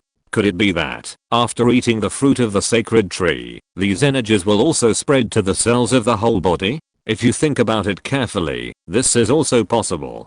After all, Kenichi Amemiya had discovered before that the situation of Kaguya Otsutsuki was rather special, or the method he now mastered to learn the Otsutsuki clan was rather special. The methods of the Otsutsuki clan that Kenichi Amemiya currently mastered were to compress the energy into cells throughout the body, thereby achieving a change in cells throughout the body. For this reason, Kenichi Amemiya's body metabolism has slowed down a lot. The heart that used to beat many times a minute now beats once an hour. Of course, Kenichi Amemiya can also force the heart to beat, which will bring about an increase in combat power, movement speed, etc., and the thinking will be more active. But Kenichi Amemiya feels that there is no need for that. With his current strength, he rarely encounters enemies that he cannot deal with, so maintaining the status quo is enough. In the main sentence's observation, the energy in Kaguya Otsutsuki's body is constantly circulating, which reminds Kenichi Amemiya of the days of refining chakra. Kaguya Otsutsuki stared at Kenichi Amemiya quietly, watching his every move and expression intently. She bit her lips slightly, and her mind was full of guesses about Kenichi Amemiya's inner world. Kaguya Otsutsuki thought about Kenichi Amemiya, and the fantasy of spending a good time with Kenichi Amemiya kept flashing in her mind. Her heart was full of longing for him. She missed Kenichi Amemiya all the time. Her emotions fluctuated, and her heart fluctuated with her longing. There was a joyful light in Kaguya Otsutsuki's eyes, and a smile bloomed on her lips. Whenever Kenichi Amemiya appeared in her sight, her smile became particularly bright, and her eyes revealed joy and satisfaction. Kaguya Otsutsuki's breathing was slightly rapid, and she couldn't help licking her lips, hoping to use such an action to relieve the tension in her heart. She didn't dare look directly at Kenichi Amemiya. Kaguya Otsutsuki was too sensitive, but looking at Kaguya Otsutsuki like this, Kenichi Amemiya was actually a little happy in his heart, but now it was more important to study the problem of the fruit of the sacred tree, so Kenichi Amemiya was concentrating on doing research, and looking at Kenichi Amemiya doing research, there was some tenderness in Kaguya Otsutsuki's eyes. Anyway, no matter what, Kaguya Otsutsuki decided to be with Kenichi Amemiya, and then gain enough powerful strength to protect Kenichi Amemiya, and Kenichi Amemiya didn't know what Kaguya Otsutsuki was thinking. He was now looking at the research reports in his hands, and had some new ideas. Kenichi Amemiya has just confirmed that Kaguya Otsutsuki's practice is indeed very unique, and as Kaguya Otsutsuki practices, these energies will eventually dissipate throughout Kaguya Otsutsuki's body. Now Kenichi Amemiya can be sure that the so-called divine tree fruit is actually a method developed by the Otsutsuki. According to Kenichi Amemiya's reasoning, the way for the Otsutsuki clan to become stronger may be to find a place to plant the divine tree fruit, and then let the divine tree fruit absorb some special ingredients from the entire planet, and finally sacrifice an Otsutsuki and let this Otsutsuki become a sacrifice, so as to grow the most suitable genes for the Otsutsuki clan. After eating it, these energies can be evenly distributed throughout every cell in the body, thus achieving the goal of becoming stronger. Although the planet will not have any problems due to the planting of the sacred tree, it is definitely lacking something. Amemiya Kenichi believes that it is likely related to the local gods. After all, these gods do not like the Otsutsuki clan very much, and even have some hostility towards the Otsutsuki clan, which is why they were liquidated by Otsutsuki Kaguya and the Six Paths Sage. Therefore, Amemiya Kenichi believes that the sacred tree may be extracted from something related to these. Otherwise, why do those gods hate the Otsutsuki clan so much? There must be a reason for this. If that's the case, Kenichi Amemiya thought of the cave he had seen in Mount Mayaboku before, and the single-celled organisms wriggling in it. Kenichi Amemiya had some other ideas, but now was not the time to talk about these. Kenichi Amemiya looked at Kaguya Otsutsuki. Kaguya had already opened her eyes. The focus now was to see if Kaguya had any new discoveries after practicing. Kaguya Otsutsuki looked at her own hands in confusion. She could feel that her inner emotions towards Kenichi Amemiya seemed to be more eager. Chapter 667 New Energy. Kenichi Amemiya looked at the things in front of him thoughtfully. Now Kaguya Otsutsuki has been practicing to become stronger, and Kenichi Amemiya has finally found a way to go further within the Otsutsuki clan, that is, to become stronger through other means. Kenichi Amemiya also has some ideas of his own about this issue. He has now found that strange energy, and so far, the energy he found still has some effect, although the effect is a little strange, but at least Kenichi Amemiya has the possibility of going further, and in fact, Kenichi Amemiya did so. Kenichi Amemiya looked at the things in front of him with some thought in his eyes. He has now obtained a drop of that special energy from Kagura Otsutsuki, and in order to obtain this energy, Kenichi Amemiya has spent a lot of thought. Of course, for now, the effect is still very good, but I don't know if it can help. Kenichi Amemiya has thoroughly found a way to go further, but Kenichi Amemiya feels that it is still very possible. After all, Kagura Otsutsuki has been practicing very hard, and such energy existed in Kagura Otsutsuki's body before, but because Kagura Otsutsuki didn't know how to practice at that time, these energies were usually accumulated in Kagura Otsutsuki's body cells, and had no intention of emerging. This also led to Kenichi Amemiya's inability to find these energy sources in Kagura Otsutsuki's body, which made Kenichi Amemiya a little bit amused and helpless. It seems that knowledge is indeed power, and now, with these energies, Kenichi Amemiya can also try to see if he can stack them and make himself a more powerful existence. So Kenichi Amemiya is preparing to do an experiment, and at present, it is still in the process of analyzing the Rinnegan. After the analysis, Kenichi Amemiya found that the energy in Kagura Otsutsuki was not right. Under Kenichi Amemiya's microscope, a microscopic world came to life. Cells were like busy workers in a miniature factory, constantly dividing and expanding. Their movements were regular and full of vitality. The cell membranes were constantly wriggling, as if the plates in the Earth's crust were shifting, slowly pushing forward. They were filled with a strange energy, a light point that was almost impossible to capture with the naked eye, like a star in a distant galaxy, emitting a dazzling light. These energies, although as small as dust, were extremely huge. They formed a series of shocking cosmic star maps. If you look closely, you can see that atomic energy is like particles, disconnecting and recombining in the void, bursting out in the meantime. The energy released streaked across the night sky like a fireball, illuminating every corner of this microscopic world. In this microscopic world, the mysteries of life and the vastness of the universe intertwined, revealing an unspeakable beauty. Every cell division was the birth of a new life, and every energy conversion was an affirmation of existence. It was a silent symphony, each cell, each atom, playing the song of life in its own unique way. Looking at the cells before him, and the energy pushing between the cell clusters, Kenichi Amemiya felt an inexplicable sense of familiarity. He felt as if he had seen such a scene before. Where was it? Kenichi Amemiya remembered that he had seen a similar scene before when observing the water formed by the condensation of quarks. So Kenichi Amemiya knew that the energy composition of this thing seemed to be somewhat similar. Kenichi Amemiya pondered. If that was the case, then it was quite interesting. What exactly are these energies? It seems to be here, and in those liquids. Could it be that this energy is a key reason for the birth of the extraordinary? If so, it would be quite interesting. However, it seems that there are various problems at present. It is not so easy to solve these problems. We still need to think of a way to condense these energies, or to manufacture them. However, it is destined to be a very difficult task to achieve this. It seems that I will be busy during this period. Kenichi Amemiya sighed, but he was mentally prepared.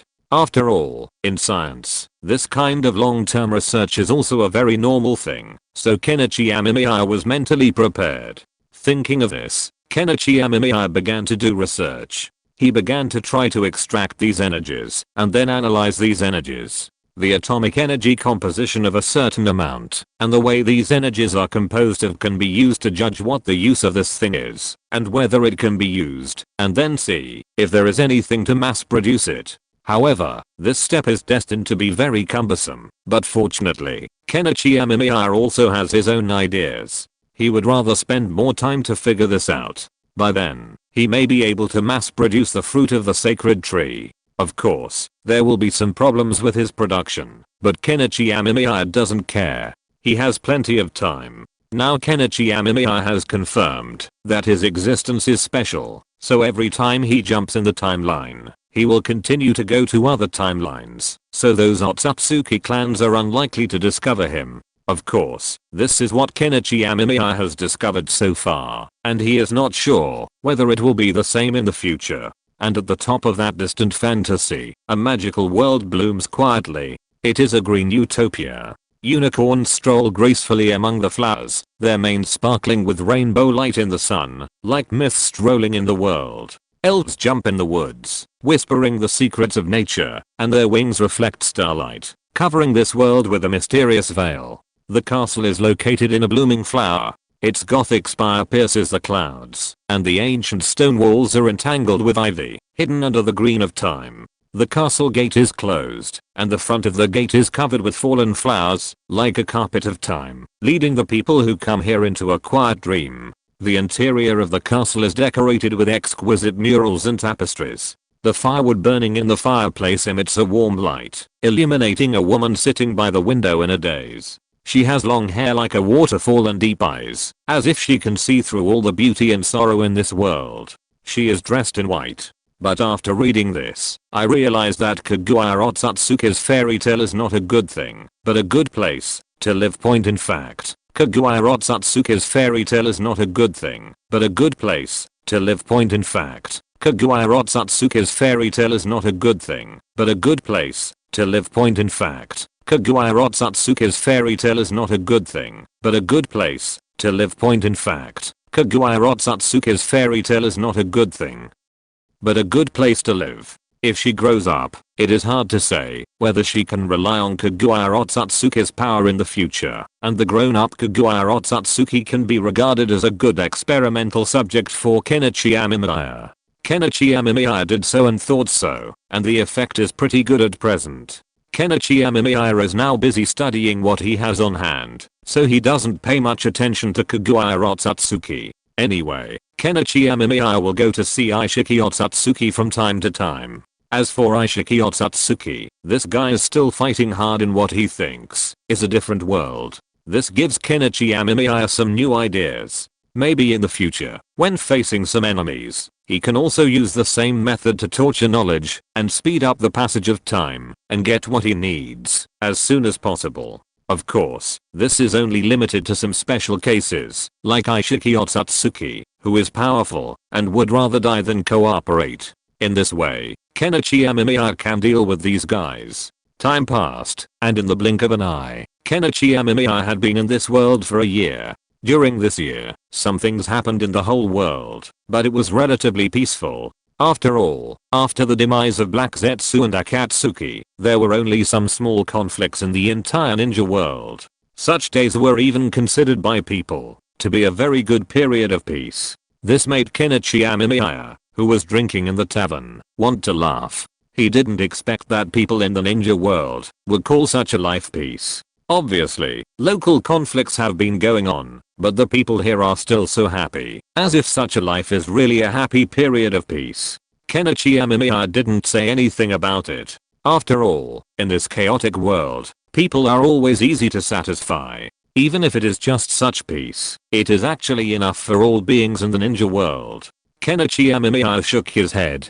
He has made some breakthroughs in the research on which energy sourced during this period. Among them, Kenichi Amemiya discovered that using Maji, the energy flows discovered by Yamashita, after inserting a few atoms, can transform these energies into energy that is very close to the energy in Kaguya Otsutsuki's body. At the same time, relatively speaking, as long as one more atom is removed, the entire atomic structure will collapse and then become the energy in Kaguya Otsutsuki's body. This is also what Kenichi Amemiya discovered inadvertently. Before, after studying for a long time and finding no results, Kenichi Amemiya became a little angry, and then he removed an atom with shaking hands, and the result was that the entire atomic structure changed and then turned into this unique energy. This made Kenichi Amemiya a little surprised and a little bit amused.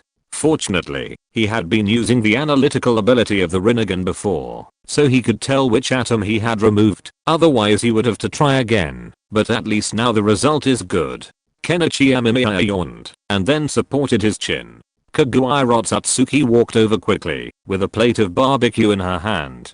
"Honey, what are you thinking about?" Otsutsuki Kagura looked at Amemiya Kenichi and asked, and hearing Otsutsuki Kagura's question, Amemiya Kenichi also smiled, and then rubbed Otsutsuki Kagura's head. Otsutsuki Kagura sat beside Amemiya Kenichi a little shyly, and followed Amemiya Kenichi to turn the barbecue.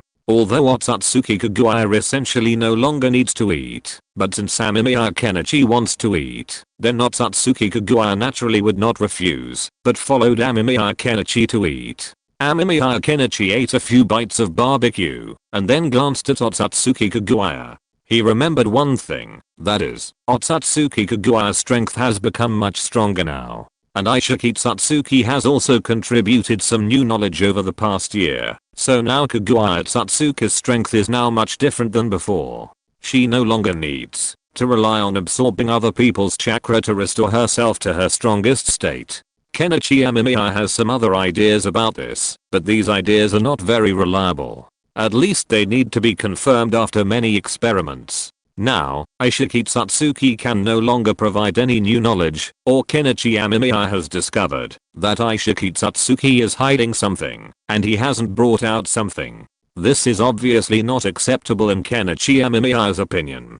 Kenichi Amemiya plans to squeeze out all the secrets from Aishiki Tsutsuki and then hand him over to Kagura to torture. However, the other party still has some things that he hasn't handed over. Kenichi Amemiya feels that he may need to modify Aishiki Tsutsuki's illusion to make him urgently take out the knowledge. If you're listening to this novel on a channel other than Fanfic World, it means they downloaded and uploaded it without effort. We cordially invite you to visit our channel, Mundo Fanfic Novelos. There you'll find the original version of this story and you can explore many other novels of various genres. We're waiting for you to immerse yourself in a world of incredible novels. Chapter 668 Otsutsuki Aishiki, I want to become a demigod. No. You can't do this to me. When Amemiya Kenichi arrived at the illusion, Aishiki Tsutsuki was screaming, covered in wounds, and the witch stood before him. Just right. Amemiya Kenichi smiled, then made some modifications to the illusion.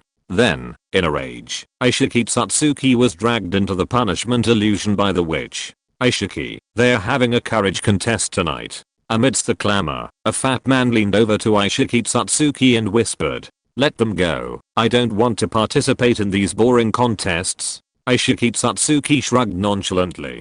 He'd seen plenty of courage contests in the Principality of Puai. A group of children screamed and made noise, then, using the drawbridge effect, sparked ambiguous relationships. Who knew they could find a partner? Rather than participate in these children's childish games, Aishiki Tsutsuki simply wanted to escape the illusion as quickly as possible. But this time is different. They're going to that infamous haunted house in Nerima. The fat man nervously twirled his sleeves, a look of fear in his eyes. Tsutsuki Aishiki was stunned. He knew that haunted house. It was in the capital of the principality. In reality, the principality had collapsed, and rumor had it that everyone who had entered had died.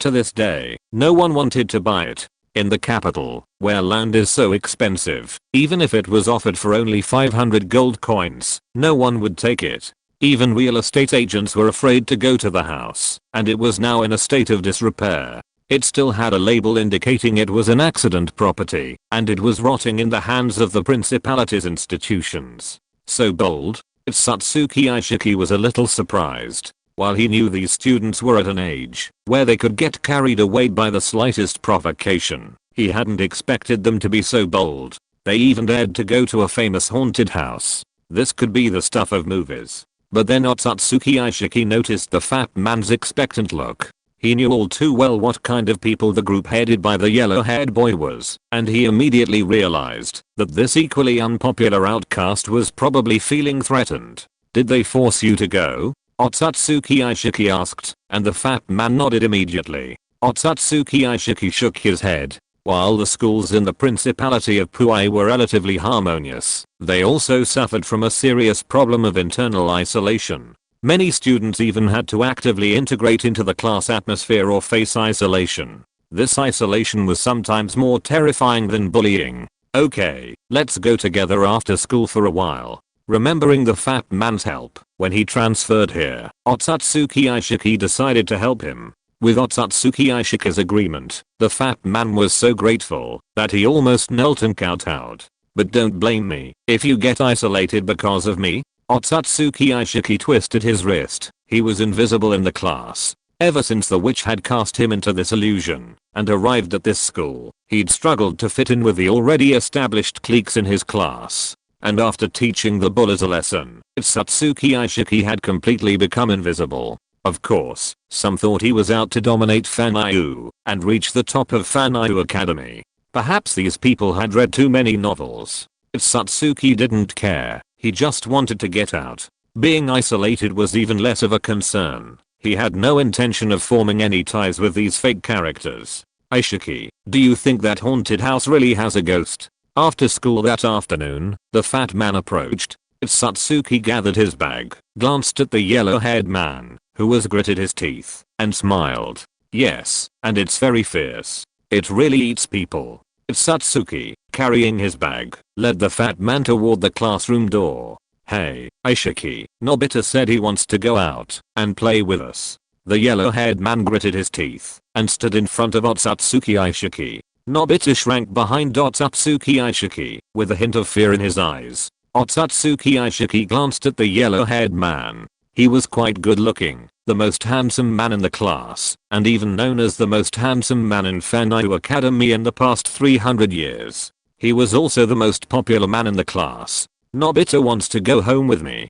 Otsutsuki Aishiki yawned. He had been staying at home writing novels recently, and his eyes were red from staying up all night. The yellow-haired man clenched his fists in anger, but looking at the sturdy physique of Otsutsuki Aishiki's daily exercise, and thinking of the rumor that Otsutsuki Aishiki had sent all the bad boys in the school to the hospital by himself, he was still scared. He snorted and went to chat with the girls who were looking at him with shining eyes. However, Nobita was also pushed into a circle of exclusion by him. Since he liked being with this guy Otsutsuki Aishiki so much, don't blame them for isolating him. Ignoring the yellow-haired boy who was loudly chatting with a girl, deliberately flaunting his popularity with women, Otsutsuki Aishiki left Fanyu Academy with Nobita.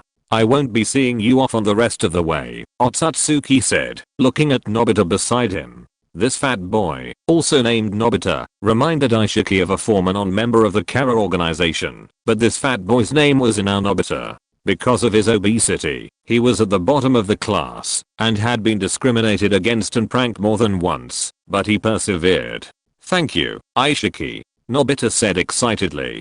If he had gone with them, he would have definitely been the first one in. He didn't want to go to that hellish place. Otsutsuki Aishiki waved his hand, then grabbed his school bag and headed home. Standing at the door, looking at the house before him, Otsutsuki Aishiki took a deep breath before pushing the door open and walking in. The house was cozy. His mother was busy cooking in the kitchen, while his younger brother sat on the sofa, playing his latest game. I'm back, Otsutsuki Aishiki said naturally. His younger brother's head whipped around, twisting 180 degrees, and he looked at him with delight. Brother, you're back, his younger brother said happily, and Otsutsuki smiled and nodded. Oh, Aishiki, you've had a hard time at school. His mother smiled gently. She wasn't unusual, but Otsutsuki knew that his mother was the biggest anomaly in the family. Otsutsuki went upstairs to his room and put his school bag down. Looking at the clean and tidy room, he sighed.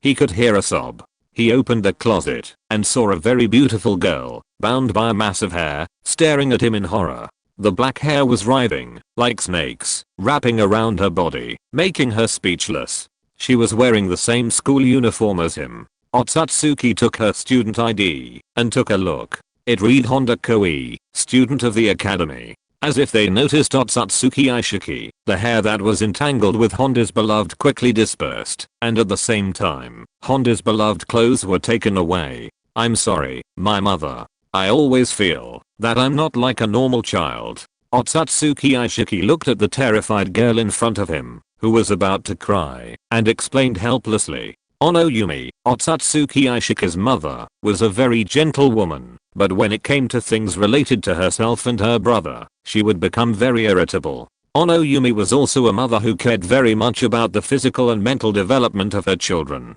although her concern seemed a little too excessive in the eyes of Otsutsuki Aishiki. Woo woo woo. Honda's beloved trembled all over, and then she seemed to see something. Her pupils dilated instantly, and then she fainted. Otsutsuki Aishiki turned his head, and his mother was standing at the door of his room, looking at him with a smile. Aishiki, mom has heard from those experts that it's time for you to fall in love at your age.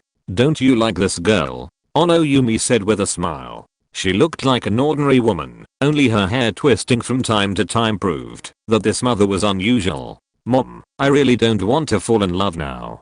Don't stuff girls into my closet next time. Otsutsuki Aishiki sighed, and then a pair of scissors appeared in his hand. Then he grabbed something, and the scissors snapped shut, and Honda Shine's originally distorted expression instantly became calm. Wow, my Aishiki hates mommy. Ono Yumi covered her face with her hands while crying. Otsutsuki Aishiki's mouth twitched, but he still hurried over to comfort his mother. After receiving the comfort from his son, Ono Yumi became happy. She ignored Honda Shine, who was still lying on the ground, and gently took Otsutsuki Aishiki downstairs. Aishiki, mommy made you your favorite curry beef. You're going to take the exam to become the Witch Queen's guard soon, so your nutrition. As Aishiki Otsutsuki left, the door closed quietly. Countless black hair wrapped Honda's beloved, and then sent her back. Sitting in the living room, Aishiki Otsutsuki first rubbed his brother's head, and then helped his brother straighten his twisted neck, and then looked at his mother. Mom, are there any guests today? Aishiki Otsutsuki noticed the wine on the table and the apron his mother was wearing. Well, your Aunt Kayako said that some idiots are going to her house to make trouble today, so she plans to send me some food. Ono Yumi smiled gently, and the sunlight shone on her body with a hint of sacred light. Aishiki Otsutsuki understood. It seems that those idiots are really going to that haunted house. Kayako Kawakami, the owner of the haunted house, was also a powerful evil spirit and a good aunt to Aishiki Otsutsuki. She often came to chat with my mother, and they were close friends. She had even bathed Aishiki when they were little. Amemiya Kenichi watched with amusement. This Kayako was, of course, his creation, made according to the grudge. Brother, are you having me today? His younger brother's head twisted again, his neck twisted like a pretzel. No, you know I don't eat that kind of thing. Aishiki Otsutsuki decisively refused. While he wouldn't stop those idiots from offering food, he wouldn't eat it himself either. After all, in his heart, he still considered himself human, even though his entire family wasn't. I'm back, a tired voice said. The younger brother, who had been playing games, quickly turned off the console and sat upright in his seat. His mother, however, didn't seem to mind. She was still fiddling with her magic communicator, seemingly chatting with a friend. Dad, welcome back, Otsutsuki Aishiki called without turning, then placed a hand on his head. You little brat, you didn't even turn around to see your dad back. Ono Takusa's tone was tinged with a smile. Suddenly, a man appeared at the other end of the sofa, lounging lazily, legs crossed. Takusa, have you changed your slippers? His mother gazed at his father. His father froze, then silently left, changing his slippers at the door, before entering with a look of resentment on his face. Otsutsuki Aishiki felt like laughing. His family was truly interesting. Is Kayako coming to dinner today? Ono Takusa asked, lying on the sofa, his briefcase flapping and whining, as if something was inside. Well, they said it's rare to have fresh ingredients delivered, so I opened a bottle of red wine, his mother said with a smile, and his father licked his lips in anticipation. A moment later, the doorbell rang. Auntie Kayako. The younger brother cried happily, only to receive a glare from his father, who instantly quieted him down. His mother, smiling, walked over to open the door. Once it swung open, Aishiki Otsutsuki turned to look. Kayako, dressed in a pink dress and adorned with jewelry, beamed at them. Behind her, 6 people with lifeless eyes followed. Leading them was the yellow-haired man he'd seen at school before. Oh, aren't these Aishiki's classmates? His mother clearly recognized them. After all, it was Yumi who had taken him to transfer, so she'd seen his classmates before. Life was truly strange. Classmates by day, food by night. These kids are the only ones who've dared to come into my house in ages. Kayako walked in with a smile, and the 6 classmates followed closely behind her. Aishiki-chan, if you ask, I'll let them go. Kayako happily threw herself on Aishiki Satsuki, her arms around his neck, and said cheerfully. Aishiki Satsuki curled his lips. He didn't care. What's the method for escaping this illusion? Aishiki Satsuki was a bit confused. He'd been in this illusion for a while, but he just couldn't figure out how to escape this damned illusion. He was still waiting to get out and continue to grow stronger. Now, he was only one step away from becoming a demigod. Chapter 669. Otsutsuki intends to spend his old age in illusion. This guy Otsutsuki Aishiki is quite interesting. I couldn't confirm it before, but now I can confirm it. Otsutsuki Aishiki is just pretending. This guy must have discovered that he is actually in an illusion, but in order to maintain his own survival, he chose to pretend not to know. Amemiya Kenichi looked at Otsutsuki Aishiki in front of him with a hint of amusement in his eyes. Amemiya Kenichi couldn't be sure about the situation of this guy Otsutsuki Aishiki before, but now Amemiya Kenichi can be sure. This guy Otsutsuki Aishiki is probably already found out that he is in an illusion, but the interesting thing is that Otsutsuki Aishiki seems willing to indulge in such an illusion, with no intention of breaking free. To use a sentence, Otsutsuki Aishiki knows everything, but he doesn't want to face it. This is the best portrayal of Otsutsuki Aishiki. Before, Kenichi Amemiya was not sure whether Otsutsuki Aishiki had discovered this problem, but just now, Kenichi Amemiya controlled the characters inside to weave another punishment illusion for Otsutsuki Aishiki and forced the other party to hand over the knowledge. Then Kenichi Amemiya was sure that Otsutsuki Aishiki had indeed discovered that he was in an illusion, but Otsutsuki Aishiki had been pretending to be deaf and dumb and did not expose it at all. He enjoyed it, which also made Kenichi Amemiya feel a little emotional. It must be said that Otsutsuki Aishiki still has some abilities, and this kind of awareness is really outrageous. Ordinary people probably cannot do what Otsutsuki Aishiki does. Since so many things have been given, then, Amemiya Kenichi looked at the knowledge in his hand. This knowledge was something he had never seen before, and Otsutsuki Aishiki had also directly written it in the information. This was all the knowledge he had mastered. Moreover, in the illusion, Otsutsuki Aishiki said to himself, "This is the last knowledge I have. I hope to get the witch's approval." With these words, Amemiya Kenichi knew that Otsutsuki Aishiki wanted to immerse himself in this illusion. However, it must be said that this was also a somewhat ironic thing. Otsutsuki Aishiki wanted to survive now, but he could only rely on being a fool, a pure fool, a fool who knew nothing, in order to barely survive. It must be said that this was a very depressing thing. Amemiya Kenichi had heard before that if the future world wanted to stop people from rebelling, then the easiest way would be to use Nedol, so that those at the bottom would be immersed in a false beauty, and naturally they would be unwilling to sacrifice themselves. Live well, Otsutsuki Aishiki, just live like this. It's hard to say whether you can become a creator god in the illusion. Amemiya Kenichi glanced at Otsutsuki Aishiki, turned around and left. Amemiya Kenichi was too lazy to care about Otsutsuki Aishiki's affairs. It had nothing to do with him anyway. If Otsutsuki Aishiki died in the future, it would be no big deal. Otsutsuki Aishiki could still be alive now, but what would happen in the future was not certain. But at least Otsutsuki Aishiki could still live well in the illusion now. Although such a lie is false, as long as you deceive yourself that all this is true, then such a life is probably not impossible to live, and it may even feel more colorful. After Kenichi Amemiya took a look at the dead, he left the room where Aishiki Otsutsuki was, and Aishiki Otsutsuki continued to spend his life in the illusion that Kenichi Amemiya had modified before leaving.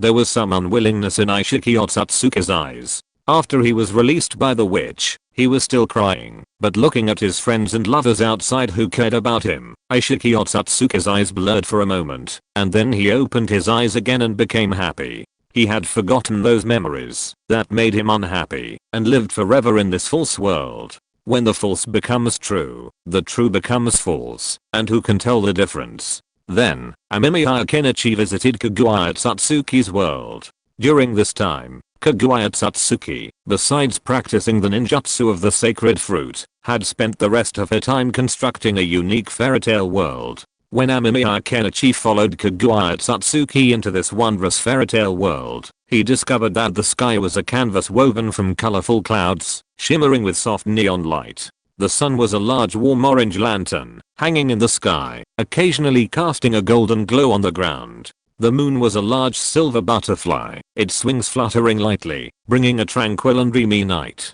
Snow White's castle stood on a lush green meadow, its spire covered in shimmering white snow, as if real snow had fallen there. The homes of the 7 dwarfs were 7 colorful cottages surrounding the castle, and smoke rose from the chimneys, as if the dwarfs were busy preparing something delicious. Not far away, a cerulean sea gently lapped against the beach, its waves seemingly breathing with their own rhythm. The shoreline was covered with bizarre corals and colorful shells.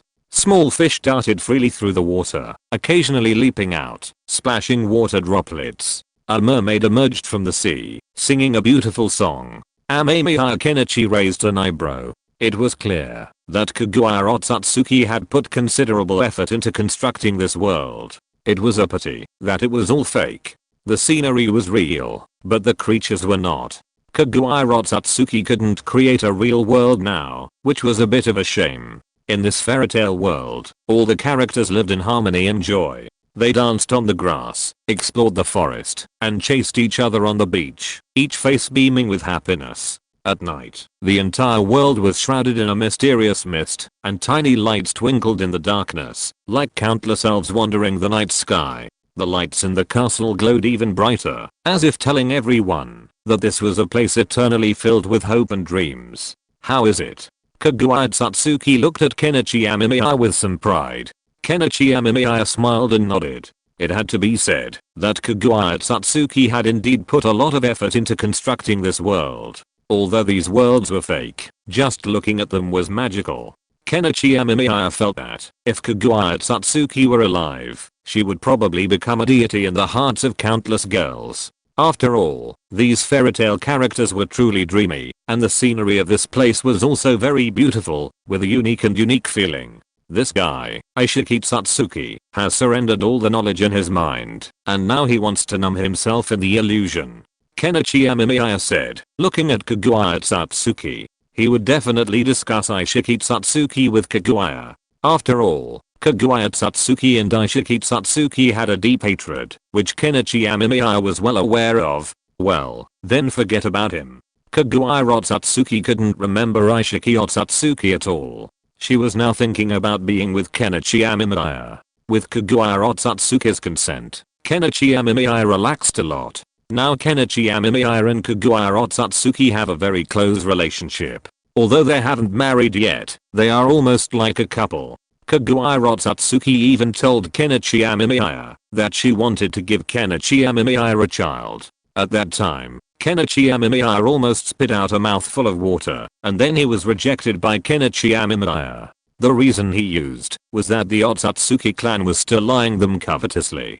Kenichi Amemiya didn't plan to have children before solving this problem. This was considered to have calmed Kaguya Otsutsuki's excited heart. I feel that you are getting stronger, dear. Otsutsuki. Kaguya pulled Amemiya Kenichi's hand and said with a smile. Amemiya Kenichi smiled after hearing this. Of course he was getting stronger. It can even be said that he was getting stronger now. Those energies were being continuously compressed by Amemiya Kenichi and then transformed into his own cells, becoming the energy in Amemiya Kenichi's cells. Now the energy in Amemiya Kenichi's body was also constantly being compressed and growing. Amemiya Kenichi had some ideas about this. Although he could not be compared with Otsutsuki Kaguya who had eaten the fruit of the sacred tree, as long as all the compressions were successful, then it was estimated that he would be able to become a youthful version of Otsutsuki Kaguya, or a cheap version of Otsutsuki Kaguya, an incomplete Otsutsuki Kaguya. After all, Amemiya Kenichi did not eat the fruit of the sacred tree, so naturally he could not compare with Otsutsuki Kaguya. Amemiya Kenichi himself knew it.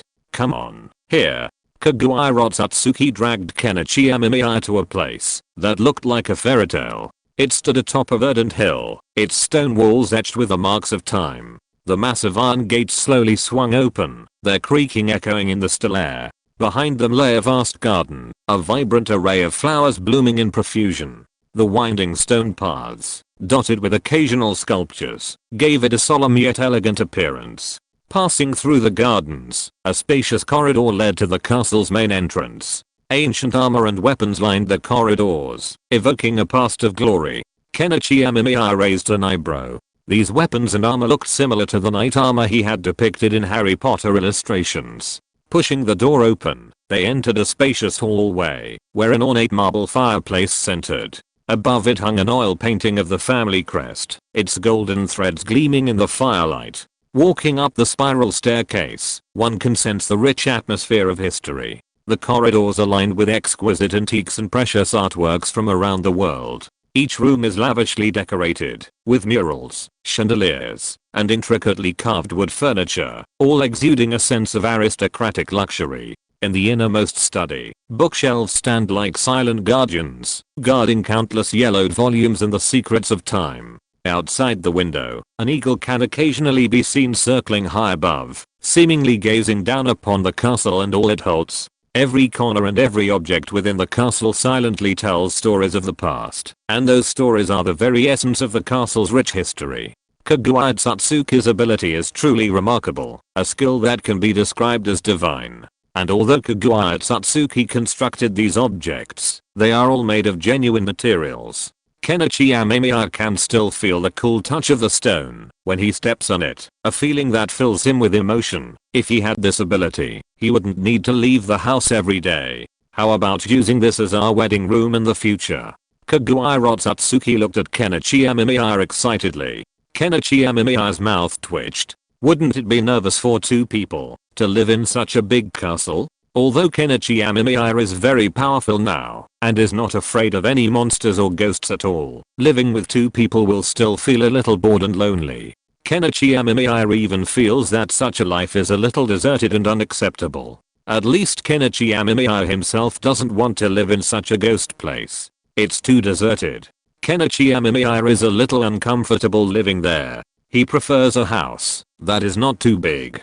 There is also a lively atmosphere when living like this. Of course, everyone has different hobbies and naturally likes different things. Kenichi Amemiya looked at Kaguya Satsuki and felt that Kaguya Satsuki probably liked this style. It's pretty good, but it's a little big. Amemiya Kenichi took a look at the ancient castle. This castle was really ridiculously big, and the layout inside was very thoughtful. Amemiya Kenichi could tell that these should be the work of Kaguya Satsuki.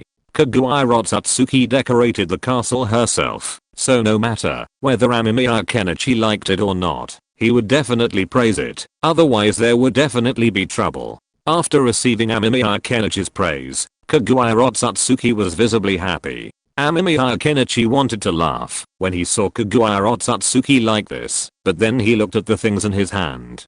He was holding the things that Otsutsuki Ishiki had given him before. These things recorded some information about the Otsutsuki clan. Amemiya Kenichi didn't say anything after seeing them, but put these items away. There were some things in these information that needed to be verified, and some ninjutsu were also recorded, and even the method of using the wedge. It can be said that Ishiki Otsutsuki was indeed very sincere, provided that he was really sincere and did not intend to use these things to do anything bad. Kenichi Amemiya was thoughtful. If that was the case, then he could try that ninjutsu. Kenichi Amemiya had been busy compressing energy during this period, so he didn't use chakra much, but now it seems that the time has come to use it. Chapter 670 Strange Bacteriophage. Kenichi Amemiya held his chin and looked at the things in front of him intently. He looked at these things in front of him and couldn't help scratching his head. Frankly speaking, he didn't expect that he could see such things, and this was a little different from his previous expectations. Although the difference was not much, it was troublesome enough for Kenichi Amemiya. Kenichi Amemiya hesitated for a moment, then took a deep breath, and then focused on using the power of his Samsara to try to analyze the thing in front of him. As he analyzed, Kenichi Amemiya also found that this thing was actually a relatively different thing in essence, or it could be said that this thing had some slight discrepancies with the energies he had used to compress before. The energy that Kenichi Amemiya compressed before was essentially the liquid secreted by the single-celled organisms under Mount Myaboku, and then inserted into the atoms. Energy, and then cancel one atomic energy, thus changing it. In order to ensure the accuracy and reliability of this process, Kenichi Amemiya has been busy making this thing at hand. Although it is a bit troublesome, it can generally be made slowly. But just now, when Kenichi Amemiya was about to continue making it and then compress it into the cells in his body, he found that these things had undergone some changes. Originally, the product of this thing was a golden liquid, and it had certain non-Newtonian fluid properties, but at this moment this thing turned purple-black, and under strong light, there were even some slight reflections, which made Kenichi Amemiya realize that there was something wrong with this thing, or this thing itself was a very special product, a very strange product. It was difficult to describe in words what this thing was. Anyway, it was definitely not the thing Kenichi Amemiya was making. So what's wrong? Amemiya Kenichi fell into deep thought. In order to ensure the stability and controllability of the experiment, he tried his best to stabilize all the variables in the experiment. Amemiya Kenichi was indeed successful before. The experiment he did was very successful, and there was nothing unusual. It was very stable.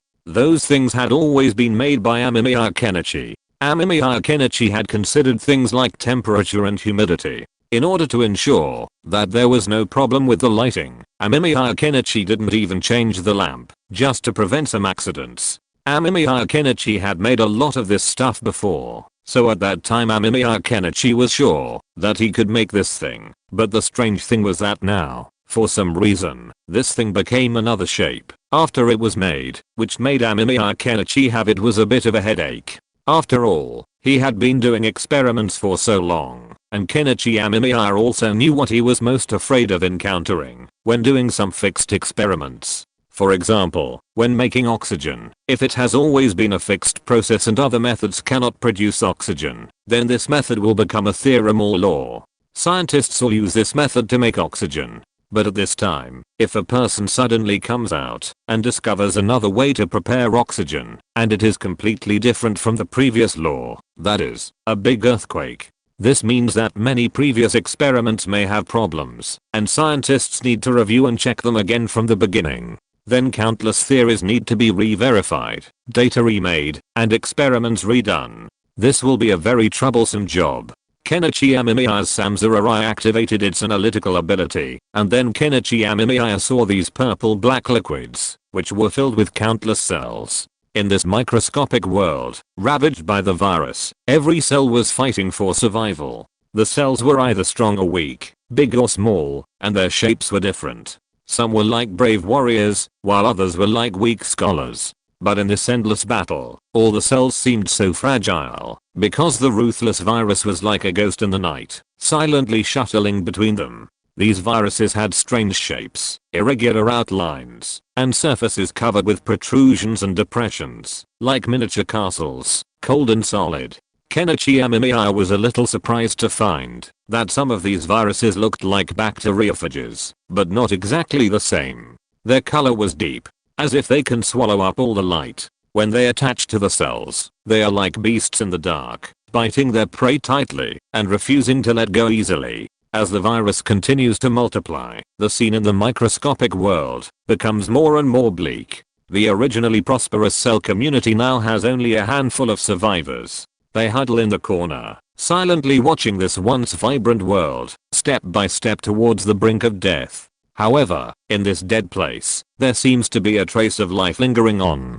Some cells flash with unyielding light. They are either repairing themselves in secret, or silently accumulating strength, waiting for the moment of counterattack. But this is almost impossible. The erosion speed of these viruses is very fast. Although the virus is everywhere, eroding every inch of place, there are still some tenacious cells that still exist. Where did these fidge-like things come from? Amemiya Kenichi was puzzled.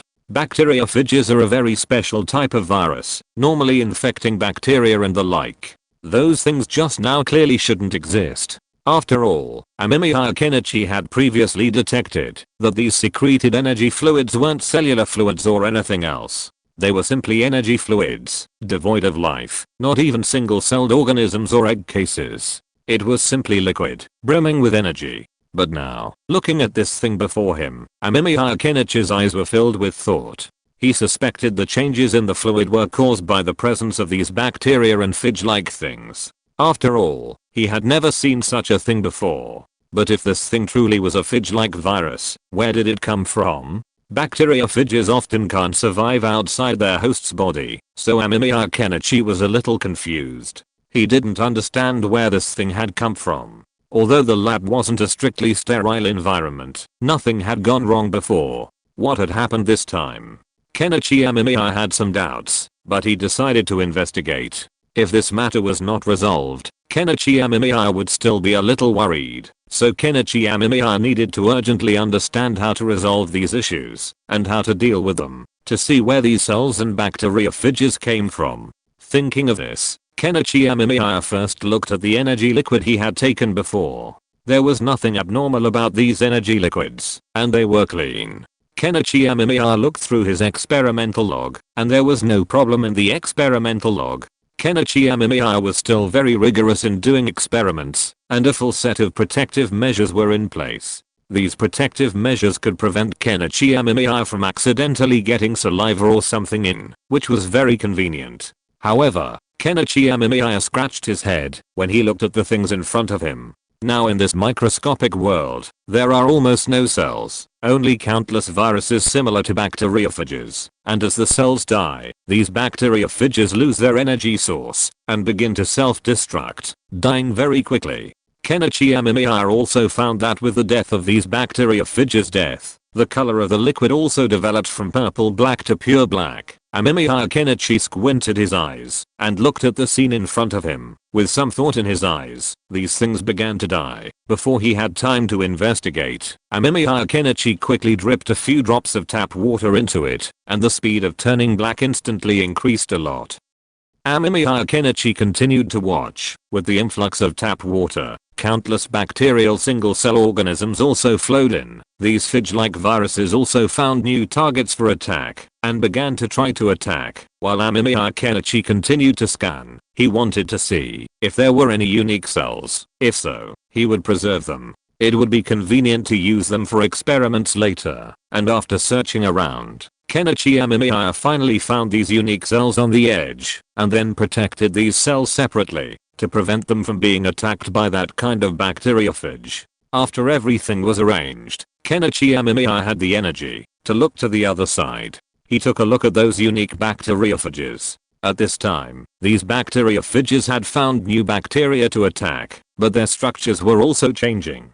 Seeing this, Kenichi Amemiya hurriedly found some bacteriophages that had not yet begun to change their structures, and put all these bacteriophages into a separate range, and began to observe them. He had to observe them, otherwise these original bacteriophages would all die suddenly. In the microscopic world under the microscope, countless tiny shadows can be vaguely seen shuttling swiftly in the chaos. They are bacteriophages, viruses that feed on bacteria. They are looking for their prey. A drop of ordinary water has become their battlefield at this moment. One small life after another is fighting for life and death here. The bacteriophages seem to have wisdom. They change their own form according to the type of bacteria, to adapt to the best way of attack. This surprised Kenichi Amemiya. These bacteriophages even gave him a feeling of wisdom, but this was obviously not right. Normally, these bacteria and viruses act according to their own instincts, but these bacteriophages can actually hunt, and even make a large encirclement, which will then continue to shrink, oppressing the living space of these bacteria and single-cell organisms.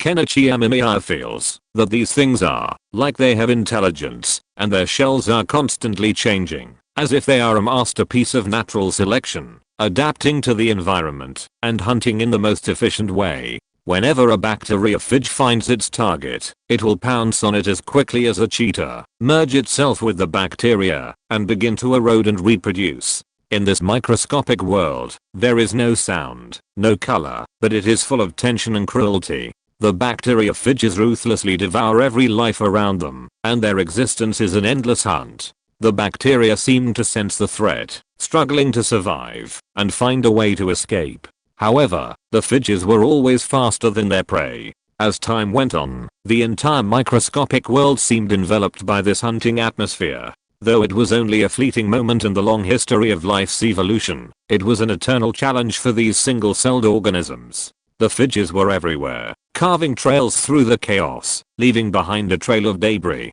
So what just happened? Amemiya Kenichi asked, bewildered. He was already halfway through compressing this new energy, and while he wasn't in a rush to continue, he still had a few questions. He couldn't figure out where these fidges and cells came from. Why weren't they there before? And since there was nothing unusual on the lab table, why did it become like this?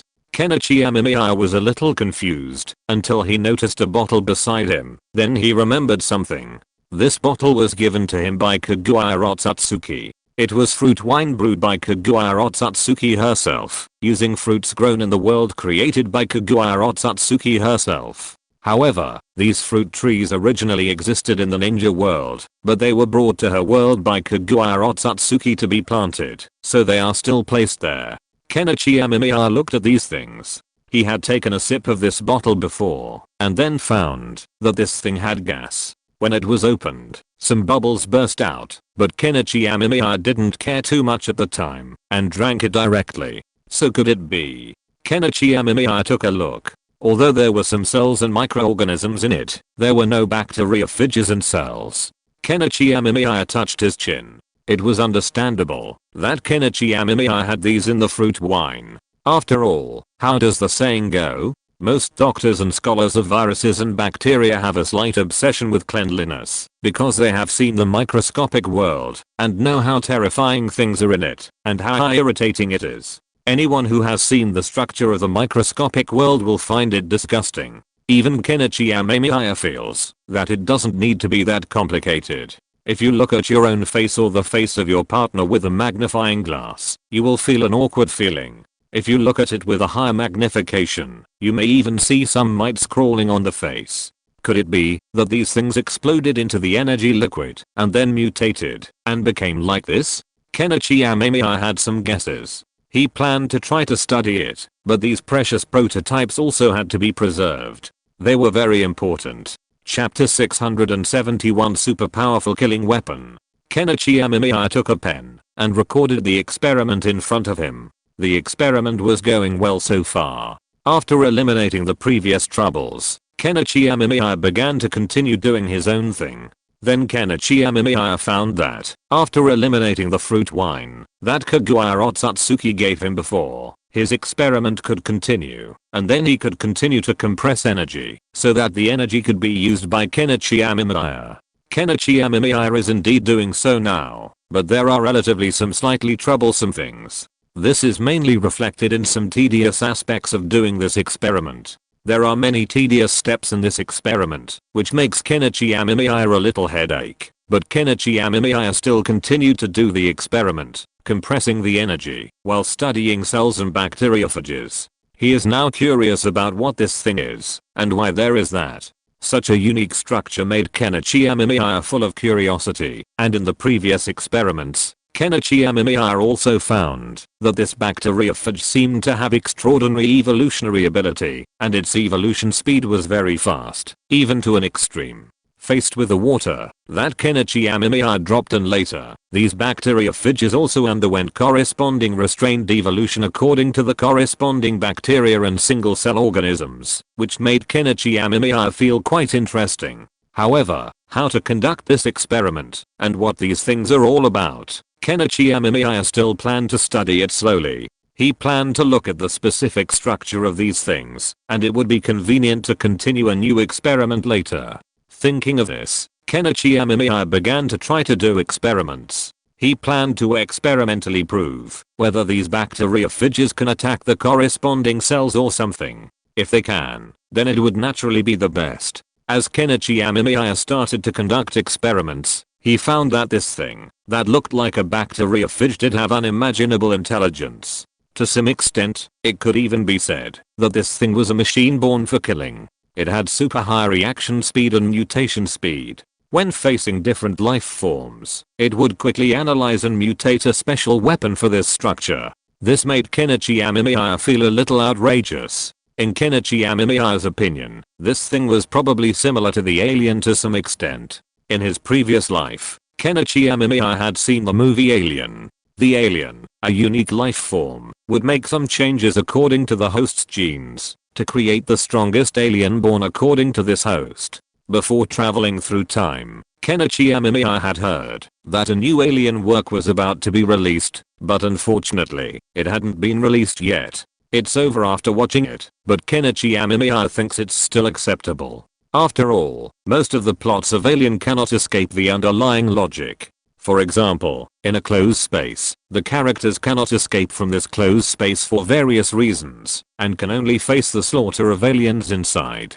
Then the Facehugger sneak attacks, the stupid teammates betray people, the alien breaks out of the chest and kills people, and in the end many people die. When only the core characters of the movie are left, the aliens begin to be counterattacked. In the end, the counterattack goes wrong. The alien is still struggling, but the core characters still successfully kill the alien and escape.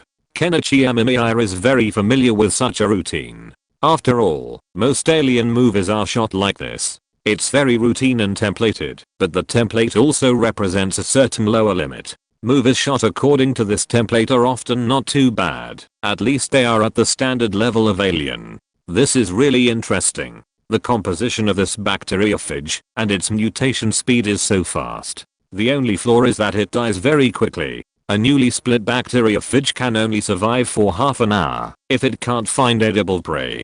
Kenichi Amemiya stretched. His experiment was almost done. This unique bacteriophage was a pure killing machine, but its vitality was not very good. You must know that some viruses can put themselves into hibernation when they are separated from the host or have no nutrition and revive under the right conditions. Such dormancy time may even last for decades, but the bacteriophage in front of him is not like that. In Kenichi Amemiya's view, this thing is like a robot that consumes a lot of electricity. Although the killing effect is very good, as long as there is not enough power to replenish, this robot can only lie down and become a waste. Therefore, Kenichi Amemiya felt that if he wanted to study this bacteriophage, he would probably need to think of some special ways to solve it. Moreover, this thing gave Kenichi Amemiya some ideas. That is, what would happen if these bacteriophages were injected into the human body? Kenichi Amemiya thought this was a very interesting idea. According to Kenichi Amemiya's research on this thing, Kenichi Amemiya felt that this thing would probably show super lethality after entering the human body. I just don't know if it can have some effect on the human immune system. Thinking of this, Kenichi Amemiya had some expectations. He planned to do some experiments and then find Sanzu Amado, get cloning technology from Sanzu Amado, and cultivate several clones of Ishiki Otsutsuki. Only in this way could he study the effect of bacteriophages on the Otsutsuki clan according to Kenichi Amemiya's idea. As for whether it would be effective, Kenichi Amemiya felt that it was still possible. After all, if this thing continued to be developed and studied, it would be in the category of biological weapons. Kenichi Amemiya yawned, then opened the door and walked out. Now Kenichi Amemiya was standing in his own research institute. The interior of the institute was brightly lit, as if it were daytime. Through the floor-to-ceiling windows, one could vaguely see the starry sky outside, and the city lights shining against each other. The interior decoration was mainly simple yet luxurious. The light and shadow of data streams flashed on the silver-gray walls from time to time. The expensive furniture was mainly streamlined in design, which looked futuristic yet comfortable. In the room, various experimental instruments were arranged in an orderly manner. They were either silent or humming slightly, releasing bursts of cold light of technology. These instruments were the crystallization of the wisdom of the current ninja world, representing the endless pursuit and exploration of science by mankind. They were also the highest technological instruments in the ninja world, and there were no better instruments. Kenichi Amemiya yawned. This laboratory was built by the Kaguya Otsutsuki gang. It was done by himself, so Kenichi Amemiya naturally accepted it with pleasure. After all, Kenichi Amemiya and Kaguya Otsutsuki have a close relationship now, so Kenichi Amemiya naturally would not have any opinion on what Kaguya Otsutsuki does. However, looking at the laboratory in front of him, Kenichi Amemiya still touched his chin. Speaking of which, although he did come to the Naruto world on a different timeline, Kenichi Amemiya has not tried whether he can go back. Kenichi Amemiya feels that he still needs to try it, otherwise if he can't go back, it will be very embarrassing. But now is not the time to talk about this. Kenichi Amemiya left the laboratory and went to find the lucky audience this time.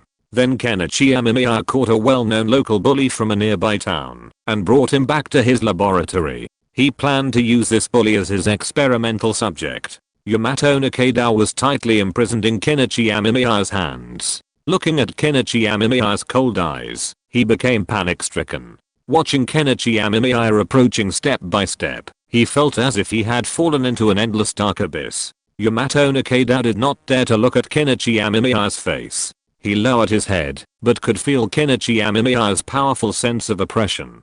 This sense of oppression seemed to be able to completely defeat him. His eyes flickered, and he did not dare to look Kenichi Amemiya directly. The fear in his heart had already made him lose all his courage. His throat seemed to be stuck by something, and he could not make any sound. He wanted to call for help, beg for mercy, but the invisible fear strangled his throat. He could only look at Amemiya Kenichi, hoping that a glimmer of hope would appear. However, when he bullied others, he never considered giving others hope. Nikaido Yamato's body trembled unconsciously, his heartbeat became faster and faster, and he could even hear the sound of his own blood flowing madly, as if it was about to jump out of his chest. This feeling of fear made him unable to control his body. His legs began to become weak and powerless, and he could hardly support himself. Fear made his breathing become rapid and strong. His lips trembled slightly, but he could not make any sound. Tears sparkled in his eyes. He wanted to shout for help, but could only make weak sobs. He was afraid of the rain.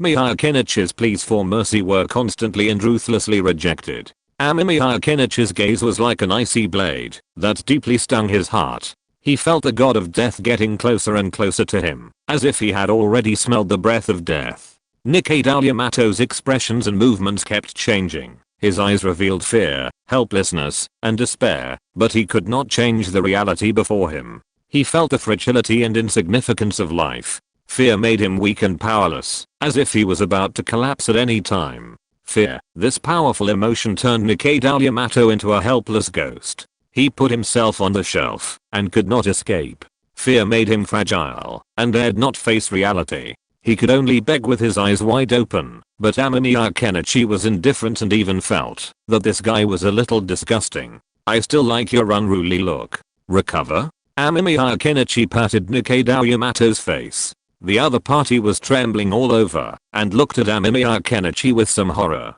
Amemiya Kenichi felt a little bored. This guy was too timid. When Amemiya Kenichi went to catch him before, Nikaido Yamato was so arrogant. He pointed at Amemiya Kenichi's nose and asked where Amemiya Kenichi came from. This little scoundrel made Amemiya Kenichi laugh and cry. He hadn't met such a stupid person for a long time, so Amemiya Kenichi directly subdued this guy with the strength of a chunin, and then took him to his laboratory. But now Nikaido Yamato could only cry and beg, asking him to let him go. This made Amemiya Kenichi a little annoyed, so he simply used illusion to control Nikaido Yamato, making the other party fall into a daze. Then, Amemiya Kenichi took out the fidgets he had cultivated before and injected them into Nikaido Yamato's skin. Amemiya Kenichi watched quietly. As soon as the injection was made, the skin injected with the fidgets began to blacken and ulcerate, and the area was still rapidly expanding. Such pain also made Nikaido Yamato tremble all over. Amemiya Kenichi lifted the illusion and instantly heard Nikaido Yamato's wailing. Nikaido Yamato scratched frantically, and then the whole scene instantly became indescribable, because once Amemiya Kenichi described it, it would definitely not pass the review. However, Amemiya Kenichi felt that this was probably one of the most disgusting ways of death he had ever seen. When Nikaido Yamato died, Amemiya Kenichi glanced at the time. 3 minutes had passed since the injection. 3 minutes. A chunin died just like that, which made Amemiya Kenichi a little happy. Nikaido Yamato died, which was a good thing, which meant that this bacteriophage also had a super high mortality rate in living organisms, and it was very threatening. Amemiya Kenichi touched his chin, and now he didn't know whether this bacteriophage could have any effect on the Otsutsuki clan. Although Amemiya Kenichi could use Otsutsuki Aishiki for experiments, Amemiya Kenichi still wanted to see if he could squeeze out something else from Otsutsuki Aishiki, so Amemiya Kenichi planned to use Otsutsuki Aishiki's clone for experiments. Anyway, Otsutsuki Aishiki's clone was to some extent the same as Otsutsuki Aishiki himself, and there was no difference. Thinking of this, Kenichi Amemiya left the laboratory, intending to find Sanzo Amado. However, he had no idea where he was. If he had arrived earlier, perhaps Sanzo Amado was in the land of snow, but now, he couldn't be sure. This troubled Kenichi Amemiya, but he quickly devised a solution. He planned to have Konoha send a message, claiming he knew how to resurrect Sanzo Akabane, and Sanzo Amado would come looking for him. So, Kenichi Amemiya headed to Konoha village. Upon arriving, he spotted a figure floating in the sky above Konoha. He took a look, and saw it was Deidara. Art is explosion. Witness my greatest artistic achievement. Deidara shouted frantically, and then his body rapidly expanded.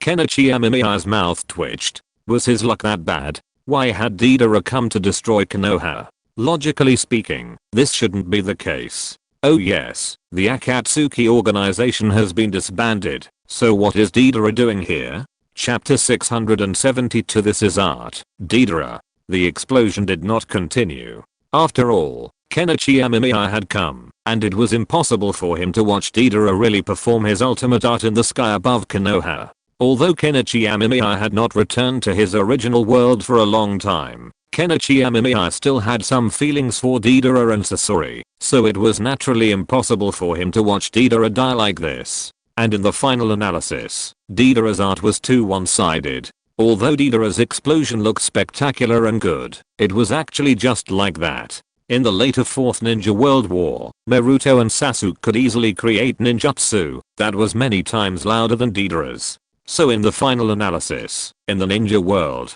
it all comes down to personal strength to decide victory or defeat. If Deidara had particularly strong strength, then he would naturally be able to make others agree with his views. Point: if the strength is not good, then naturally others will say other people's things, and he will say his own things. That's it. So Kenichi Amemiya still stopped Deidara, and then sealed Deidara's chakra. Deidara looked at Kenichi Amemiya in horror, with some surprise in his eyes. He really didn't expect that Kenichi Amemiya would appear out of thin air and stop him. You know, Deidara had never thought that he would meet such a person in Konoha before. Although the strength of the 3 ninjas of Konoha is also very good, it is impossible to stop himself from self-destructing. But now his explosion was stopped. But soon Deidara discovered that Jiraiya's eyes became more solemn, which made Deidara realize that the mysterious strong man in front of him was not on the side of Konoha, or in other words, this mysterious strong man was not in the same group with Konoha.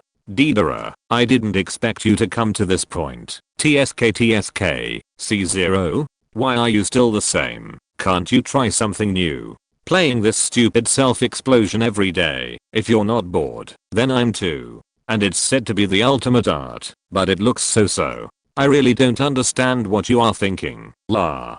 Amemiya Kenichi looked at Deidara and smacked his lips in disgust. Sure enough, Deidara lacked a strong enough teacher. Only the strong enough teacher could make Deidara strong enough, instead of playing these little explosions all day long. Amemiya Kenichi's disgusted eyes and attitude instantly made Deidara furious. Deidara glared at Amemiya Kenichi angrily, and wanted to say something, but because Deidara's whole body was sealed by Amemiya Kenichi's chakra, he could not move now, and could only do this. Deidara was twisting and turning like that, which made Kenichi Amemiya want to laugh. However, looking at the angry little eyes of Deidara, Kenichi Amemiya patted Deidara on the shoulder. Although this guy didn't have much ability, the idea was quite good. It's just that his ability to make bombs was much weaker than that of the Deidara that Kenichi Amemiya had personally taught and indoctrinated before. The Deidara that Kenichi Amemiya taught was much stronger in this aspect, and the weapons he made were also very interesting. So Kenichi Amemiya now looked at the Deidara in front of him, and felt like he was seeing a primitive man. Seeing that Deidara was still struggling, Kenichi Amemiya untied the restraints on Deidara, and then took out an atomic bomb. After thinking about it, he put it back. The nuclear radiation left by the atomic bomb was very troublesome, and it was not easy to clean up, and there was no need for it. Deidara was very unconvinced and clamored to see Kenichi Amemiya's consciousness. He wanted to see why Kenichi Amemiya could speak to him in such a tone. He even said that he could not compare with Kenichi Amemiya in strength, but in the art of explosion, Deidara felt that everyone present was rubbish. Although Deidara did not say it in this way, his tone was similar, and what he said was similar, so it was probably the same meaning. The people around him were upset when they heard it, but Kenichi Amemiya smiled. Deidara could indeed be said to be the best in the matter of explosion. After all, ninjas in the ninja world generally would not have nothing to do to study how to make explosions more artistic. However, Kenichi Amemiya yawned out of boredom. Explosions were too simple for Kenichi Amemiya. The antimatter bomb he made before could even directly emit radiation. All the dust was blown away, and it can be used to clean up the radiation. Of course, such cleaning will also lead to a larger radiation circle. Seeing Kenichi Amemiya yawning, Deidara's face became darker. He shouted wildly and even mocked. Kenichi Amemiya felt a little annoyed, so he took Deidara to the distance of Konoha. Deidara was a little surprised when he looked at this place, because this is a canyon, and there is a person tied in the canyon, a person with half of his body twisted. It is Uchiha Obito. Kenichi Amemiya deliberately captured Uchiha Obito as an experimental subject. After all, Kenichi Amemiya did not have a very good impression of Uchiha Obito. This guy was very annoying. Thinking of what Obito did to his mentor, Kenichi Amemiya felt that killing Obito like this was a very conscientious thing, so Kenichi Amemiya planned to use Obito as an experimental subject for the nuclear explosion. The rage in his eyes was so intense that he could barely keep it from escaping, and his teeth clenched tightly together, his gums bleeding faintly, as if he were suppressing the rage within him. The rage roared in his chest like thunder, as if trying to tear him apart. His body trembled slightly, as if he wanted to break free from the restraints, but he could not. His hands were clenched tightly into fists, his knuckles turning white from excessive force. The powerless struggle only made him more painful, and the tense muscles revealed the excitement in his heart. With this, even if you resurrect Nohara, she will never forgive you. The waste who killed your master. Amemiya Kenichi's sarcastic words echoed in Uchiha Obito's ears, like a whip.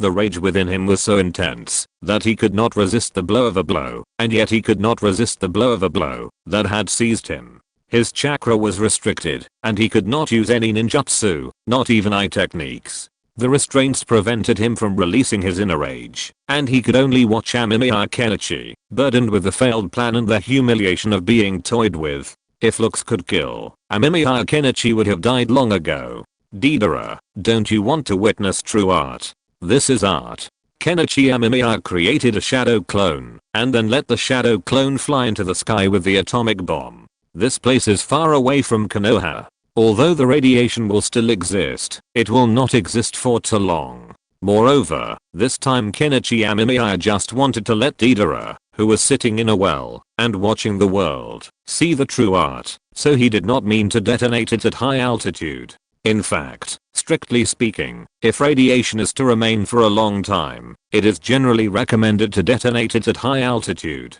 The reason why the two famous atomic bombs in the previous life did not have too much residual radiation was, on the one hand, because when they exploded, it was the first time they were put into the battlefield, so the explosion was not particularly appropriate, and there were also problems with the design, which led to this situation, and the current nuclear weapons can only mean that, if the third season really happens, ordinary people can only consider picking up bottle caps. As for how long they can live, it depends on their personal physique. Amemiya Kenichi once heard that some survivors lived to be 80 or 90 years old, and they were still exposed to radiation. It can only be said that it is outrageous. However, now looking at Obito, who is still struggling in anger and trying to scold himself, Amemiya Kenichi still smiled. He is looking forward to how long Obito can live. However, he is a ninja after all, and a ninja who has transplanted some white zetsu limbs.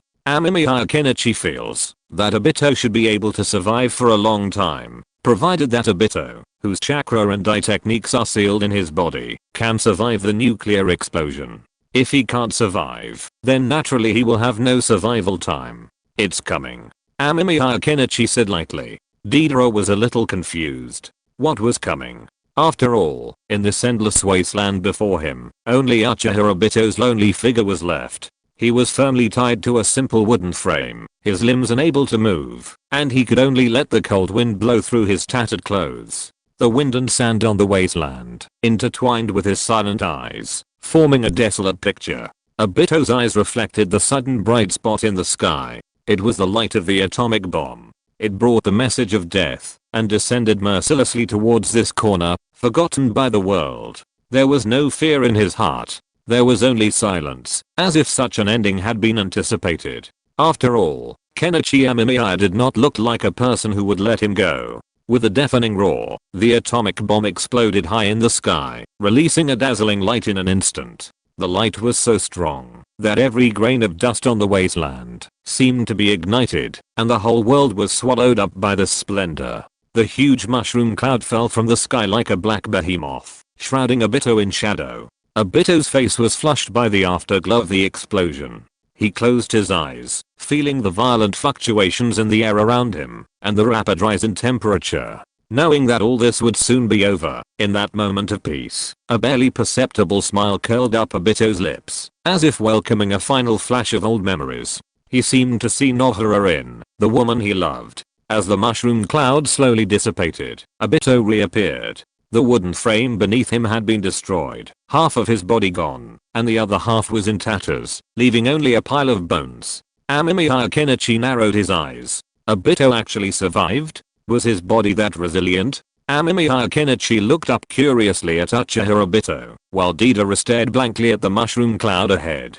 He was not satisfied with how Amemiya Kenichi had pulled him back here. At this distance, even his C0 was unlikely to be hit, but Amemiya Kenichi had brought him here. How confident was that? Deidara was displeased, even deciding to mock Kenichi Amemiya. But when he actually saw the mushroom cloud rising into the sky, Deidara was still stunned, his eyes filled with astonishment. Deidara had never imagined that Kenichi Amemiya could actually create such a huge explosion. How did he do it? Why was it so powerful? What was the reason? Deidara was filled with curiosity, but there was nothing he could do. Kenichi Amemiya didn't say anything, so he could only follow him. As for face? What could face be used for? As long as he could continue to improve in his art, Deidara didn't care about his so-called face at all. So Deidara followed him. Kenichi Amemiya glanced at Deidara with a hint of amusement in his eyes. He knew Deidara would do the same. After all, Deidara was just like that. When it came to explosions, he was extremely persistent and devoted, even obsessed with it, turning himself into a giant bomb. It was clear how much Deidara loved explosions. Obito, not bad, you're still alive, Amemiya Kenichi said in surprise, looking at the half of Obito before him. He was genuinely surprised. After all, the scale of the explosion was so huge that no one could survive. And to still be alive after losing half of his body was incredible. It was a bit disgusting to watch, but thankfully, the intense heat from the explosion had turned Obito's wounds to charcoal, making it difficult for Amemiya Kenichi to see Obito's body, so he wasn't too disgusted. Upon hearing Amemiya Kenichi's words, Obito scoffed and said nothing. He was tired, feeling unwell, and feeling like he was about to die. Amemiya Kenichi didn't mind Obito's attitude. This guy was going to die, so Amemiya Kenichi wouldn't mind a dead person's attitude. Whatever he wanted to do, it was none of his business. He was still alive. Anyway, who knew he'd mutate into Godzilla thanks to the radiation? Then, Amemiya Kenichi could make a monster movie in the ninja world, which would probably do well at the box office. Chapter 673 Obito's Painful Struggle. Amemiya Kenichi held his chin and looked at Uchiha Obito in front of him. This guy's whole body was now in a state of complete destruction, with half of his body missing.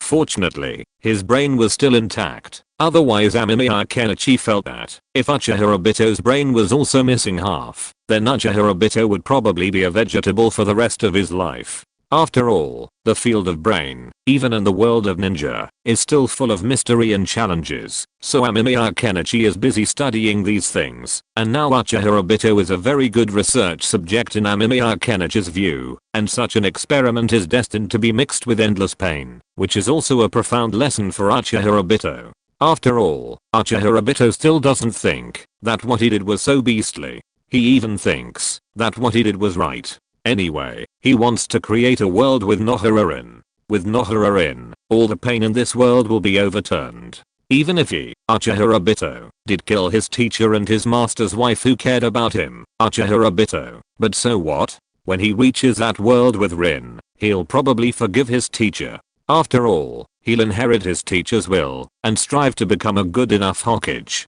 Wouldn't that make his teacher happy? When Kenichi Amemiya heard Uchiha Obito's logic, he couldn't contain his laughter. It can only be said that, although both were filial apprentices in Naruto, Uchiha Obito and Nagato had completely different reputations. This was Uchiha Obito's own fault. After all, Uchiha Obito's idea was indeed a bit crazy, and people naturally couldn't empathize with crazy people. Although Nagato also killed his teacher Jiraiya, the entire Rain village was set up by Nagato at that time. At the beginning, Nagato did not intend to kill his teacher Jiraiya, so he only sent some pains to stop his teacher and let the teacher leave, but Jiraiya stubbornly did not leave. Even after knowing the possibility that these pains were Nagato, he still resolutely killed and destroyed pains. In the later period, Nagato did not think about killing them completely. Many times, there was enough time and opportunity for Jiraiya to leave, thus avoiding this fatal disaster,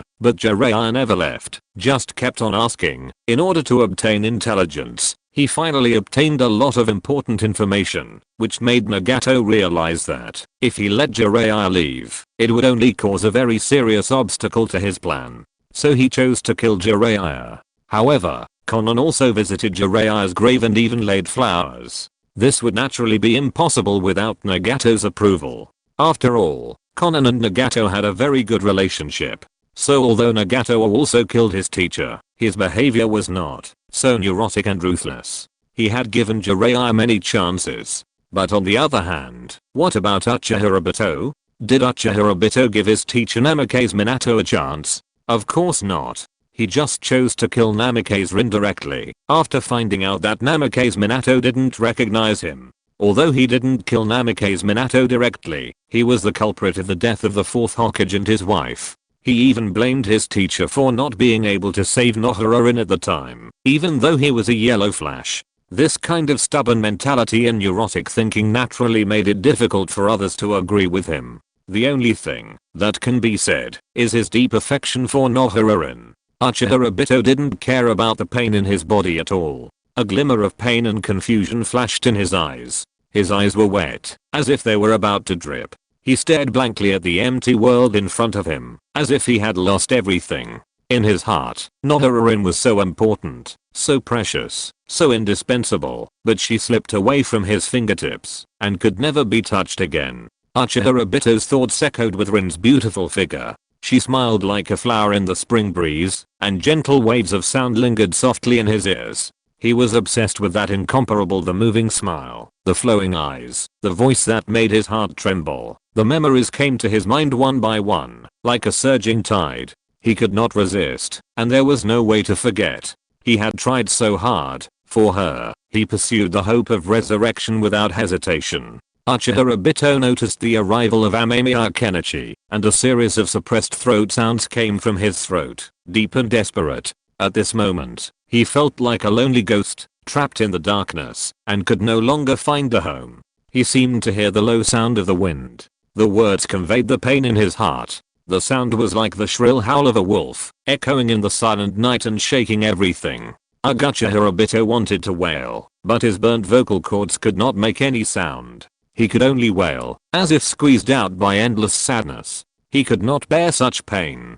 His heart felt like it was being scraped by a sharp knife. Fragments of memories, shattered dreams, everything was wailing, like an endless tide, drowning everything. In order to withstand the impact of sadness, in order to not let himself collapse, tears welled up in the corners of his eyes. He wanted to die, but found that he couldn't even seek death. His heart seemed to be filled with boundless sorrow. He couldn't breathe and couldn't bear it. Uchiha Obito wanted to shout loudly, but he was trapped by his last breath and couldn't make a sound. The waves of pain surged, and he seemed to feel his soul being torn apart. He was full of heartache, and the uncontrollable wails could only escape in the form of sobs, stirring in his chest like a twisted string, trembling and resounding. Uchiha Obito was like a kite that had lost its center of gravity. How ugly Uchiha Obito. Amemiya Kenichi looked at Uchiha Obito with a hint of disgust in his eyes. This guy Uchiha Obito was simply like a madman. Even at this point, all he desired was Nohara, which made Amemiya Kenichi speechless. Looking at Uchiha Obito's painful struggle, considering that if Uchiha Obito continued to struggle like this, he might cause himself to bleed heavily, thus destroying his body which had been accidentally balanced with great difficulty. Amemiya Kenichi chose to use illusion without hesitation, trapping Uchiha Obito and making Uchiha Obito stay there stupidly. Amemiya Kenichi looked at the scars that had been worn away and breathed a sigh of relief. You know, Uchiha Obito is now a miracle in the history of life. This is beyond doubt. After all, being able to survive the direct bombardment of a nuclear explosion is a miracle in itself, and Uchiha Obito can actually survive after losing half of his body. If this happened in his previous life, it would probably be impossible. This plan will make countless doctors' worldviews collapse. After all, they have studied medicine for a lifetime and have never heard of anyone who can survive after losing half of the body and organs. Although life itself is good at creating miracles, for example, the human body has some compensatory mechanisms, which means that after an organ loses its functionality, other organs may perform part of the function of this organ to maintain life, but such compensatory mechanisms also have limitations. For example, if the heart loses its function, then there is basically no hope. For example, Uchiha Obito, who lost half of his body and can still maintain vital signs, is simply a miracle. No, it should be said to be a miracle. However, Kenichi Amemiya doesn't care about this. He knows that the ninjas in the ninja world have very good physical fitness, so it is understandable that Uchiha Obito is in such a situation. What's more, Uchiha Obito himself has transplanted the body of White Zetsu, so it may be that White Zetsu's body is maintaining Uchiha Obito's physical condition. But at this moment, there is another very troublesome problem behind Kenichi Amemiya, and that is Deidara. At this moment, Deidara's eyes are wide open, and he follows Kenichi Amemiya in admiration. He stands there, completely attracted by the power and shock presented by Kenichi Amemiya. Deidara can even feel that every roar of the explosion deeply shakes his soul. Deidara's eyes are flashing with excitement, and his whole body seems to be filled with endless power. He shows a strange smile on his face without concealing it. This smile is both obsessed and fanatical, as if foreshadowing his fear of the explosion. Deidara seemed to be deeply attracted by Kenichi Amemiya's explosive methods. His body jumped up unconsciously, as if imitating Kenichi Amemiya's movements in creating explosions. He stretched out his hand and grabbed, as if to catch the breath of the explosion and let the energy of the explosion fill his body. He savored the explosion created by Kenichi Amemiya. The sound was crisp and pleasant, like a beautiful music. Deidara was fascinated by it, and all the cells in his body seemed to be beating. His mood continued to rise with the sound waves of the explosion. Deidara twisted his neck and looked at Kenichi Amemiya's receding back. His eyes were full of admiration and yearning, as if Kenichi Amemiya was the savior in his heart, who could lead him to the ultimate art of explosion. He couldn't wait to get close to Kenichi Amemiya. In order to learn how to create such a shocking explosion, he desperately chased after Kenichi Amemiya. An endless passion ignited in Deidara's heart. He was willing to give up everything, just to find his own artistic height in the world of explosion. With a strong desire and joyful mood, Deidara hurriedly chased after Kenichi Amemiya. His breathing was rapid and powerful, as if there were growing out of his feet. A pair of light wings allows him to fly across thousands of mountains and rivers, pursuing the dream of explosion deep in his heart. But for Kenichi Amemiya, this is a bit annoying. Deidara is like a dogskin plaster, which can't be shaken off, giving Kenichi Amemiya a headache. If he had known this would happen, he would not show Deidara the atomic bomb. the atomic bomb is like this. Wouldn't he be even more excited if he saw the hydrogen bomb? By then, he would probably have to move it to his laboratory overnight. This made Kenichi Amemiya a little helpless. He glanced at Deidara behind him, and Deidara gave him a flattering smile. "Why are you following me? Haven't I already told you the principle of the explosion?" Kenichi Amemiya looked at Deidara, who was following behind him, with displeasure. This guy was like a follower, calling him master whenever he disagreed with something, which gave Kenichi Amemiya a headache. But what puzzled Kenichi Amemiya even more was that he had clearly taught Deidara how to create an explosion, and also told Deidara what the weapon just now was based on, but Deidara still followed him, which was very annoying. So Kenichi Amemiya was now a little impatient. Although Kenichi Amemiya had some tolerance for Deidara because of the Deidara in the original world, this did not mean that Kenichi Amemiya could really tolerate Deidara wasting his time here, and he still had to go find Otsutsu later. Kaguya Otsutsuki, if Deidara follows him all the time, how can he go on a date with Kaguya Otsutsuki? There is a saying that goes like going on a date with a third wheel, so Kenichi Amemiya has made up his mind now. If Deidara still pesters him, he will directly cast an illusion on Deidara and let this idiot go to rest in the illusion.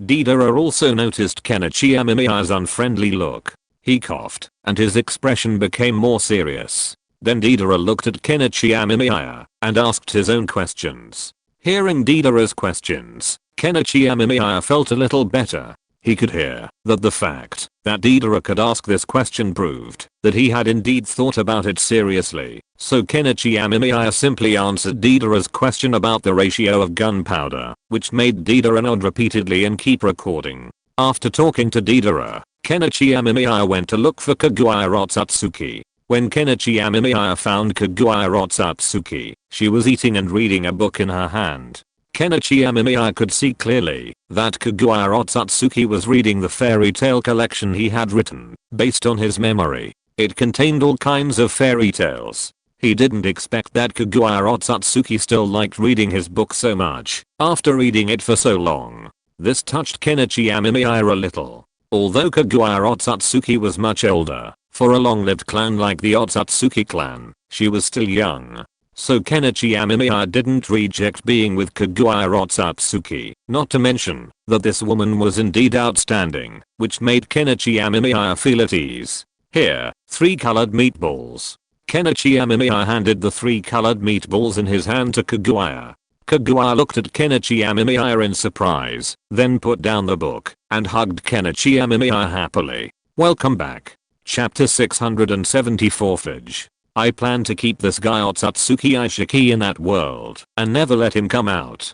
Do you have any idea about this? Amemiya Kenichi asked while looking at Otsutsuki Kaguya beside him. After hearing this question, Otsutsuki Kaguya's eyes showed a hint of deep thought. However, Otsutsuki Kaguya had no opinion on Amemiya Kenichi's idea. On the one hand, for Otsutsuki Kaguya, the current Otsutsuki Ishiki is no longer the guy who made her very painful. Now Otsutsuki Ishiki is just another unique existence. So the current Otsutsuki Kaguya does not particularly care about Otsutsuki Ishiki's affairs, and even Otsutsuki Kaguya does not want to pay attention to Otsutsuki Ishiki. Anyway, Otsutsuki Ishiki will stay there, and will be kept there forever. And according to Otsutsuki Kaguya's understanding of Otsutsuki Ishiki's situation, Otsutsuki Ishiki is now a very unique existence. Now Otsutsuki Ishiki's body, and after the death of Otsutsuki Ishiki, she would not care what Otsutsuki Ishiki had done.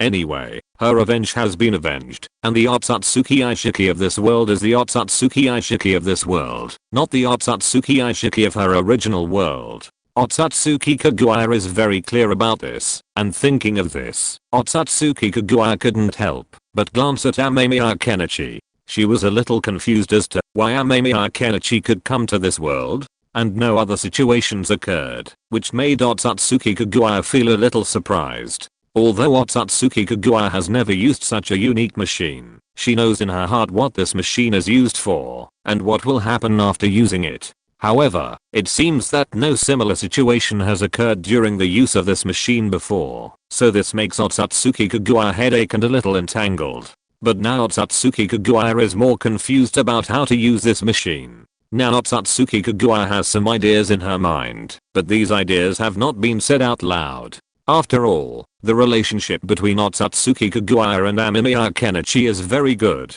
so Otsutsuki Kagura did nothing. What Otsutsuki Kagura is more curious about now is what method Amemiya Kenichi used to come to such a unique world, and you know, Kagura Otsutsuki had tried several times before, and found that this thing did not have the ability to cross to other timelines, and even if you use this thing to go to other timelines, problems may occur, but in most cases they will be forcibly changed by the powerful self-correction ability of history.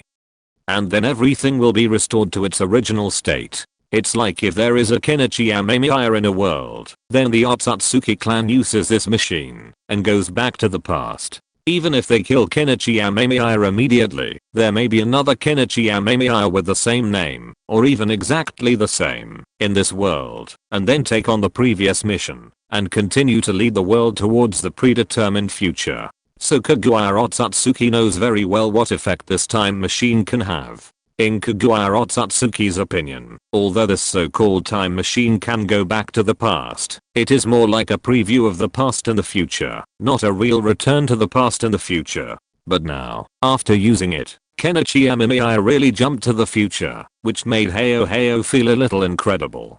Kagura Otsutsuki even wondered if Kenichi Amemiya knew something she didn't know, otherwise why could Kenichi Amemiya reach this step but she couldn't? So Kagura Otsutsuki was now feeling a bit baffled, but Kenichi Amemiya had no intention of explaining. He simply calmly looked at the experimental data before him, then made some plans in his mind. He now had some ideas of his own about these experimental data, but whether these ideas could be realized was still a question that needed to be verified.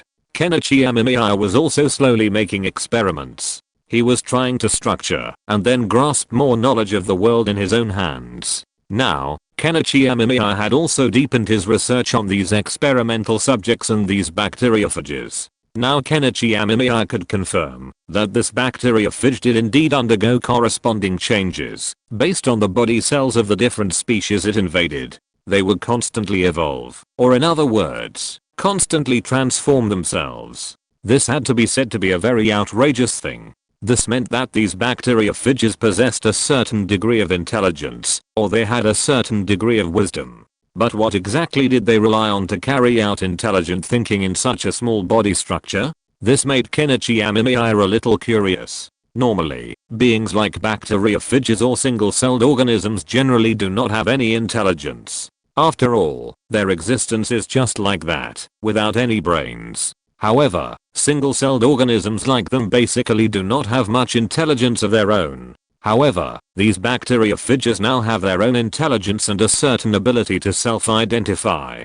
This made Kenichi Amemiya feel a little surprised and unexpected. After all, if these things were intelligent, then Kenichi Amemiya's evaluation of them would be a little higher. After all, having a brain and not having a brain are two completely different treatments. So Kenichi Amemiya himself is very clear about this in his heart. So Kenichi Amemiya plans to use them to do some experiments, to try to study and see if he can find something else, or something else to conduct an experimental study. And now Amemiya Kenichi's idea for these bacteriophages is to use these bacteriophages to test whether they can have the same effect on Otsutsuki Aishiki's clones. If these bacteriophages can kill Otsutsuki Aishiki's clones, then the effect of these bacteriophages will be too great. After all, for Amemiya Kenichi now, his biggest enemy is the Otsutsuki behind Otsutsuki Aishiki. As for other problems, Amemiya Kenichi is not particularly worried, because he knows very well in his heart that the guys behind Otsutsuki Aishiki are the most troublesome existences. So Amemiya Kenichi now knows that he must get rid of all the guys behind Otsutsuki Aishiki.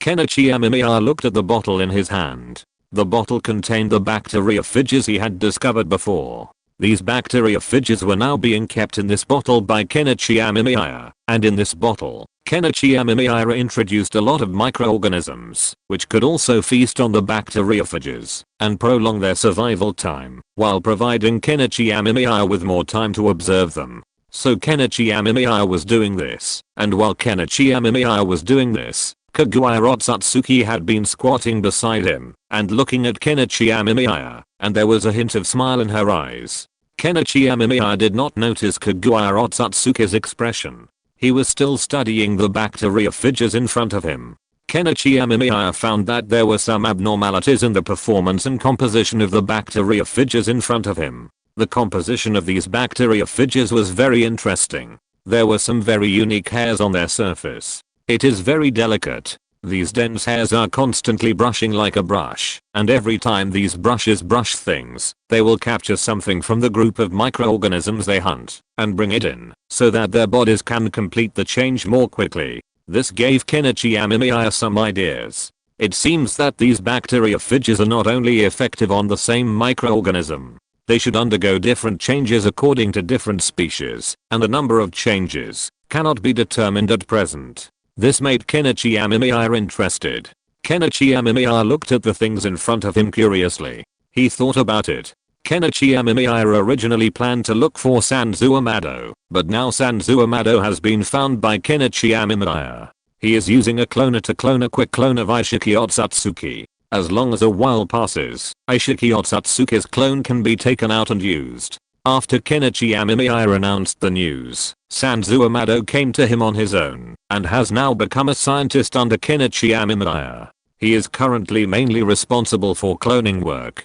Kenichi Amemiya only needs Sanzu Amado to do this for the time being. In fact, Sanzu Amado is doing a very good job and cloning very quickly. At that time, as long as the clone of Ishiki Otsutsuki can be taken out for experiments, Kenichi Amemiya can try to see if these bacteria figures are useful. If these bacteria figures can still work this time, then it can be said that they will be of certain use to the Otsutsuki clan whom he has never met. Thinking of this, Kenichi Amemiya is a little excited. After all, if this thing can really be used, then it is also a very interesting discovery for Kenichi Amemiya. Even if it is not particularly useful, these things represent a lot of value and interest to Kenichi Amemiya. In the future, these things can be cultivated into a very valuable thing. So Kenichi Amemiya is currently, he said, that he was still very interested in these things, so he planned to give it a try. But then Kenichi Amemiya saw Kaguya Otsutsuki next to him.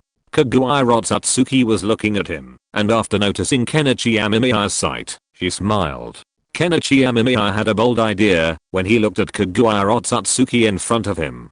Kaguya Otsutsuki was also an Otsutsuki and had eaten the fruit of the sacred tree, so in a sense, Kaguya Otsutsuki was the one who was more suitable for the experiment. Thinking of this, Kenichi Amemiya had some new ideas about Kaguya Otsutsuki, but of course Kenichi Amemiya would not use Kaguya Otsutsuki to do this experiment. After all, Kaguya Otsutsuki's value was still very great. The first target he planned to use for the experiment was actually, strictly speaking, a part of Kaguya Otsutsuki's organization, because Kenichi Amemiya also knew that people like Kaguya Otsutsuki could quickly recover, even if a small part of their body was missing. So strictly speaking, as long as Kaguya Otsutsuki cuts a piece of meat from her body, it can be used for this experiment. So Kenichi Amemiya looked at Kaguya Otsutsuki and asked her, and Kaguya Otsutsuki heard it, and gave Kenichi Amemiya a piece of experimental product weighing about 1 kilogram without hesitation.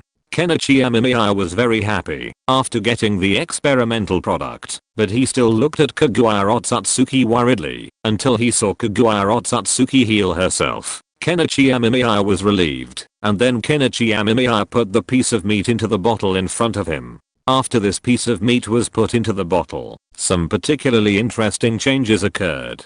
The whole bottle seemed to be boiling. These bacteria figures were constantly struggling, wriggling, and climbing. Kenichi Amemiya observed them carefully, and Kaguya Otsutsuki on the side also looked at him curiously, not knowing whether Kenichi Amemiya what is Miya Kenichi doing. During Amemiya Kenichi's observation, he saw that these things really underwent some subtle changes. The changes were not particularly obvious, but there had been some changes. Amemiya Kenichi saw it in his eyes, and remembered it in his heart. He had some ideas in his mind. These bacteria figures also showed a certain corrosiveness to the flesh and blood of the Otsutsuki clan, but the speed of this erosion has slowed down a lot, and even had a consumption with the self-regeneration of this flesh and blood.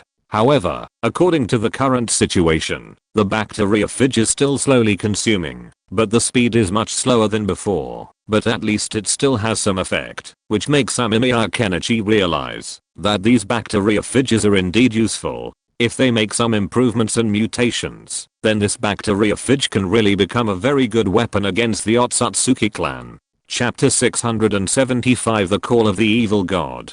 This thing is quite interesting, and it seems to be very effective. I just don't know how it will work on other members of the Otsutsuki clan. I don't know if this thing can be improved. After all, there are still some problems with the lethality of this thing. Relatively speaking, there are still many areas that need to be improved, but at least it's a good start. Next, I just need to cultivate these bacteriophages and make them stronger, and the killing effect on the Otsutsuki clan will be more significant. Kenichi Amemiya looked at the bottle with some thought in his eyes. Now he can be sure that this bacteriophage can indeed have an effect on the genes of the Otsutsuki clan, but how big the effect is still a job that needs to be observed slowly, but generally speaking it is still good. Kenichi Amemiya squinted his eyes. Now these bacteriophages have already killed Kaguya Otsutsuki's flesh and blood.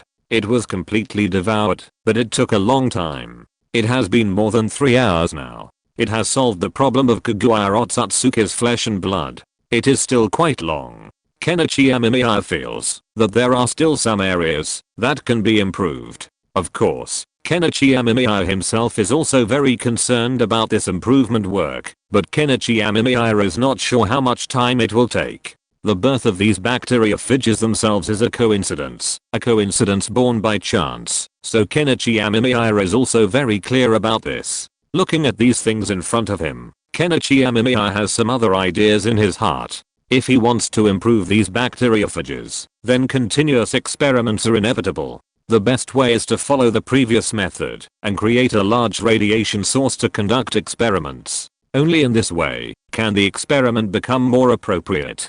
Kaguya Otsutsuki, who was standing aside, held her chin and looked at the bottle. She didn't care much about the fact that her flesh and blood in the bottle was devoured. After all, for Kaguya Otsutsuki, these flesh and blood were just cut off for Kenichi Amemiya's experiment, so Kaguya Otsutsuki herself didn't feel much. She was just curious about what Kenichi Amemiya used to make her flesh and blood become like this. You must know that Kaguya Otsutsuki herself is a member of the Otsutsuki clan, and she is also the one who ate the fruit of the sacred tree. She has a very high resistance to these things. Ordinary viruses and bacteria can't escape the attack of her body's immune cells, and even those troublesome viruses and bacteria are the same. It can even be said that there are very few in the entire ninja world that can affect her, which is negligible. This is why Kaguya Otsutsuki is so one reason for her self-confidence, but the thing that Kenichi Amemiya took out in front of her can directly cause some effects on Kaguya Otsutsuki's body, which makes Kaguya Otsutsuki feel a little outrageous, but she doesn't care much. After all, for Kaguya Otsutsuki, there is only one thing she cares about most, and that is Kenichi Amemiya in front of her. Looking at Kenichi Amemiya, there is a hint of tenderness in Kaguya Otsutsuki's eyes, but Kenichi Amemiya is doing experiments now, and it is not easy for Kaguya Otsutsuki to disturb Kenichi Amemiya, so Kaguya Otsutsuki simply immersed herself in the space she created, and then looked at Ishiki Otsutsuki inside. Ishiki Otsutsuki was sitting inside. He has been in this state for a long time, but looking at Ishiki Otsutsuki like this, Kaguya Otsutsuki felt that Ishiki Otsutsuki was still quite happy, which made Kaguya Otsutsuki's eyes carry a hint of pity. The proud Otsutsuki clan naturally knows a lot of illusions, and even has special illusions, to allow their members to spend the rest of their lives. There are even various plots and scripts to meet everyone's expectations, but most of the Otsutsuki clan will not choose to accept such illusions. After all, accepting such illusions means that their lives are about to become a mess. Within the Otsutsuki clan, only those clansmen who need long-term recuperation, or those who are old and frail, or those who have been abandoned and can only live an ordinary life, will choose to enter these illusions and then experience the joy of being king in the illusion. Those proud and self-righteous clansmen are more likely to devote all their energy to becoming stronger. However, the family does not stop these self-degrading people, and even welcomes it. After all, entering these illusions will cause their bodies to become a battery, a unique energy supply, which is also used to pay for the cost of maintaining the illusion. And who is Otsutsuki Aishiki? The former Otsutsuki Aishiki could be said to be a successful person within the Otsutsuki clan, a successful person who could plant the sacred tree and go further. But the current Otsutsuki Aishiki is just a loser. He used to be so high-spirited, but now he can only degenerate in this place, indulging in the false illusion and unable to extricate himself. This made Otsutsuki Kagawa's eyes carry some pity. This guy Otsutsuki Aishiki is now completely useless.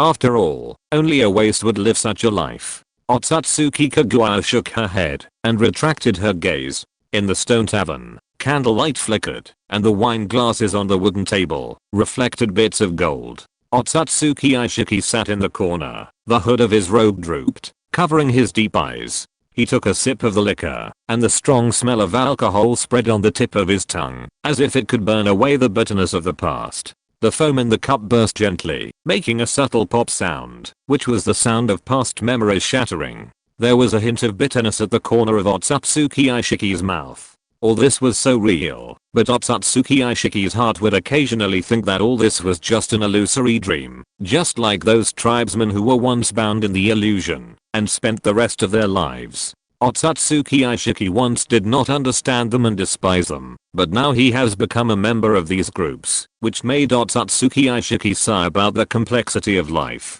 The air in the tavern was mixed. The air was filled with the smell of molten sweat, and lively conversations rose one after another. The copper cups collided and made crisp rings. Otsutsuki Aishiki's gaze passed through the hazy smoke and fell on the warm fire in the corner. The flames leaped, casting the shadows of his companions' laughter. The corners of his mouth couldn't help but rise. Those sincere smiles made him forget the constraints of his identity. Even if all this was fictional, it was enough to make his heart surge with long-lost warmth. The wine glass in his hand trembled slightly, reflecting his complex emotions. Bitterness, joy, and relief were intertwined in this space filled with the aroma of wine. Otsutsuki Aishiki knew that this medieval world, this tavern full of traces of history, and these companions who drank with him were the tranquility he most desired in the depths of his soul. Although he came from a completely different time and space, at this moment, he was willing to indulge in such a false, but warm dream, and did not want to wake up. But this kind of life seems to be pretty good. Otsutsuki Aishiki sighed, and then once again put aside the clarity and unwillingness in his mind, thinking about his future and his life. He has now become a powerful demigod, but even so, compared with those more powerful witches, he still lacks something. There was a trace of unwillingness in Otsutsuki Aishiki's eyes. He wanted to become a stronger person, dominate his own life, rather than let his life be dominated by all this. So Otsutsuki Aishiki decided to do something, work hard to do something, so that he can become stronger. For the companions around him, Otsutsuki Aishiki is willing to give everything, even if all this may be some strange things. And just when when Shiki was thinking seriously, he suddenly heard someone discussing next to him. Originally, their voices were relatively low, but Otsutsuki Aishiki was very powerful now, so he still heard those things. These people seemed to be discussing a strange evil god, a very strange evil god. It was rumored that this evil god lived in the deep sea and was then sealed, but as long as the name of this evil god was heard, there would be some connection with the evil god, and thus they were connected together. This made Otsutsuki Aishiki feel a little curious in his heart, but Otsutsuki Aishiki was not particularly worried about the so-called evil god. After all, he was also a demigod, and in this world, those witch hereditaries were the real strong ones. Others were not good enough, and were not even qualified to be compared with a witch hereditary. As Aishiki Otsutsuki listened, he felt as if he saw something. He saw a vast ocean, a deep sea, with endless blue waves. The sea surface was shimmering with golden light under the caress of the sun. Diving into this ancient and mysterious ocean, the light gradually grew dim, until it was completely swallowed up by the deep blue water curtain. In this deep world, an ancient relic lay quietly on the sandbed. Years had carved mottled marks on its rocks. Among the ruins, the stone walls were covered with strange and difficult to recognize characters, as if they were the remains of an ancient civilization. They emitted a faint light, as if telling unknown secrets. Antiques were scattered all over the ground, their luster dim, but one could still feel their former glory. Shipwrecks lay around like dominoes, having experienced vicissitudes of life, but as if they had just sunk, and countless treasures were gently swaying in the sea. Hidden in the water, gold, silver, and jewels intertwine to create a lavish underwater landscape. And amidst these domed treasures, a gigantic octopus quietly lurks, its tentacles slithering slowly through the water like waves. Its eyes are deep and hollow, as if devouring all light. Its immense bulk and the despair it exudes strike fear into the hearts of every explorer who ventures into these waters. The waters swirl around the octopus, as if even the ocean obeys its will, unwilling to disturb this slumbering tranquility. Yet, occasionally, brave divers venture forth, driven by a thirst for the unknown and a greed for treasure, seeking to uncover the secrets of these underwater ruins. But often, upon reaching the behemoth's territory, they feel an unprecedented fear, and instantly these adventurers are transformed into strange monsters. You see me? Suddenly, the strange octopus glances at Aishiki Satsuki, a glint of fear in his eyes. This monster, has it seen him? Could he be drawn to it simply by hearing someone's description? This made Otsutsuki Aishiki feel a little outrageous. He shrank back in fear, trying to avoid something, but before he succeeded, he found a pain in his wrist, and then there was a strange mark on his wrist, with some strange characters written on it, and in the middle, was a strange black shadow, like an octopus, or some strange creature, with an incomprehensible aura. Even Otsutsuki Aishiki felt a little scared just by looking at it. Otsutsuki Aishiki stood up uneasily. He is now a powerful demigod, but he still has this feeling. This is obviously not right. Otsutsuki Aishiki wants to take a look at this thing. What exactly is it? The easiest way is to ask the powerful witch Her Majesty. After all, witches divided the world, and the rulers of this world are witches, not anyone else. This gave Otsutsuki Aishiki some ideas. He wanted to see what this strange black shadow was, so Otsutsuki Aishiki hurriedly left the tavern. However, it was not easy to meet the witch Her Majesty, but fortunately, the witch of wealth was easy to see, so Otsutsuki Aishiki chose to donate money, and got the opportunity to talk to the witch priest. During the conversation, Otsutsuki Aishiki asked this question, and then he also knew what this strange mark corresponded to. Kthulhu. Amemiya Kenichi scratched his head as he watched Aishiki Satsuki, lost in his illusion. This illusion was a hodgepodge of myths he'd heard before, with the addition of witches, creating a bizarre replica. Unexpectedly, Aishiki Satsuki would be so unlucky as to encounter Kthulhu within his illusion.